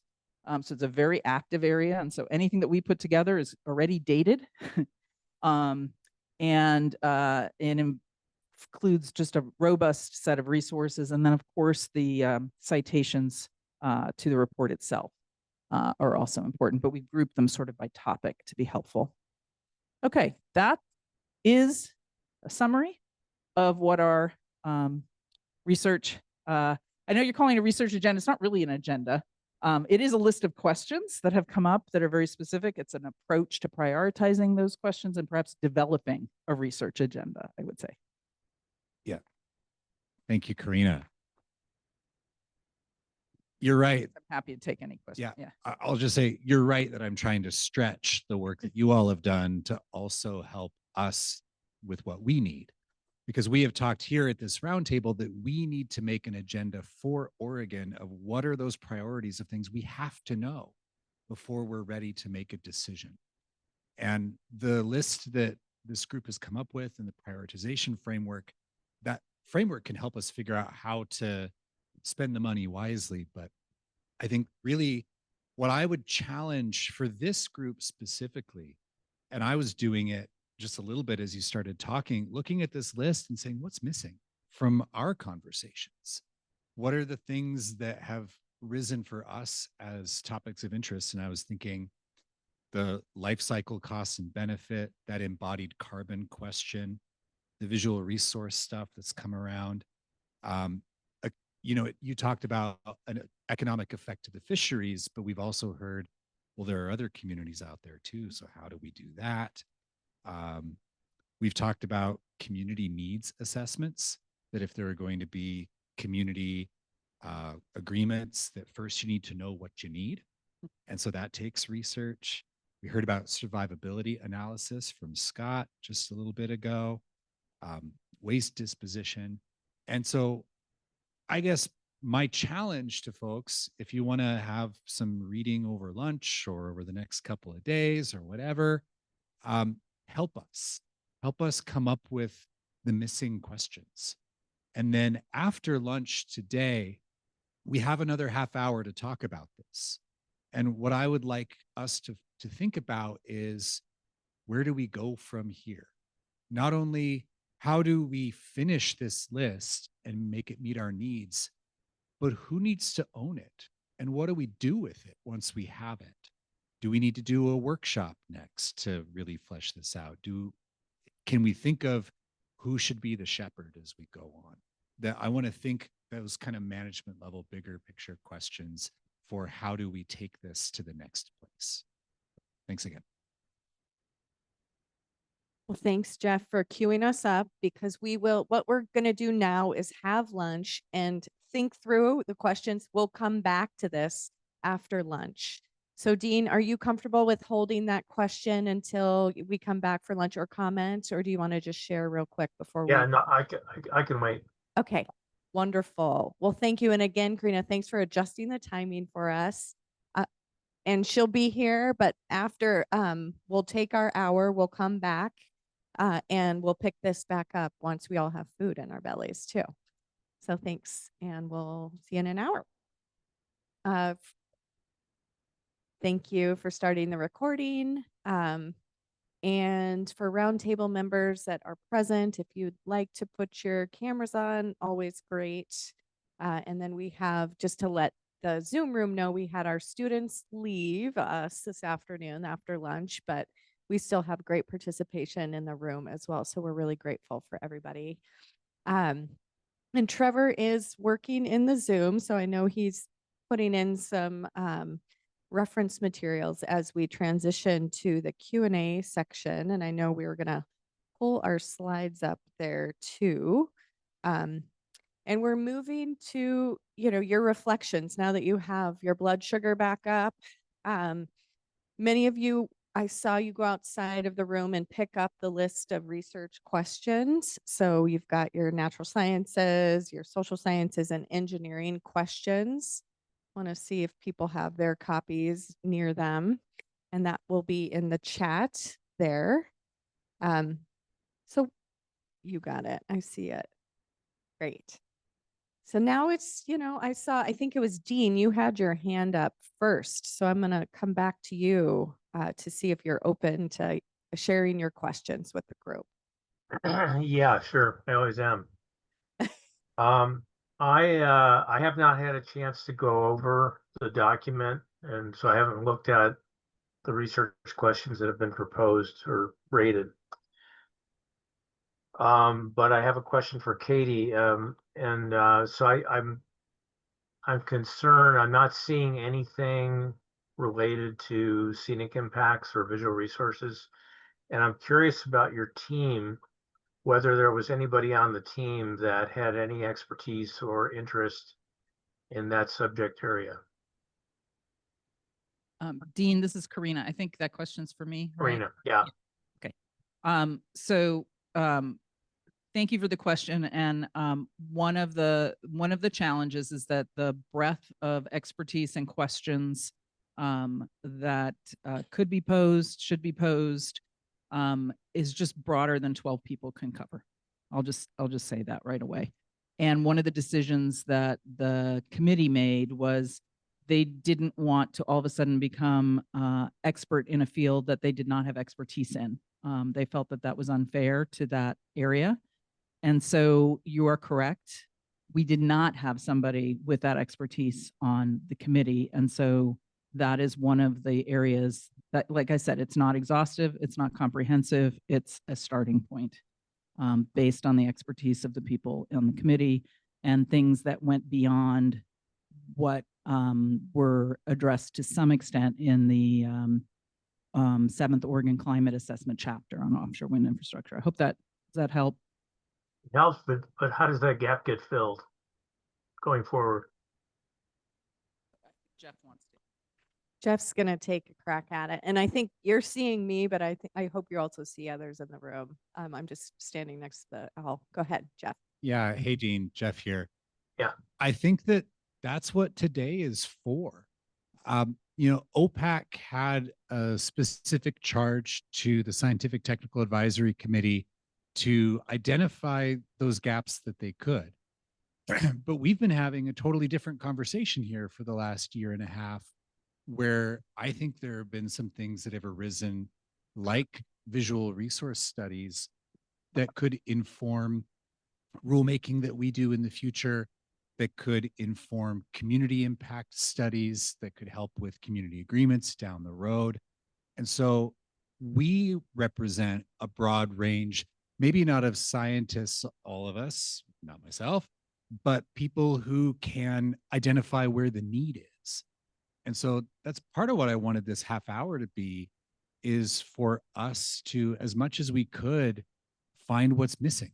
And if we want to provide recommendations to STAC, or even just record them in our roadmap to say that the STAC report gives part of the picture and our roadmap conversation provides another part of the picture, and then we figure out how do we combine them into that single list of things Oregon would want to know before different stages in the process, that can be what the roadmap can accomplish.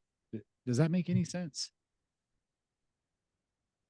Yes and no. The no part being, so Jeff, you know, away from this committee, I've proposed to you through American Society for Landscape Architects, we proposed a suggested research agenda, and I think you're still missing that document that I have to get to you. That's supposed to be attached to the letter that I sent. That wasn't. But what I'm curious, so I don't have a problem proposing a research agenda, and I think it's credible, and it has backing.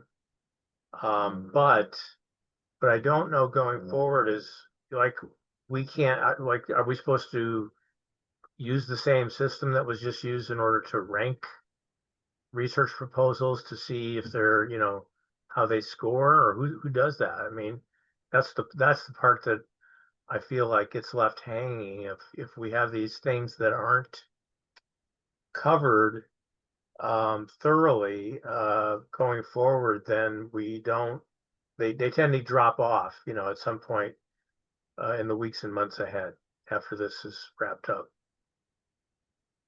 Dean, the excellent question. And, you know, I'm thinking about the processes that I see emerging from California for the West Coast offshore wind collaborative processes I've seen on the East Coast for developing kind of research agenda, if you will. And I do think that is a next step. And one of the things that our committee proposed to OPAC, which is who we report to, was that those kinds of next steps need to be taken, where we synthesize information from other sources, where other expertise is brought in, but that requires some capacity and effort similar to some of these science collaboratives that are emerging. So that doesn't mean you couldn't frame up additional areas that are gaps that are missing. But I think that is the next step, is like, how do we get to that comprehensive research agenda and capacity to address it? And yes, I want to come to you next. The last point that I want to make is that what Karina just talked about was another purpose of this conversation right now, is who should be the shepherd of this. And I do want to point out that the roadmap does propose 2 research collaboratives. One that is just for Oregon, where we say, let's get everyone around the table that needs to be convinced along the way, and let's work with the ingredients that we have. We have the stack report. We can have additional gaps identified by this group. And then that collaborative could be the shepherd, the owner of this research agenda going forward, to apply that prioritization framework, to help us represent Oregon's research needs with this larger West Coast collaborative, to be the table where, as new research comes in, we can look at it and say, does this address any of our gaps, or is there still a piece missing? That could be the place where we as a state, not just state agencies, but the people who are involved in this decision, can try to build a consensus about what we know and what we still need to know. But Karina's point is also right, that that would take some sort of resourcing, and it would need a home. Just one more thing. That, Dean, just to clarify, that the report is a recommendation of an approach. It is not the approach necessarily. It's just the recommendation that came out of that committee of one way that it could be handled. Recommendation as to who? To the Ocean Policy Advisory Council, because we're committee of that body. So one thing I might suggest is that that body, perhaps through your initiative, would invite American Society of Landscape Architects to meet and propose an agenda and get that kind of into the process sooner rather than later. Got you. I'm having head nods in the space. So well heard, Dean. Thank you. And thank you for the responses too. So in the room, we've got some questions and comments as well. So go ahead. And if you could say your name too. Yeah, I'll say it again. And I don't think I need to stand. So thanks. And this is Ashley Russell again, with the Federated Tribes of Kusla Indians. And I just wanted to share some history of when the tribes are working with BOEM on this project. We were asked on two different occasions for, I guess they were asking for a research agenda, and we did share our concerns and some of the areas that we identified as research gaps, as well as some of the current research and literature that was out there. And I'm sure now that team has sunset with the turnover of the administration. It seems like it's a missed opportunity, because we know that we're not the only tribes that shared their concerns and the areas of research that they felt were gaps. So my question is, and maybe it's building upon what Dean was saying, if there's going to be an opportunity for tribes and certain groups to provide their areas of expertise and research needs. And then also we would like to see some tribal representation, that from that list, it didn't look like there was tribal representation on that research, the initial scientific team, but that's all I had. Thank you.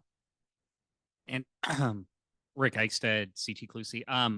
So Appendix C, just to clarify, is OPEC's list.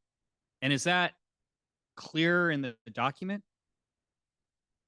Is this what's attached? I just think it's important that this not be confused with, this is the roadmap's research agenda. And if it's, and the other thing I guess I'm concerned about is, I'm happy to talk about what else should be included, but I hope we're not that this is going to be the end of that discussion. You know, we're going to need some time if we're wanting to put together a more thorough list. And Yeah. I think we would also echo the comment that was made by Dean about a visual impact study. What Boehm did was far from sufficient. Thanks, Rick. In Appendix C of the roadmap in the draft, we included the OPAC stack report as a starting point because we wanted to see, because no one had a chance to see it yet. We know that the research agenda topic has been one that has been high on people's minds since the beginning. And we were waiting to see what would come out of this first attempt so that we could build on it. And so Appendix C is a little bit of a placeholder for our roadmap. I figure we're going to have to rewrite it in some way to make it truly ours.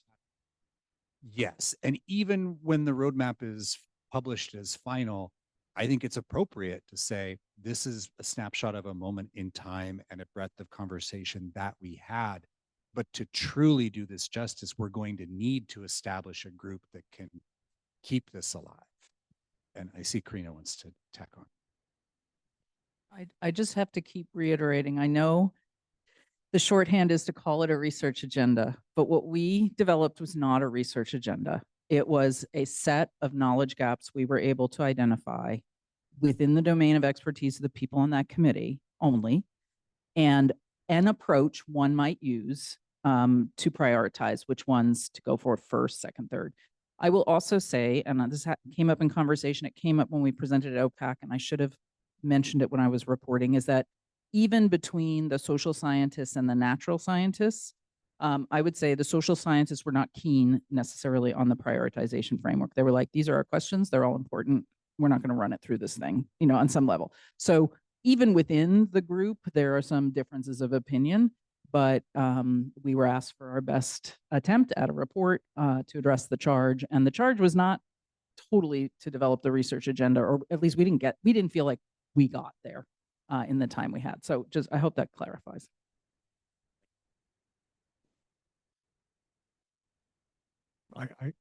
I'll just make a couple quick comments. I don't really have a question. Chief Doug Barrett from the Confederated Tribes of Coos, Saisla Indians. When we had our consultation, is what they called them, with Boehm, we threw in all of our view sheds, all of our sacred sites to where we do our ceremonies, and they were just kind of ignored, and nobody said anything about it. So we do have a list of sacred sites still, don't we, Ashley? I think. Okay. So, you know, I mean, it's been forgotten for a year or so now, but and during our consultation process, that wasn't really a consultation process. I'll just throw that out there again so everybody knows. We asked them to please stay away from Hasita Banks. Stay away from that area. Stay away from the area. We asked them 3 or 4 times, please stay away from that area, because it actually has something to do with the California current, and we believe there was islands out there, and we have probably habitated those islands for many, many, many years. We can't prove it. It's looking for a needle in a haystack. But the first thing they did was put that in their area. So it feels like we're not being listened to at all when that happens, especially a federal agency. We ask them several times, please stay away from the banks, please stay away from it. You know, and it's one of the best habitats on the Oregon coast. So they don't listen.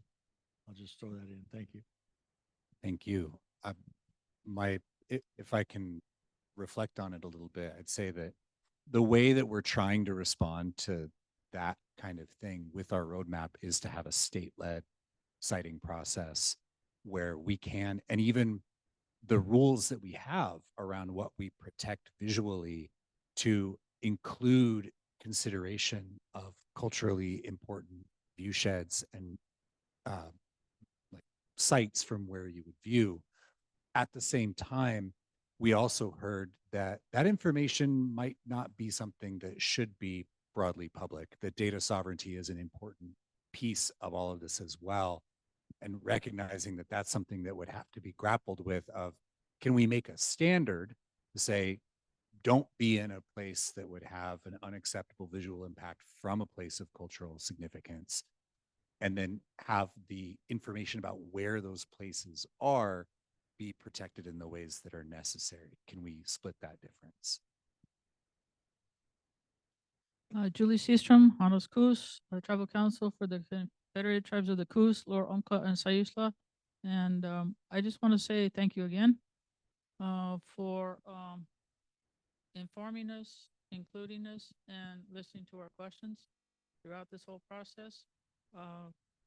As everybody else that's come from our tribe that's been saying, we were involved with BOEM for their process, at least from fall 2021 until now, and it might have been even, I don't know how many, several years before that. And what everybody has said, I can confirm that from the times that I was involved, whether it was on Zoom or whether it was in person. Very, very welcoming, very, placating in their commentary and that kind of thing. We'll listen to you, that kind of stuff. But sometimes they would give us like these communications at the end of the day, and then they would be out of contact for the next couple days. So it was like a chase kind of game.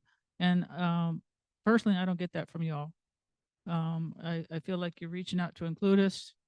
You actually listen to our questions. You write them down, whether they're in person or whether they're in emails or written down or whatever. And you're making an honest, genuine attempt to work with us in mind with the process and include us along the way and before anything might happen. So I very much appreciate that. Thank you, Julie. I did also, Ashley, to the points that you made about wanting to be included in that, what I'm interpreting. If there is a science collaborative that's led by the state, that there be tribal engagement or like involvement as members, and that the concerns that you have brought in are part of the essential ingredients of what we build from there. Yes, thank you. And just remember, we were shell shocked from still dealing with Jordan Cove before that whole incident. So.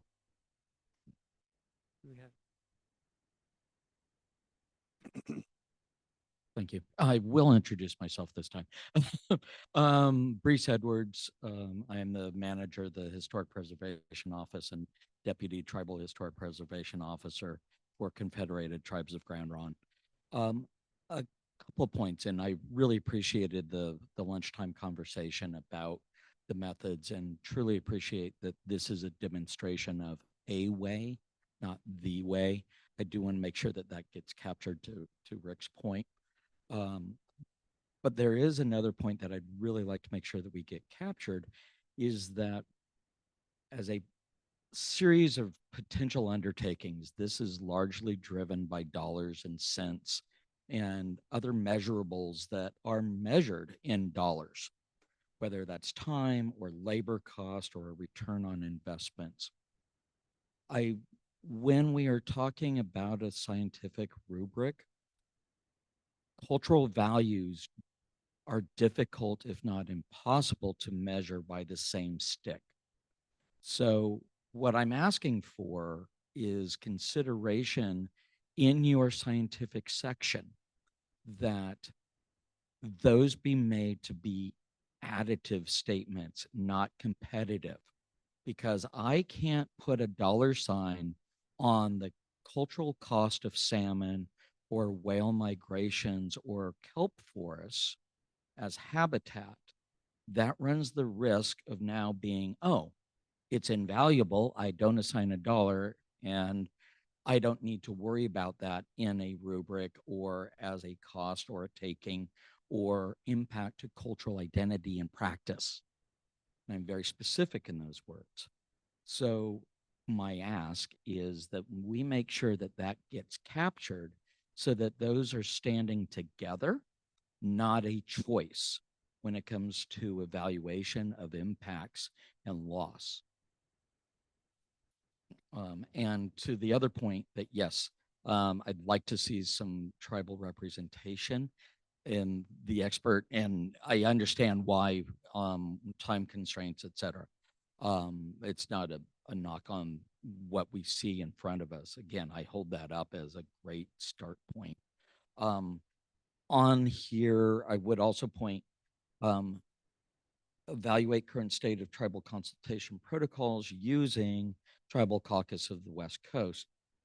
If that's your only outreach or your effort for the nexus of how do I engage with tribes with concern, we might need to expand that and find other mechanisms, other points of entree to multiple tribes simultaneously. So, thank you.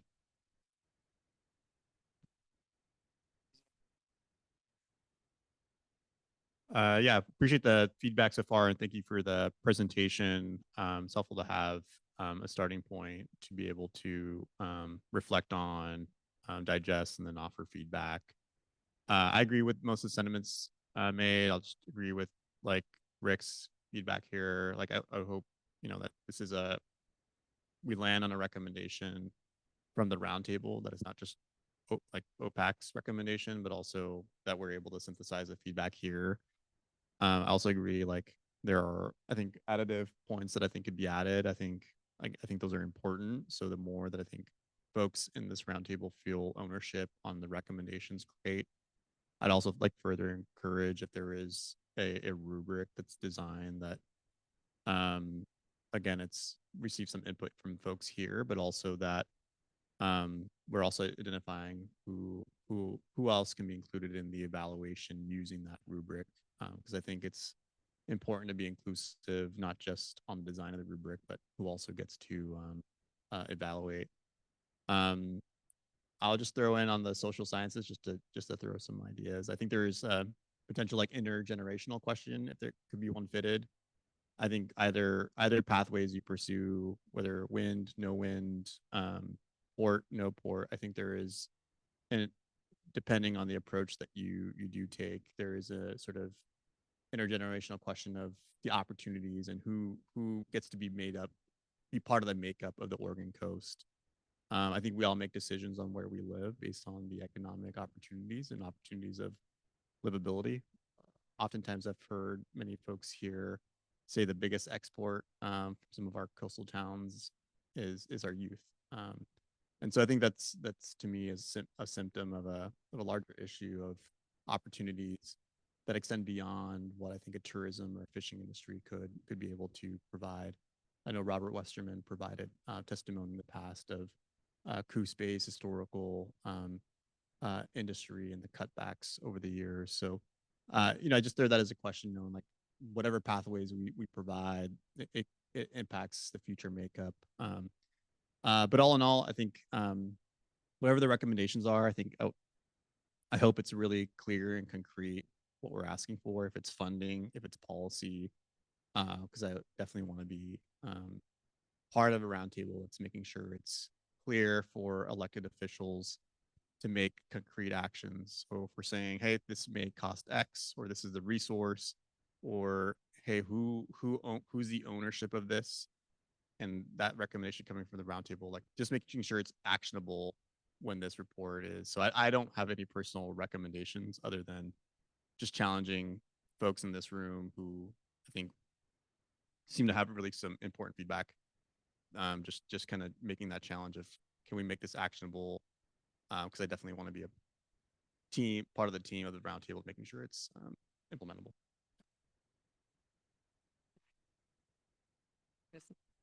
Working down the line. Yeah, Julia. Oh, sorry. Yeah.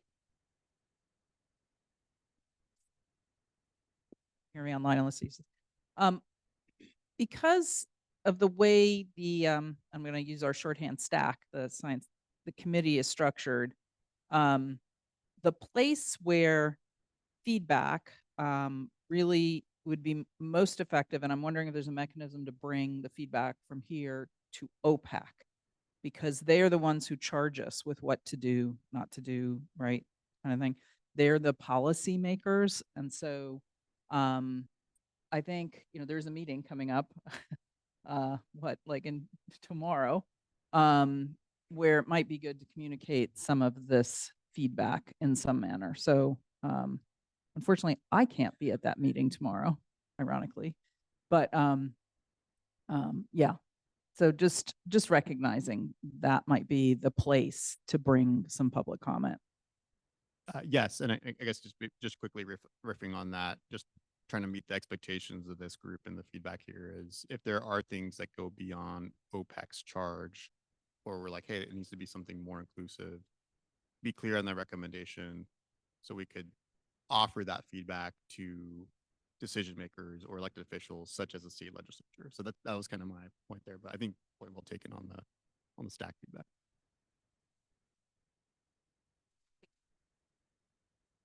Yeah, this is Julia with National Wildlife Federation. I had a couple of questions, but now I have responses to the discussion plus the couple of questions. I feel like what might be helpful, because I'm also really committed to trying to help us like connect these dots, which is why I think this is a really awesome conversation where you're like, how can we bring this input from this space into the OPAC space? And we're like, how can we integrate the OPAC stuff into the roadmap and expand upon that as a starting point to actually create an agenda, because it's not an agenda, right? So like I love the trying to connect all the dots thing, and this is kind of messy, nonlinear way that it happens. So I'm just leaning into that. In the spirit of that, I want to illuminate a little bit more about the West Coast Offshore Wind Science Collaborative. So the California Ocean Protection Council got funding and directive from legislation that was passed in California to form a West Coast Regional Science Collaborative for offshore wind. And they took it really seriously that it needed to be collaborative for the entire region, for the California current, for the West Coast at least, in terms of how they went about structuring it. And they're also very, very serious about tribal engagement, and that from the very beginning, tribes have voting status in that on the steering committee, and it's very strongly delineated in terms of how they want to function, that they need to integrate indigenous ways of knowing and how they're approaching the science and research work. And they're also very serious about making sure that states like Oregon and Washington have ways to plug in a really substantial one. I think you touched on this a little bit, Karina, where even if we don't have an Oregon Offshore Wind Collaborative, there is an Oregon subcommittee essentially that would be created from this process that would feed into the full collaborative. And as offshore wind, if it were to become more of a reality in the state of Oregon, we would then become like a voting member on that steering committee. So they're really thinking about the stages of it. And I think similarly with tribes, they would expand the tribal voting capacity based on where offshore wind is actually happening. All of that being said, I just wanted to uplift that I think that this regional science collaborative that keeps on coming up, they put a lot of effort into trying to form it differently, even than the East Coast Science Collaborative, which did not do the thing with tribes. So we are really innovating on the West Coast and how we're trying to approach this, including this roadmap, I think is a really innovative improvement on how maybe other states have done it, because we were able to learn from them and also take our time a little bit. The questions I had after, thank you for giving me the chance to just provide a little bit more background on that. One was, I was wondering in your public comment, Karina, and I'm just gonna ask both questions and you can answer both of them. So I'll just get them out and be done. In their public comment, I think you submitted comment to the OPAC, OPAC, you submitted comment to the California Ocean Protection Council on the Science Collaborative on behalf of that happened. Okay, I don't know. I'm curious if you have shared, that's my question. Have you shared information with the California Ocean Protection Council on this rubric that you've created? Because I think it's an interesting tool that is something that they should be thinking about. It's a really I'm what Ramfi said is who should have access to this kind of rubric? Because it seems like a really great way to kind of try to get people on the same page. And then the other question is, as you look at all the questions you were asking and trying to answer, I feel like something keeps on coming up in the science space is, and especially in a changing world with climate change creating the ocean environment, highly dynamic under totally normal circumstances. There's some cycles that are 30-year cycles, right? And did you guys come up with your working definition of what baseline data looks like? Because I feel like a lot of what we're trying to do is figure out some baseline information and what constitutes baseline data in a really dynamic environment. I don't know if you guys kind of tried to grapple with that. And now I'm remembering the second question and not the first one, but that's okay. I'll start with the last one, which is around baseline data and sort of grappling with that. I think, the way that the team on this committee approached, and they broke into sub-teams, was not so much to maybe communicate all of that detail about how you would assess a baseline, but they were trying to understand, what do we already know? What data do we already have? What models already exist? What, there's the Newport hydrographic line, there's the gliders that go out. There's a bunch of stuff that people in the committee are kind of familiar with, at least on the marine science side, let's say. And I don't think they enumerated that, but a lot of those could be sources of, long-term preceding baseline information. The problem is that you have, climate change and other longer term things happening at the same time. So there are approaches where you can try to infer whether something's different from the way it would be in the absence of that intervention, let's say without offshore wind, but you'd have to compare to another place that doesn't have offshore wind to understand whether the background conditions are changing, because you might confuse the two or confound them. So there are I think there are a lot of tools that can be used. I think also, though, with, trying to study things that are changing in the background and then an intervention, it's challenging. What is the baseline, right?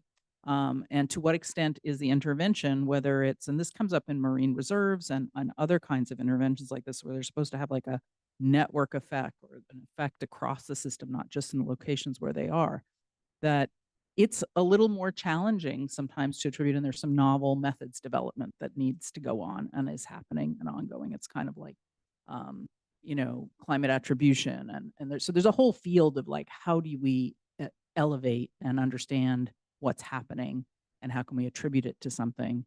That's a whole scientific discipline, if you will, an area of active investigation. So I don't want to say I'm not answering it. There's some classic tools, there's some tools that maybe are inadequate, and there's some tools that are being innovated and developed as we speak to kind of address those things.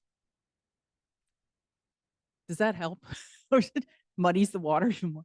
Hang on, just real quick, just before, you don't have a mic, so I want to make sure that we get you a mic. And then also we have a question online too. And we are going into our next agenda item right now, which I think is fine, but I just wanted to also time-wise make folks aware. I just remember Karina saying that she was remembering the second question and not as much the first one, which was just, have you had a chance to be in touch with the folks at the Oregon Protection or the California Ocean Protection Council about this rubric? Because it seems like a tool that the Science Collaborative might be interested in entertaining. We have not yet.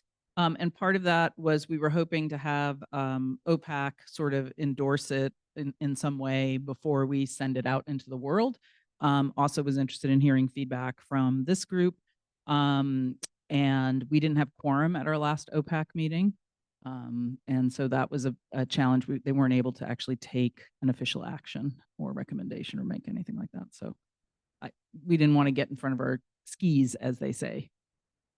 They are very open to feedback. Just so I think even though the comment period is ended, Abby is like, they want all the input they can get. So it's never too late. All right, we'll take a question online. Thank you, Delia, for your patience. And thank you for the great discussion in the room too. So many thanks. And then we'll come back to the room. But Delia, go ahead. Hi, everybody. Delia Kelly with Oregon Department of Fish and Wildlife. This is a great discussion. I'm really happy to be listening in online. I think that the so-called, named research agenda for OPAC is great as a starting place, but as Karina has explained to us, it's really more of a starting place for how we could go about this, prioritizing it. I would suggest that we decouple what the roadmap is trying to develop as far as a research agenda from this prioritization. I don't really see the need for a prioritization in the roadmap. lots of people have mentioned today. Bill mentioned how natural conditions keep changing rapidly. We've talked a lot about how the political structure keeps changing. When it comes time to implement anything recommended by this roadmap, things will probably be different in the future. So I don't know that a prioritization that we develop today will remain relevant. So I would actually suggest that we decouple the list of research items on that agenda from the prioritization in that structure for the roadmap purposes. So that was my comment. Thank you, Delia. Any reactions, or I'm getting a little nod over here, Rena? Well, the roadmap is a completely separate process in some ways than our charge was responsive to OPAC. So they asked us for this kind of approach and we gave it to them. So exactly. the decision about whether it is attached or not and in what form or that is really for this group to make. That's not something I'm going to weigh in. Perfect. Thank you. Yeah, go ahead. Just one more quick comment. I think tribes ought to be involved in that whole process somehow or another. And I just want to, I know we're moving on to 6.8, so I want to throw in, Jeff, that 671.4, new shoreside and estuary development. We've been trying to redevelop farmland anyway. So if there's a process that happens, let's all work together on that. And major port projects. I'm just going to throw this in one more time. Oh, every time they decide to dredge the bays, it kills our eelgrass, which leads to more and more. And it's just a continual residual effect because they take all that sand and all the living beings that they take out of there and just throw it out in the ocean. And they don't survive. So killing our eelgrass is not one thing we look forward to as tribes. Thank you. Oh, no, great. Thank you. Comments are all welcome. All right, go ahead, Jeff, and then you can tell us about timing too. Thank you. Yeah, I'm just trying to think about how to take all of this conversation and land it in a way that I know how to rewrite Appendix C and talk about how these different pieces fit together. I'm hearing clearly that just repeating or including the stack report without context doesn't carry the mail for us. So if I were going to rewrite this quote unquote research agenda for the roadmap, I guess it starts with the recognition that I don't know that the roundtable was ever quite the venue to be the maker of a research agenda. And maybe that's part of the tension I've been struggling with all along, that to do it right, we would need more people and more expertise and more time. And I guess I've thought about it more in terms of we're the managers and how would we design the creation of that research agenda? What are the ingredients it needs and what is the process by which we would complete it? And the stack report gives us a set of ingredients. I think that the tribal research needs that were mentioned earlier that were provided to BOEM is another great set of ingredients. I think that the effects that this group talked about a year ago in that really heinous long table, we pulled out some data needs out of that. Those could be ingredients. And so when I think about Appendix C, I'm thinking about, okay, we have sources of ingredients of questions. We have now a concept around a rubric of what to do with those ingredients together to then create that prioritization as we have time and money, and also answer that question of what do we need to know before a permitting decision versus what are those things that we're going to allow ourselves to monitor and look for that change against the baseline if we can't answer it.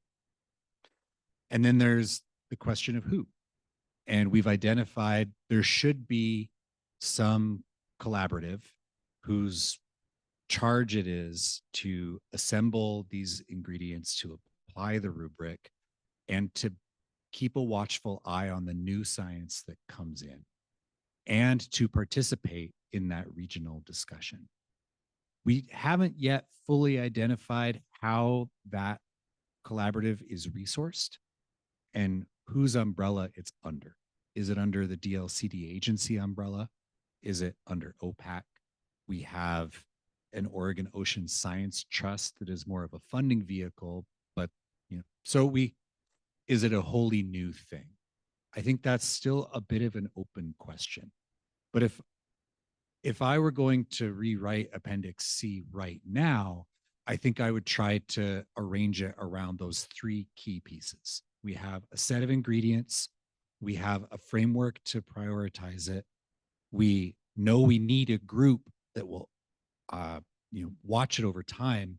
And maybe the fourth and final ingredient would be a recommendation for like a 2 or 3 day workshop where we try to get that collaborative together for the first time in like a proto form and assemble all the ingredients and work them through that prioritization to get a first real cut at a research agenda.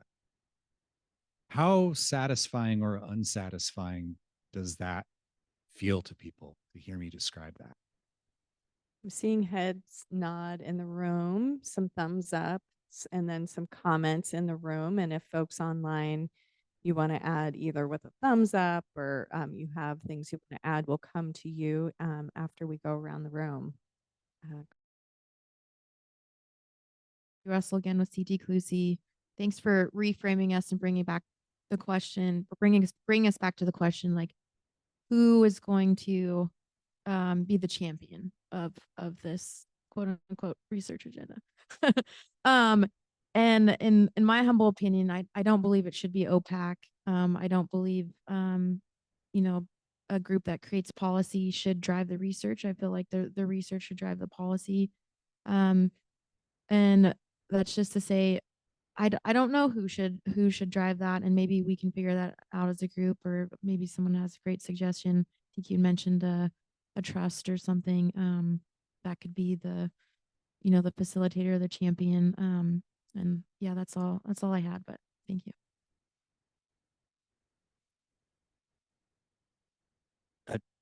Jeff, I liked your suggestion. My concern or recommendation, though, would be that it be fleshed out and put in as a recommendation in the roadmap.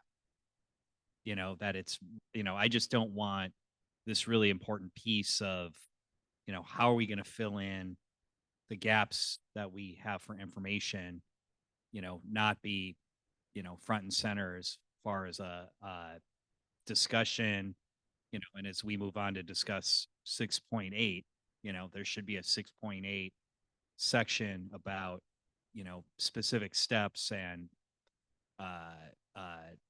participants to complete the research agenda and then to actually implement it. Thank you.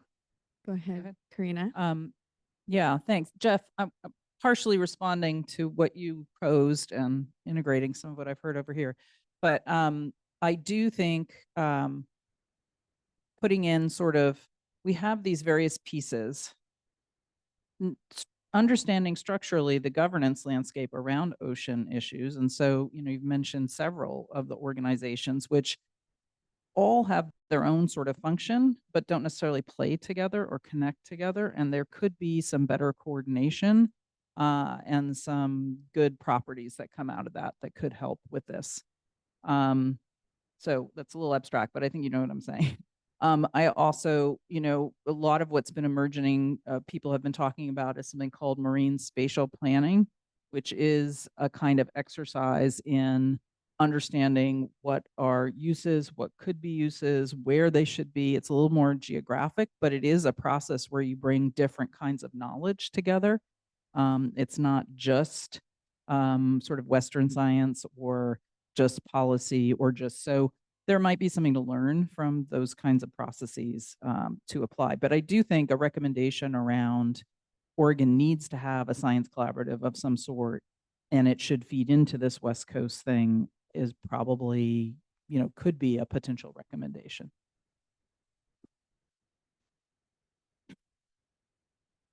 Yeah. So Bruce Edwards, Confederated Tribes of Grand Ronde. I like how you're structuring this and thinking about this.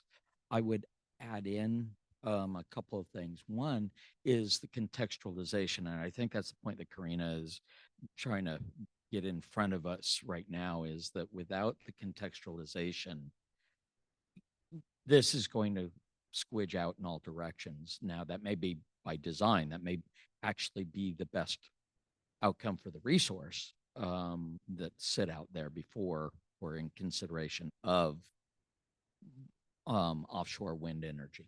But, you know, without the contextualization, this could go everywhere. The other part is I do agree that the words have power and meaning, and I really appreciate, let's step away from agenda.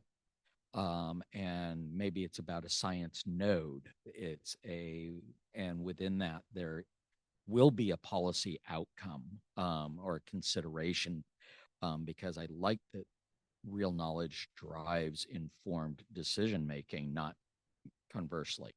So making sure that I'm recommending consideration for placeholding for those elements, because I understand timelines, and in many ways this is an iterative process, but if we don't carve the space now, it won't be there later. So getting forward, placeholding this with some directionality about next steps, I also think is critical here. So thank you. Thank you, Brees. And then online, we've got Delia and then Dean. Go ahead, Delia. Yeah, thanks everyone. Again, Delia Kelly, Oregon Department of Fish and Wildlife. So first I heard something Karina said and just wanted to nod my agreement. I also see value in Oregon having its own version of a science collaborative that would then feed into the West Coast Science Collaborative. So I was glad that you brought that up, Karina. Thank you. And then Jeff, when you were talking about the work group, I got a little confused and I was going to ask you to clarify. Were you talking about a work group of this roundtable that would try to identify some sort of prioritization prior to finalization of the roadmap, or would the work group just kind of put together a list that would serve as our research agenda? Because I kind of don't agree with one and could agree with the other. So at this point, I am not proposing the creation of a new work group inside our roundtable structure. It feels a little late in the game to do it, but if people really had energy around it, okay. What I am proposing is laying out the pieces that have come together over the last year plus. We have some new sources of data gaps that we can combine. We now have a proposal for a prioritization framework that could be applied by someone. And so what I can do in the roadmap draft is assemble the list that we have of all the research gaps that have been identified and where you can find them, to point to and maybe show like a snapshot of here's a framework that OPAC Stack came up with that we think would be a good idea to like run, like grist through the mill, like let's run all of our gaps through that. And then the venue that we propose is this collaborative that would be supported in some way. And a good first step would be a type of workshop to assemble this group, give them a charge, and start to work through that process. That would be kind of the overarching plan. And right now, the roadmap has as separate actions, let's develop a research agenda, let's have a research collaborative, let's participate in the West Coast Science Collaborative. Maybe I would rewrite all of that and say, here is our comprehensive approach to how we want to like approach the science absent a project actually being at our door. Here's how we want to make use of the next 5 years when it regards the science. Did that answer your question? It does, I think. Yeah, so I guess would all of those steps then be encapsulated as a recommendation in the roadmap, or would we be trying to perform all of those steps? I personally don't think that we should try to perform all of those Agreed steps as this round. Thank you. Okay, I can thumbs up that. Thank you. All right, thank you. Dean. Thanks. I'm going to ask a question that it may have already been addressed and I may have missed it. I stepped out of the room for a little bit. So I'll just throw it out there. And if this has already been addressed, just let me know that. We're proposing a research agenda that's very specific to offshore wind. But Oregon has this larger renewable energy problem and issue that it's statewide and includes big solar farms in Central Oregon and land-based wind projects on the Columbia Plateau and so forth. Probably geothermal projects as well.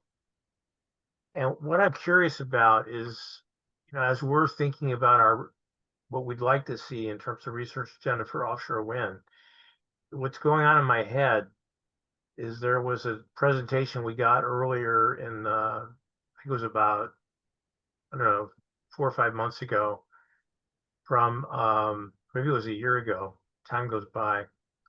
But it was from Oregon Department of Energy, and it was about this idea that offshore wind actually doesn't stack up all that well economically against other renewable energy sources. What I'm wondering is our proposed research agenda, how does it measure up against the other renewable energy options that Oregon has that are land-based? Those aren't being researched as far as I know. They're just being proposed. And when they're proposed, there's some kind of an environmental review and, people weigh in based on impacts. But I don't know that anybody has set up any research agenda for any of those projects, even though they're widespread and they're covering lots of land. And so I'm just curious about whether we've created some tunnel vision here and whether we think that there's going to be some focus on research on a renewable energy source that's right now unlikely to ever be built. And meanwhile, we've got all these other projects that are being built and real impacts that are happening all the time. So I'm just curious if have we looked at this relative to the rest of Oregon's renewable energy picture? Thank you, Dean. Jeff, do you want to respond or react? It's just such a big question. Yeah. And I see, it's sparking. I know Ranfis, at least we've got a couple people who want to jump in. So I want to hear them first.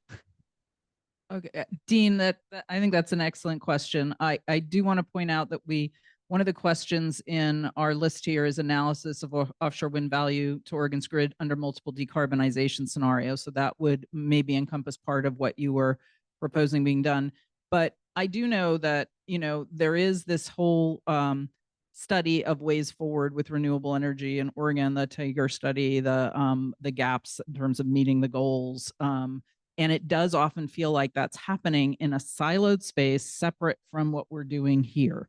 And I wonder if one recommendation from the roadmap might be, yes, we need to pay attention to the local impacts and the communities impacted, but it needs to be integrated into a larger understanding of the options for clean energy in Oregon and for meeting the goals, because it can't be just examined completely in isolation. It makes it hard to make recommendations when you're looking at it outside of that context. So I don't know, that might be part of a recommendation. Thank you. Yeah, this is Ranfis Vitoro with Blue Green Alliance. Yeah, I think on that question, Dean, my understanding is Oregon's not close to meeting its clean energy goals or its target by 2030, not close to meeting its, or in the trajectory of meeting its 2040 clean energy goals. I think we're probably last or near last in clean energy development. Not to say we haven't made progress, but I think, I think that there are some clear challenges around transmission, interconnection. Others, I'm sure there's experts here in this room who could explain sort of the challenges of getting projects to move forward. So I think there's, yeah, I just want to sort of challenge the assumptions on what we're building. I'm sure Oregon Department of Energy, through their state energy strategies, pursuing some recommendations of how to further accelerate those projects. What that looks like to me still seems unclear. I think what's within the charge, the offshore wind roadmap. I understand the concern on tunnel vision, but that's just kind of the challenge of an offshore wind roadmap legislation, was to focus specifically on that. But I feel like I still feel like if there are recommendations that fit here and overlap with Oregon Department of Energy strategy, like I feel like that's okay to be redundant on our recommendations, even if what we're suggesting is within the confines of offshore wind. I know Julia and I've had this exercise like, hey, what fits in within the Tiger report, also administered by the Oregon Department of Energy? What fits within the governor's executive order? So I think there's, even if it doesn't live here, I mean, it's worth a conversation with us as a roundtable. Like, how do we uplift things and see some of our recommendations, kind of similar to what I said earlier. Like, there might be things that we're recommending here, like life cycle assessments, environmental impacts, the embodied carbon footprint of it. Like, those are things that might be just good to apply across the board.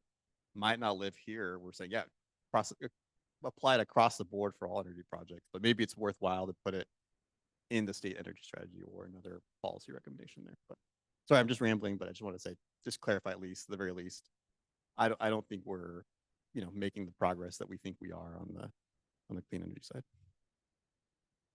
Can I dip in with a thought before I lose it? That, Dean, something that I heard that maybe you weren't saying was, are we overdoing it? We're trying to front load all of our knowledge before we even consider a single project. Meanwhile, if you're a solar project or a geothermal project, one project comes up, you do the environmental analysis around that one project to answer the questions related to that one project, and then you build it or you don't. And here we seem to be thinking big and thinking any singular project affects one big whole connected ocean and the whole coastal communities.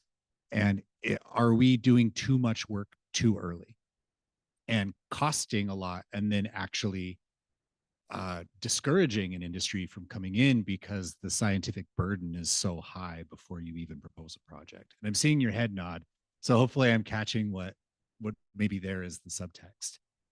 I guess what I've heard in this conversation is that it isn't overdoing it because it's complex on the one hand, and then the real experience of the BOEM process taught us that there were a lot of questions that did beg answers early on.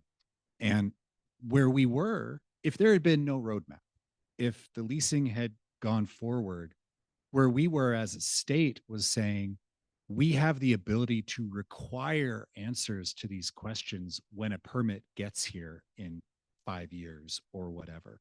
And one, that leaves a really heavy burden on all the things that permit has to accomplish that may take years to answer. And two, it left a lot of people really unsatisfied and worried that we were giving away the lease without any real understanding of without getting our arms around the real scale of what we were talking about here. So I guess I would offer the thought that if the state were to go forward with pursuing a research agenda, front loading some of this work ourselves, that we are getting a jump on that heavy bag of burden that would have been part of the permit process down the road. That if we can start to get a consensus earlier on, identify where those specific gaps are, so that if a developer comes down the way, some of the questions might be already answered, or at least they would have a narrower scope of what to spend money on to answer in order to satisfy the state's needs. That is a way to actually improve the efficiency of the process and to increase certainty at the permitting stage. Just a thought. Thank you, Jeff. Julia had some comments, and then Brees.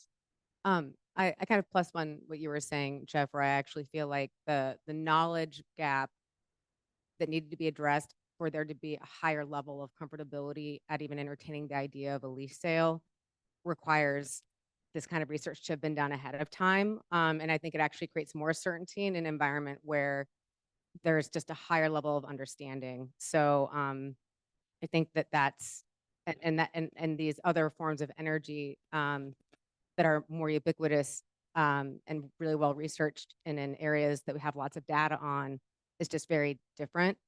I also wanted to just go back to the very beginning of the comment about like I think it was Jason Searman who came and spoke about the energy strategy and it not penciling out. And I asked him a lot of probing questions about like, you know, the model that he created. And this was a very rudimentary look at the entire state, particularly driven by like the huge increase in data need for data centers nowhere near the South Coast.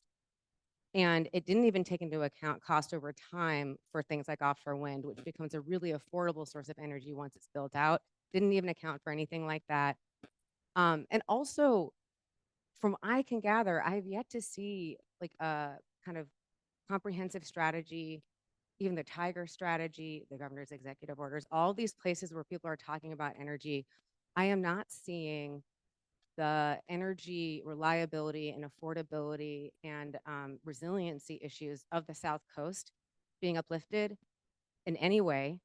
And I don't see these big picture, you know, strategies that the state is trying to go through to address our clean energy needs, kind of getting at the very real energy needs of this kind of isolated, you know, community on the South Coast of Oregon. And I think that that's another reason why it's so important and why I think it's actually appropriate that this process has been so focused on the impacted community, because I think the state is really struggling to look at the South Coast energy needs as something that like is going to require like a lot of investment in transmission and whatever the thing is that we're going to need to do. So I think I just wouldn't say that Jason Searman's like assessment in the energy strategy about offshore wind like not penciling out isn't this like full blown picture with every detail in it that really accounts for the potential benefits of that source of energy. And in no way do I want to simplify, but I just want to like say that wasn't kind of like a fully informed statement about how offshore wind may or may not be able to play in the energy solutions of the region and of the state. Thank you. No, and Brees is gonna share some reflections, and we'll come to you, Bill. And just to let the group know, we'll go over to this table. We've moved into our second part of the agenda, which I think is fine. We're just gonna push that till after the break, but I'm just letting the group know that we'll kind of push that. So go ahead, Brees. Just for clarification, for the sake of the public record and the notes, it wasn't Jason Searman's models. I just he was our emissary from Moto, but yeah, just I can hear Jason already going, that wasn't mine. Yeah. Gotcha. Yeah, thank you. So thanks for the clarification. This is on record, so helpful. Yeah, go ahead, Reese. I want to come back to your earlier reflection, Jeff, about, and I forget the speaker's point about, are we inadvertently going too big on something that should be scaled down?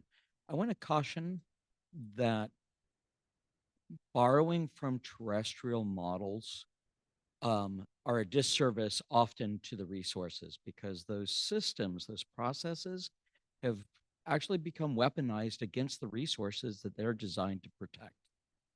So I, as a cultural resource vantage point, would say this is actually a very good moment, because those of us who work in that regulatory and resource world are actually bringing together all of those gaps and shortcomings of the processes that we have been working with into this moment now in consideration.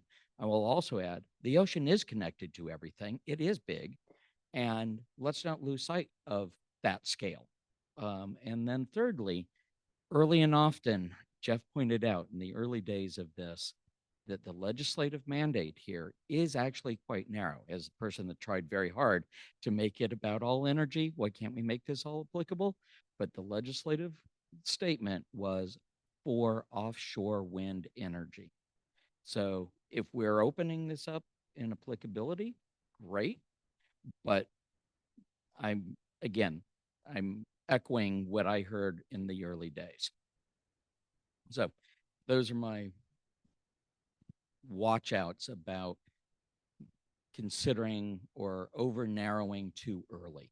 I want to make sure that we can start wide and then come down in specificity.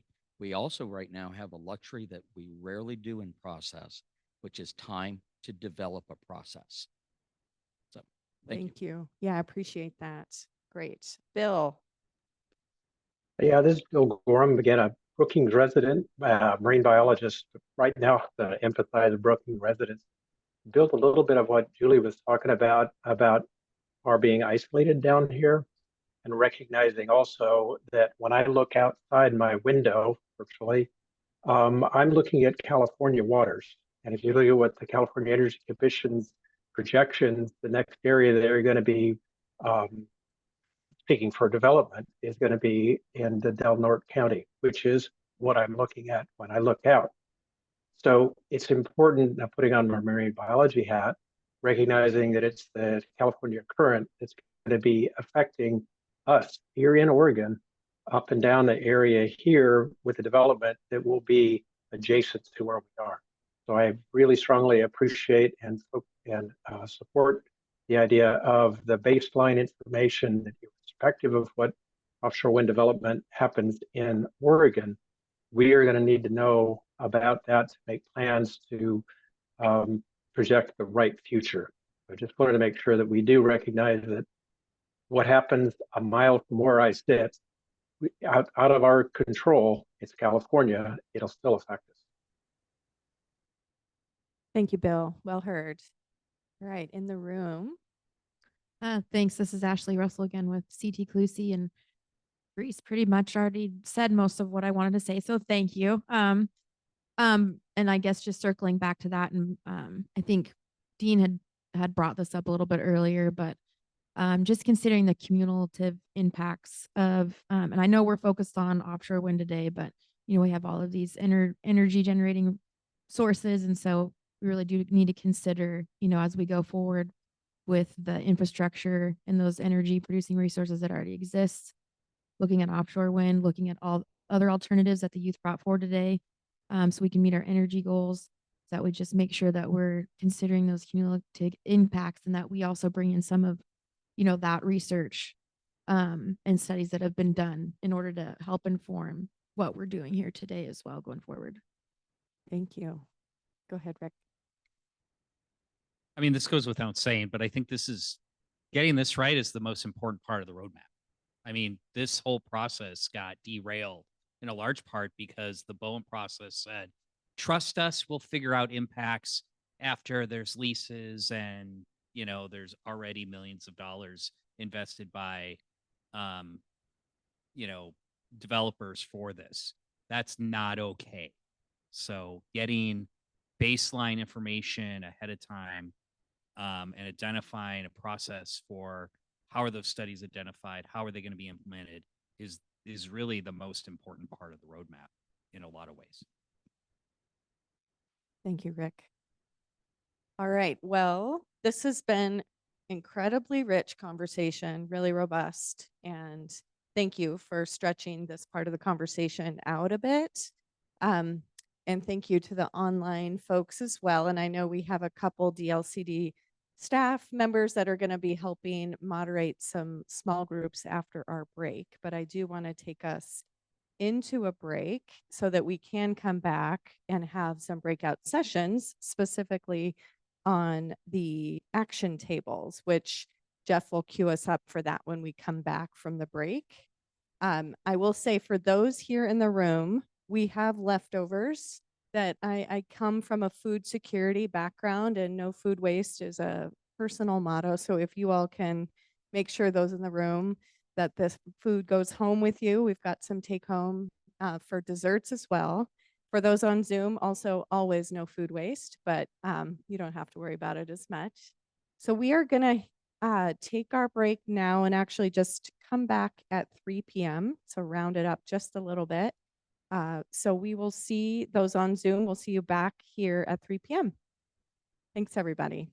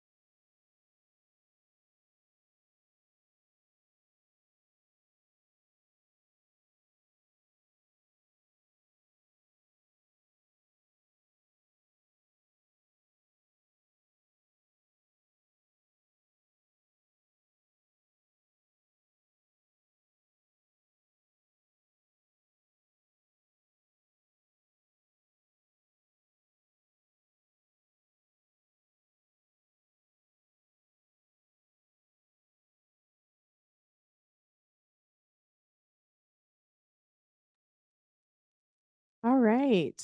For those online, we are regathering in the room here.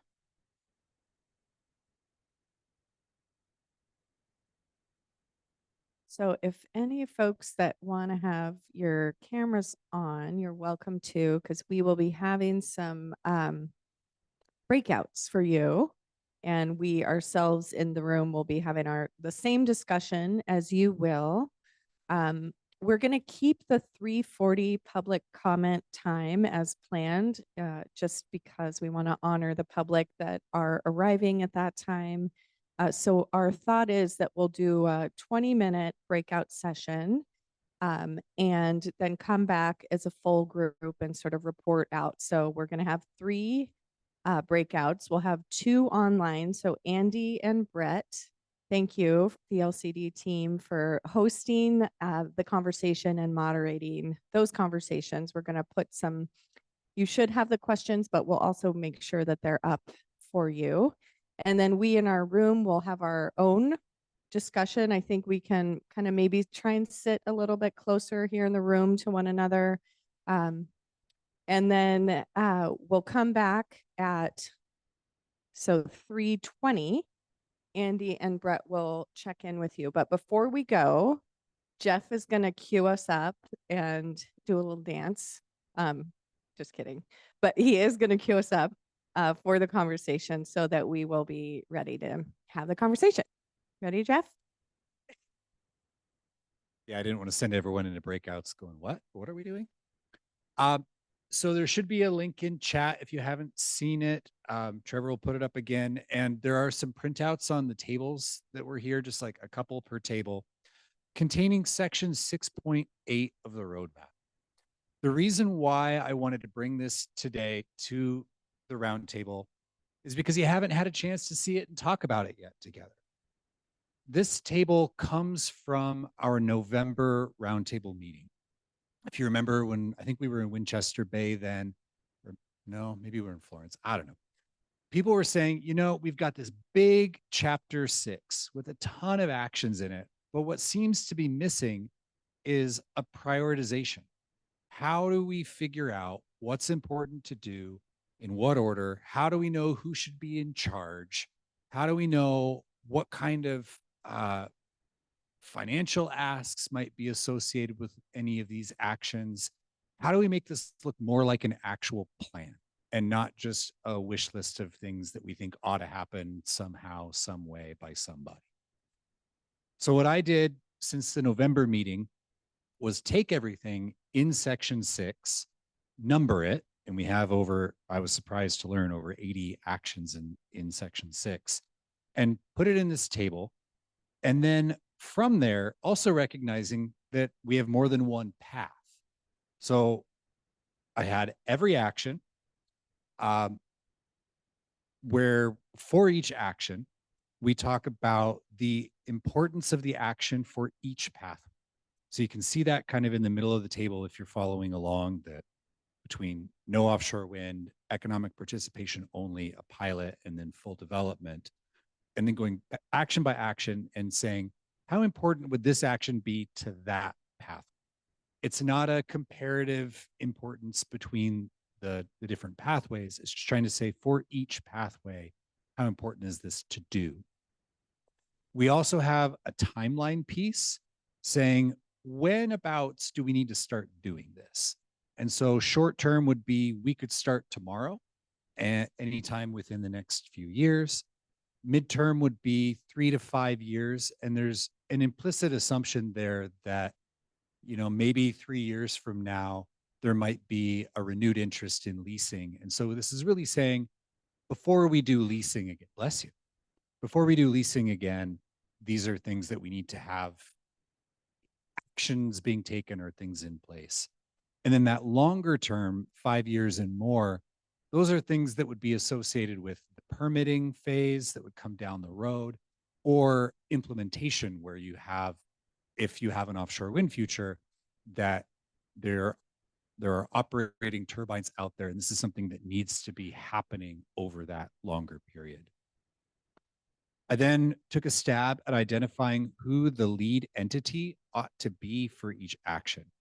A lot of times it fell on DLCD as planning agency, and with the Oregon Coastal Management Program that we implement and our federal consistency authority being kind of a central convening place for a lot of these actions. Some of them we identified that legislative action would be needed to make it happen. And we identified some other like Business Oregon, Oregon Department of Energy, some other agencies at the state level. Really, again, because this is a state level roadmap and we're trying to figure out what is the state's role, as Ranfis said. We also identified some likely partners. We might have missed some. So if we did, that would be helpful to know. To say, you know, for example, I don't know what page it'd be on, but if you look at something like marine spatial planning, you know, DLCD might lead it, but we would need a lot of people to participate in that and lend their expertise and their perspectives to make it succeed. And so that was identifying there where we saw the need for partners. And then under the funding tab, these were really just best professional judgment, you know, what we could find out there in the world if information was available, of kind of an order of magnitude for some of these items, like marine spatial planning or socioeconomic studies or something along those lines.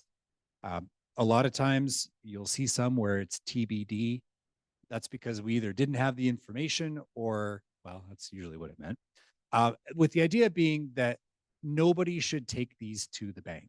These are really just to give us a rough sense as we're trying to understand priorities, but that if something were to really be pursued, there would need to be follow-on, more detailed assessment of the financial impact. And that would usually come in a legislative process through a fiscal impact statement that the agency would have to put together in order to implement something. There also, we had another entry under funding would be existing. And that came from the assumption that at the state or the local level, that we could accomplish that action using the staff and resources that we currently have. But that was also just my guess. And so if we have agency partners who want to say, no, actually, that would take additional capacity, that's important to know as well. So this was my attempt to make a one-stop shop where somebody could go through, look at all the actions, and kind of pick the things that would be on their list for prioritization. What it doesn't do, it doesn't look at what I talked about earlier, where how might our priorities change if, for example, the legislature decided that they didn't want to invest in some of these actions, and instead of the Cadillac, we get the bicycle. Would that change how we think about this table? And I'm kind of curious if anybody has any good insights into how that might change. What it also, I guess what I'm curious about out of this group, in a big picture sense, how well does this fit what people were hoping to see back in November and before, of an idea of how do we bring all these actions together and present them in a way that somebody could try to act on them? Is there something missing? Is it organized incorrectly? Are there, you know, columns that shouldn't be there, should be there? That would be really helpful for me to know to try to put this next version together. Because again, you all haven't had a chance to work with this yet. So I really want to know what you think. And then the next question I had was, how do you deal with this importance column when everything is important? And we heard something like that mentioned earlier today. And especially if you look at the pathway that says turbines, I don't know if there's a single thing that isn't mentioned as high priority or high importance to that pathway. And so does it lose meaning if everything is important, is nothing important? And I'm curious if you all have any thoughts on how to better think about how we could do prioritization. And then, you know, these timing and funding columns, they were my best guess conversations that I had. How well do they match with your expectations? Are they useful in this way? Is there a better way to present them? With the big picture goal of, is this table useful to help us decide what to do next if there's additional funding or if there isn't? And if it's not useful, do you have any recommendations to make this more useful? So that's what I'm hoping the breakouts can talk about. But also, if you've got specific actions that now that you see them in a table, you go, what in the world is that? That's helpful to know too.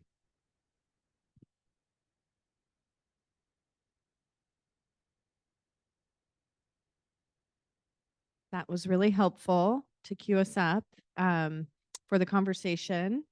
And again, online, you're going to have 2 breakouts. Trevor already has you set up to go into breakout rooms. I'm going to check Andy or Brett. Do you have any questions or are you good to go? Good to go. Okay, great. And I'm thinking coming back to the room together at 3:35, if that works.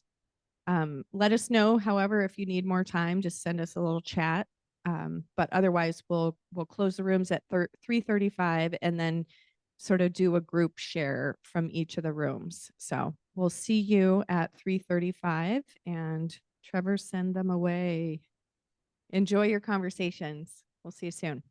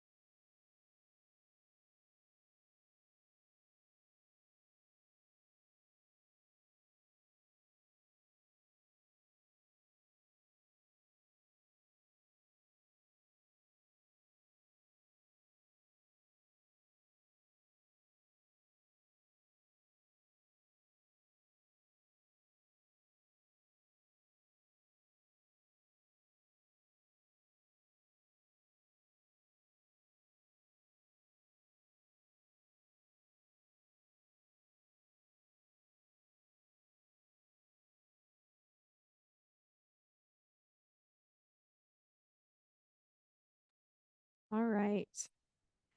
I'm going to pull the group back together as a whole. You can stay where you are if you're open to that, or you're welcome to go back to your original seats. Thank you to our online folks as well for rejoining us in this space.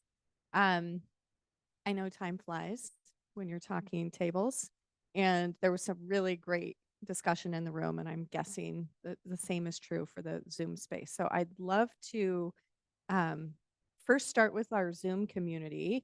We have until, what do we have, till 3:40 until our public comment. That's not any time. That's now. So let's see if there's any public real quick in the space that would like to make a comment. So if you're public and you're in the space and you want to make some public comment, let us know via the chat. I think our room is, we don't have any general public, but do let us know if you're online. And then we will do our firm end time at 4, which I know we can be succinct. So let's get started though with one of the, so maybe Brett, if you want your first or want to report out or have someone in your group report out.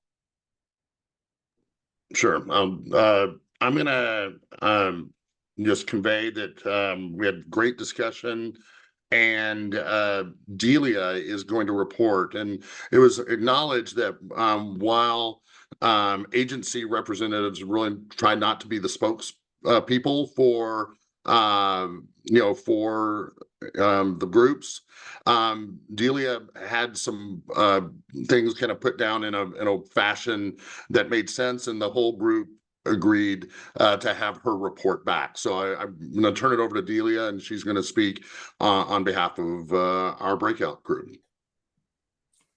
Thanks, Brett. Again, Delia Kelly, Oregon Department of Fish and Wildlife. We had a great discussion.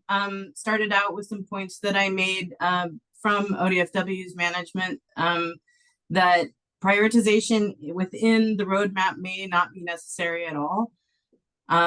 There is an attempt here to represent a full range of all these different perspectives, where A, B, and C may be really important to one group, D, E, and F may be really equally important to another group, but they're not represented as both being high priority. So a couple of the things that we talked about, the timeline column and the funding column, I'll just speak for my ODFW team. We have low confidence in that. We feel like that would need to be vetted with, depending on which partners were involved and whose process is being followed and for what objective. So meaning the objective of that study, not the objective as used here. And so ultimately, really what gets accomplished here is a list of all the actions organized by objective, which I think is useful. But the numbering in particular is very confusing. It implies a sort of prioritization that isn't necessarily intended, where if you find your subject of interest listed number 64, and to you it's more like a number 5, then that frustrates you because you feel like what's important to you is low priority on the list. So the numbers should go away, the timeline, the funding should go away, and the importance by pathway has less value. If everything is ranked high, then nothing is really high. There were some specific discussions about the partners need to include everybody in the communities and nonprofits that are working in these spaces, because they're contributing high importance and a lot of time to these efforts. There's frustration that labor was last on the list when labor entities have been part of this process from the beginning. There was frustration that fisheries occur low in the list when they should be considered high priority.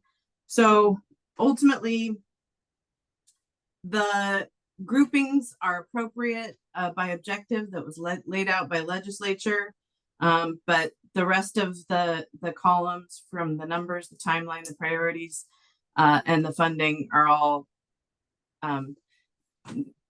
less meaningful here in the roadmap and potentially could be paused until some future state when we're actually working with the current status of political will, funding opportunities, etc. Thank you. What did I miss, group? Anybody want to chime in? Okay. All right. Perfect. Thank you. Carrie, did you want to add something? No, I was just telling her she did a good job. She hit everything on the nail, on the head. Okay. All right. Thanks, Jerry. All right, Andy. Anne is going to report out for our group. Fabulous. Okay, so we had a really great discussion about this table, and we had some ideas to offer. Overall, I think people thought it was good, but had some ideas for maybe different ways to do things that could be better. Some ideas we discussed was instead of listing it by objectives, possibly considering listing it by sequence for priorities, like which things have to go in which order. Another suggestion, like what has to be done first before it can go to another step. Another idea was that given that there are really tight resources right now, that it might be good to figure out how to sequence or identify multi-purpose investments, things that could help on many fronts, and figure out how to make those a priority.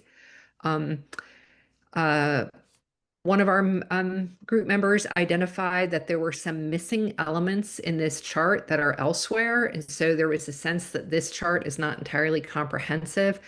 And also that there was a little bit of a mismatch between the top 10 recommendations to policymakers and then this chart and the effects chart, like that those three charts should all kind of sync up somehow. And if the top 10 recommendations need to be simplified, like it should be more explicit how it's related to this chart in the end. We also had a really interesting conversation about possibly restructuring the table around the 4 pathways so that each pathway might have a more linear set of actions. But then there was concern that that could prioritize a particular pathway over the objectives that are kind of all agreed upon. And that also, that could create a lot of redundancy of having to repeat again and again. The other really interesting idea that came up was the idea of having the table be actually a dynamic database, so that a user could sort it by pathway or by cost or priority and help to understand how things might work. But we realized that we'd also need a basic table for the written print version. Some other specific things is it was suggested to have a kind of a not applicable instead of a low priority category for the table, because sometimes if we're not doing something, it's just not applicable. Also, we all agreed with what was said by the other group, that the numbering is confusing. It seems to imply priority, or is it just for record keeping? And then finally, the idea that maybe there's a written framing for this table that will help people to better understand like the information it's trying to convey, or that can be garnered from it. So that's it. And unless anybody has something to chime in on. So helpful and really, really helpful. Good job, group. Andy's group. Great. I'm going to look to our room. We had some note takers that can report for you, but if you want to be the reporter for the group, nope, just to comment. So we'll first, if we could, do you mind holding the comment and have the group do the report out, and then we'll come back to you? That'd be okay? Okay, then I'm bringing another mic. I like the numbering system because numbers are infinite. And right now you've got 80 some details. And I don't have a problem with the fact that the tribes were put in a pretty far end of the numbering system. I don't think that makes us any less important than whoever was up for the first 10. I don't have that at all, that feeling at all. I thought that each thing was important. I didn't get like an less than or more than important feeling from the numbering system at all. It was easy for me to follow and find things. Thank you. Appreciate that. All right, got another thumbs up in the room. So we can either have Jeff, Trevor report out, or if someone in the group wants to synthesize, you're welcome to be a synthesizer. Jeff, you want to give it a shot, or you want Trevor to? He was taking notes. Okay. Yeah, we'll have Trevor. He was note taking over here. So go ahead, Trevor. I was scribbling down here in the background. I'll do my best. What this group here in the room talked about was, well, first of all, the table is helpful. It's good for kind of articulating maybe bundles for policy packages. But we also said that sequencing is very important. So kind of maybe not offering a specific response to that like the groups online, but sequencing is very important. That might lead into another conversation we were having about maybe there's a need to add another piggyback column, which might, be more of a transformation of the importance column, meaning what actions can be piggybacked on other efforts that are happening around the state, whether it refers to recent executive orders that are out or other planning documents that are being refigured and redrafted up right now, with a very large caveat of avoid saying, hey, this is covered elsewhere, and it's covered. This is a very specific process for offshore wind, instead of leaving that to be covered elsewhere. So kind of playing around with that language. I guess more specifically, when we talked about kind of propping up, building local capacity, we talked about integrating the offshore wind conversation into kind of local, energy conversations at large on the coast, and the need to or to not integrate that into those conversations. So that's what I have here with my notes. If anybody else wants to add anything, please go for it. Thanks, Trevor. Yeah, that was a great summary, and Ramkesh is going to add some things.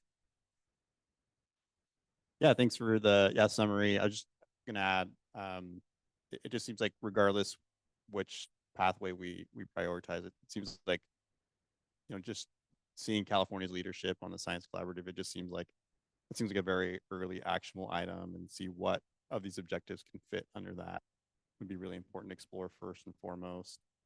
Second piece is, it's difficult to prioritize or know what's a high priority or mid priority or low priority in these scenarios without some kind of, energy procurement legislation that's technology neutral. If we know in the future, 10, 20 years, that the biggest, most urgent item is, geothermal versus solar versus wind, that's how we know how to allocate our resources and time. If it happens to be offshore wind, then we know, okay, these are the action items we need to ensure that's included within that process, such as multi-stakeholder engagement, such as funding for additional resources around research. So I kind of just want to sort of offer that as a way to sort of think through those kinds of recommendations that, again, might live in other areas as well. Transmission is another important aspect in this as well. That might live in other areas, but also plays a role here. It helps determine how much time and weight and energy to do this. I'll just give an example. Makes little sense for us to put in resources or make it high priority to do a workforce, sort of study, unless we know that, there is a planned expectation for 1 gigawatt or 3 gigawatts of offshore wind. Same would be argued, like if we know it's 1 to 3 gigawatts of solar, we know that, hey, that workforce study might not really be the top priority. Maybe we're still on the science aspect. But if it is offshore wind is clear, then I think a lot of these action items here become more actionable, and easier for us to say, yep, this is a high priority versus a mid priority versus a low priority. So just wanted to sort of offer those. Those could be technology neutral recommendations that could be part of our recommendation as offshore wind, as a way to say, hey, decision makers, here's a way to think about this and how to make these items actionable. And yes, they could be useful for other applications that might be also very needed or important technology resources. Thank you for that framing. I think anchoring into bigger vision. Yeah, thank you for that. Okay, well, I'm going to look on the Zoom and in the space to see if there's any last comments, or Jeff, if you want to close this part of the conversation. We have 9 minutes left of our meeting. I don't think we have any public comment, folks, in the, so till 4, right? Am I right? Yeah. Okay. I'm like, I'm a fine hour off. Yeah, let's we are going to pivot to that. We're going to talk about the next meeting, but also just want to give you a chance to close this part of the conversation if you want to reflect back based on all the good thoughts you just received. Thank you. This is one of those that I'm going to have to really ponder, because the feedback is like deep and wide ranging, going from basically turn this into a table of contents list of our actions to what are the ways we can add to what's here, and a lot of, man, just good specific. My head's swimming. Honestly, I don't have a good closeout yet. Just a lot to think about. Yeah, I will. Of course, we've got great notes coming, and the conversations. If just want to share gratitude to the specificity that you all provided, being able to get, really clear feedback for the team. I just want to express gratitude there. All right. So we have just a few minutes, and so we are going to talk about the next meeting, location, time, etc. And also just want to reflect where we are in the public comment process, and to say, you heard a lot about the different types of comments that you've been receiving. And it's wonderful to get that kind of feedback, and you're going to need to synthesize and sort of understand the volume and magnitude of some of the feedback. And there were some questions that are worthy for this group to look at that maybe you hadn't asked prior to the comment period. So that's something Jeff has been thinking about, because the window's closing soon. The next meeting is on the 27th. Might be a little short of a time frame to take all that feedback into a next version.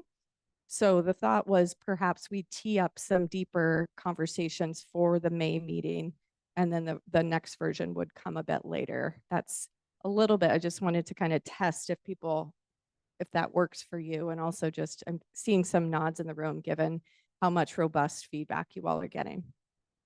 So May 27th in Florence. Oh, sorry. Yeah, thank you. I need to get my facts right. In Newport. Yeah. Okay. And so it looks like people understand that it might take us a little more time with all that feedback, to have some deeper dive conversations in May. Okay. Any last reflections, requests, comments for the roundtable before we officially close out? I'm going to look online.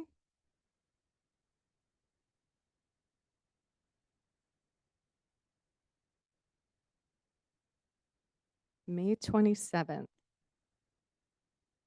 Okay, thank you. Okay, in the room. Okay. Well, as Jeff's going to give some reflections. I just wanted to say thank you, everyone online and here in the room. We had some time off here. I think for me, it took a little bit of remembering, oh, here's how we have a roundtable meeting, to kind of get our steam up again and really dig in.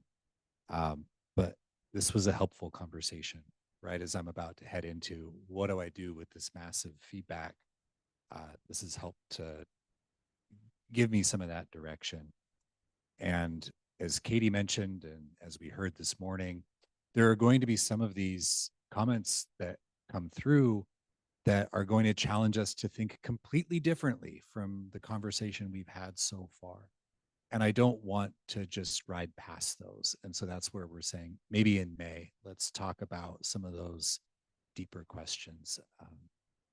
But I also just want to say I'm glad that the research, no longer research agenda, we'll call it research strategy conversation, went as long as it did, that we were able to dig in and figure out a way to bring all those pieces together in a way that I don't know we had done yet.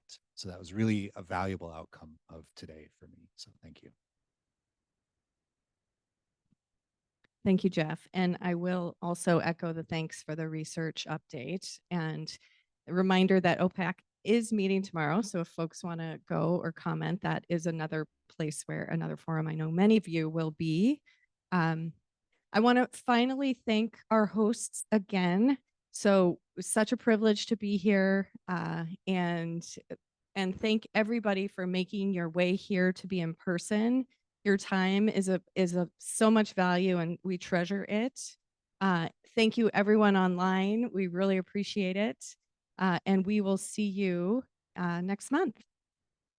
So officially adjourning you. Be well.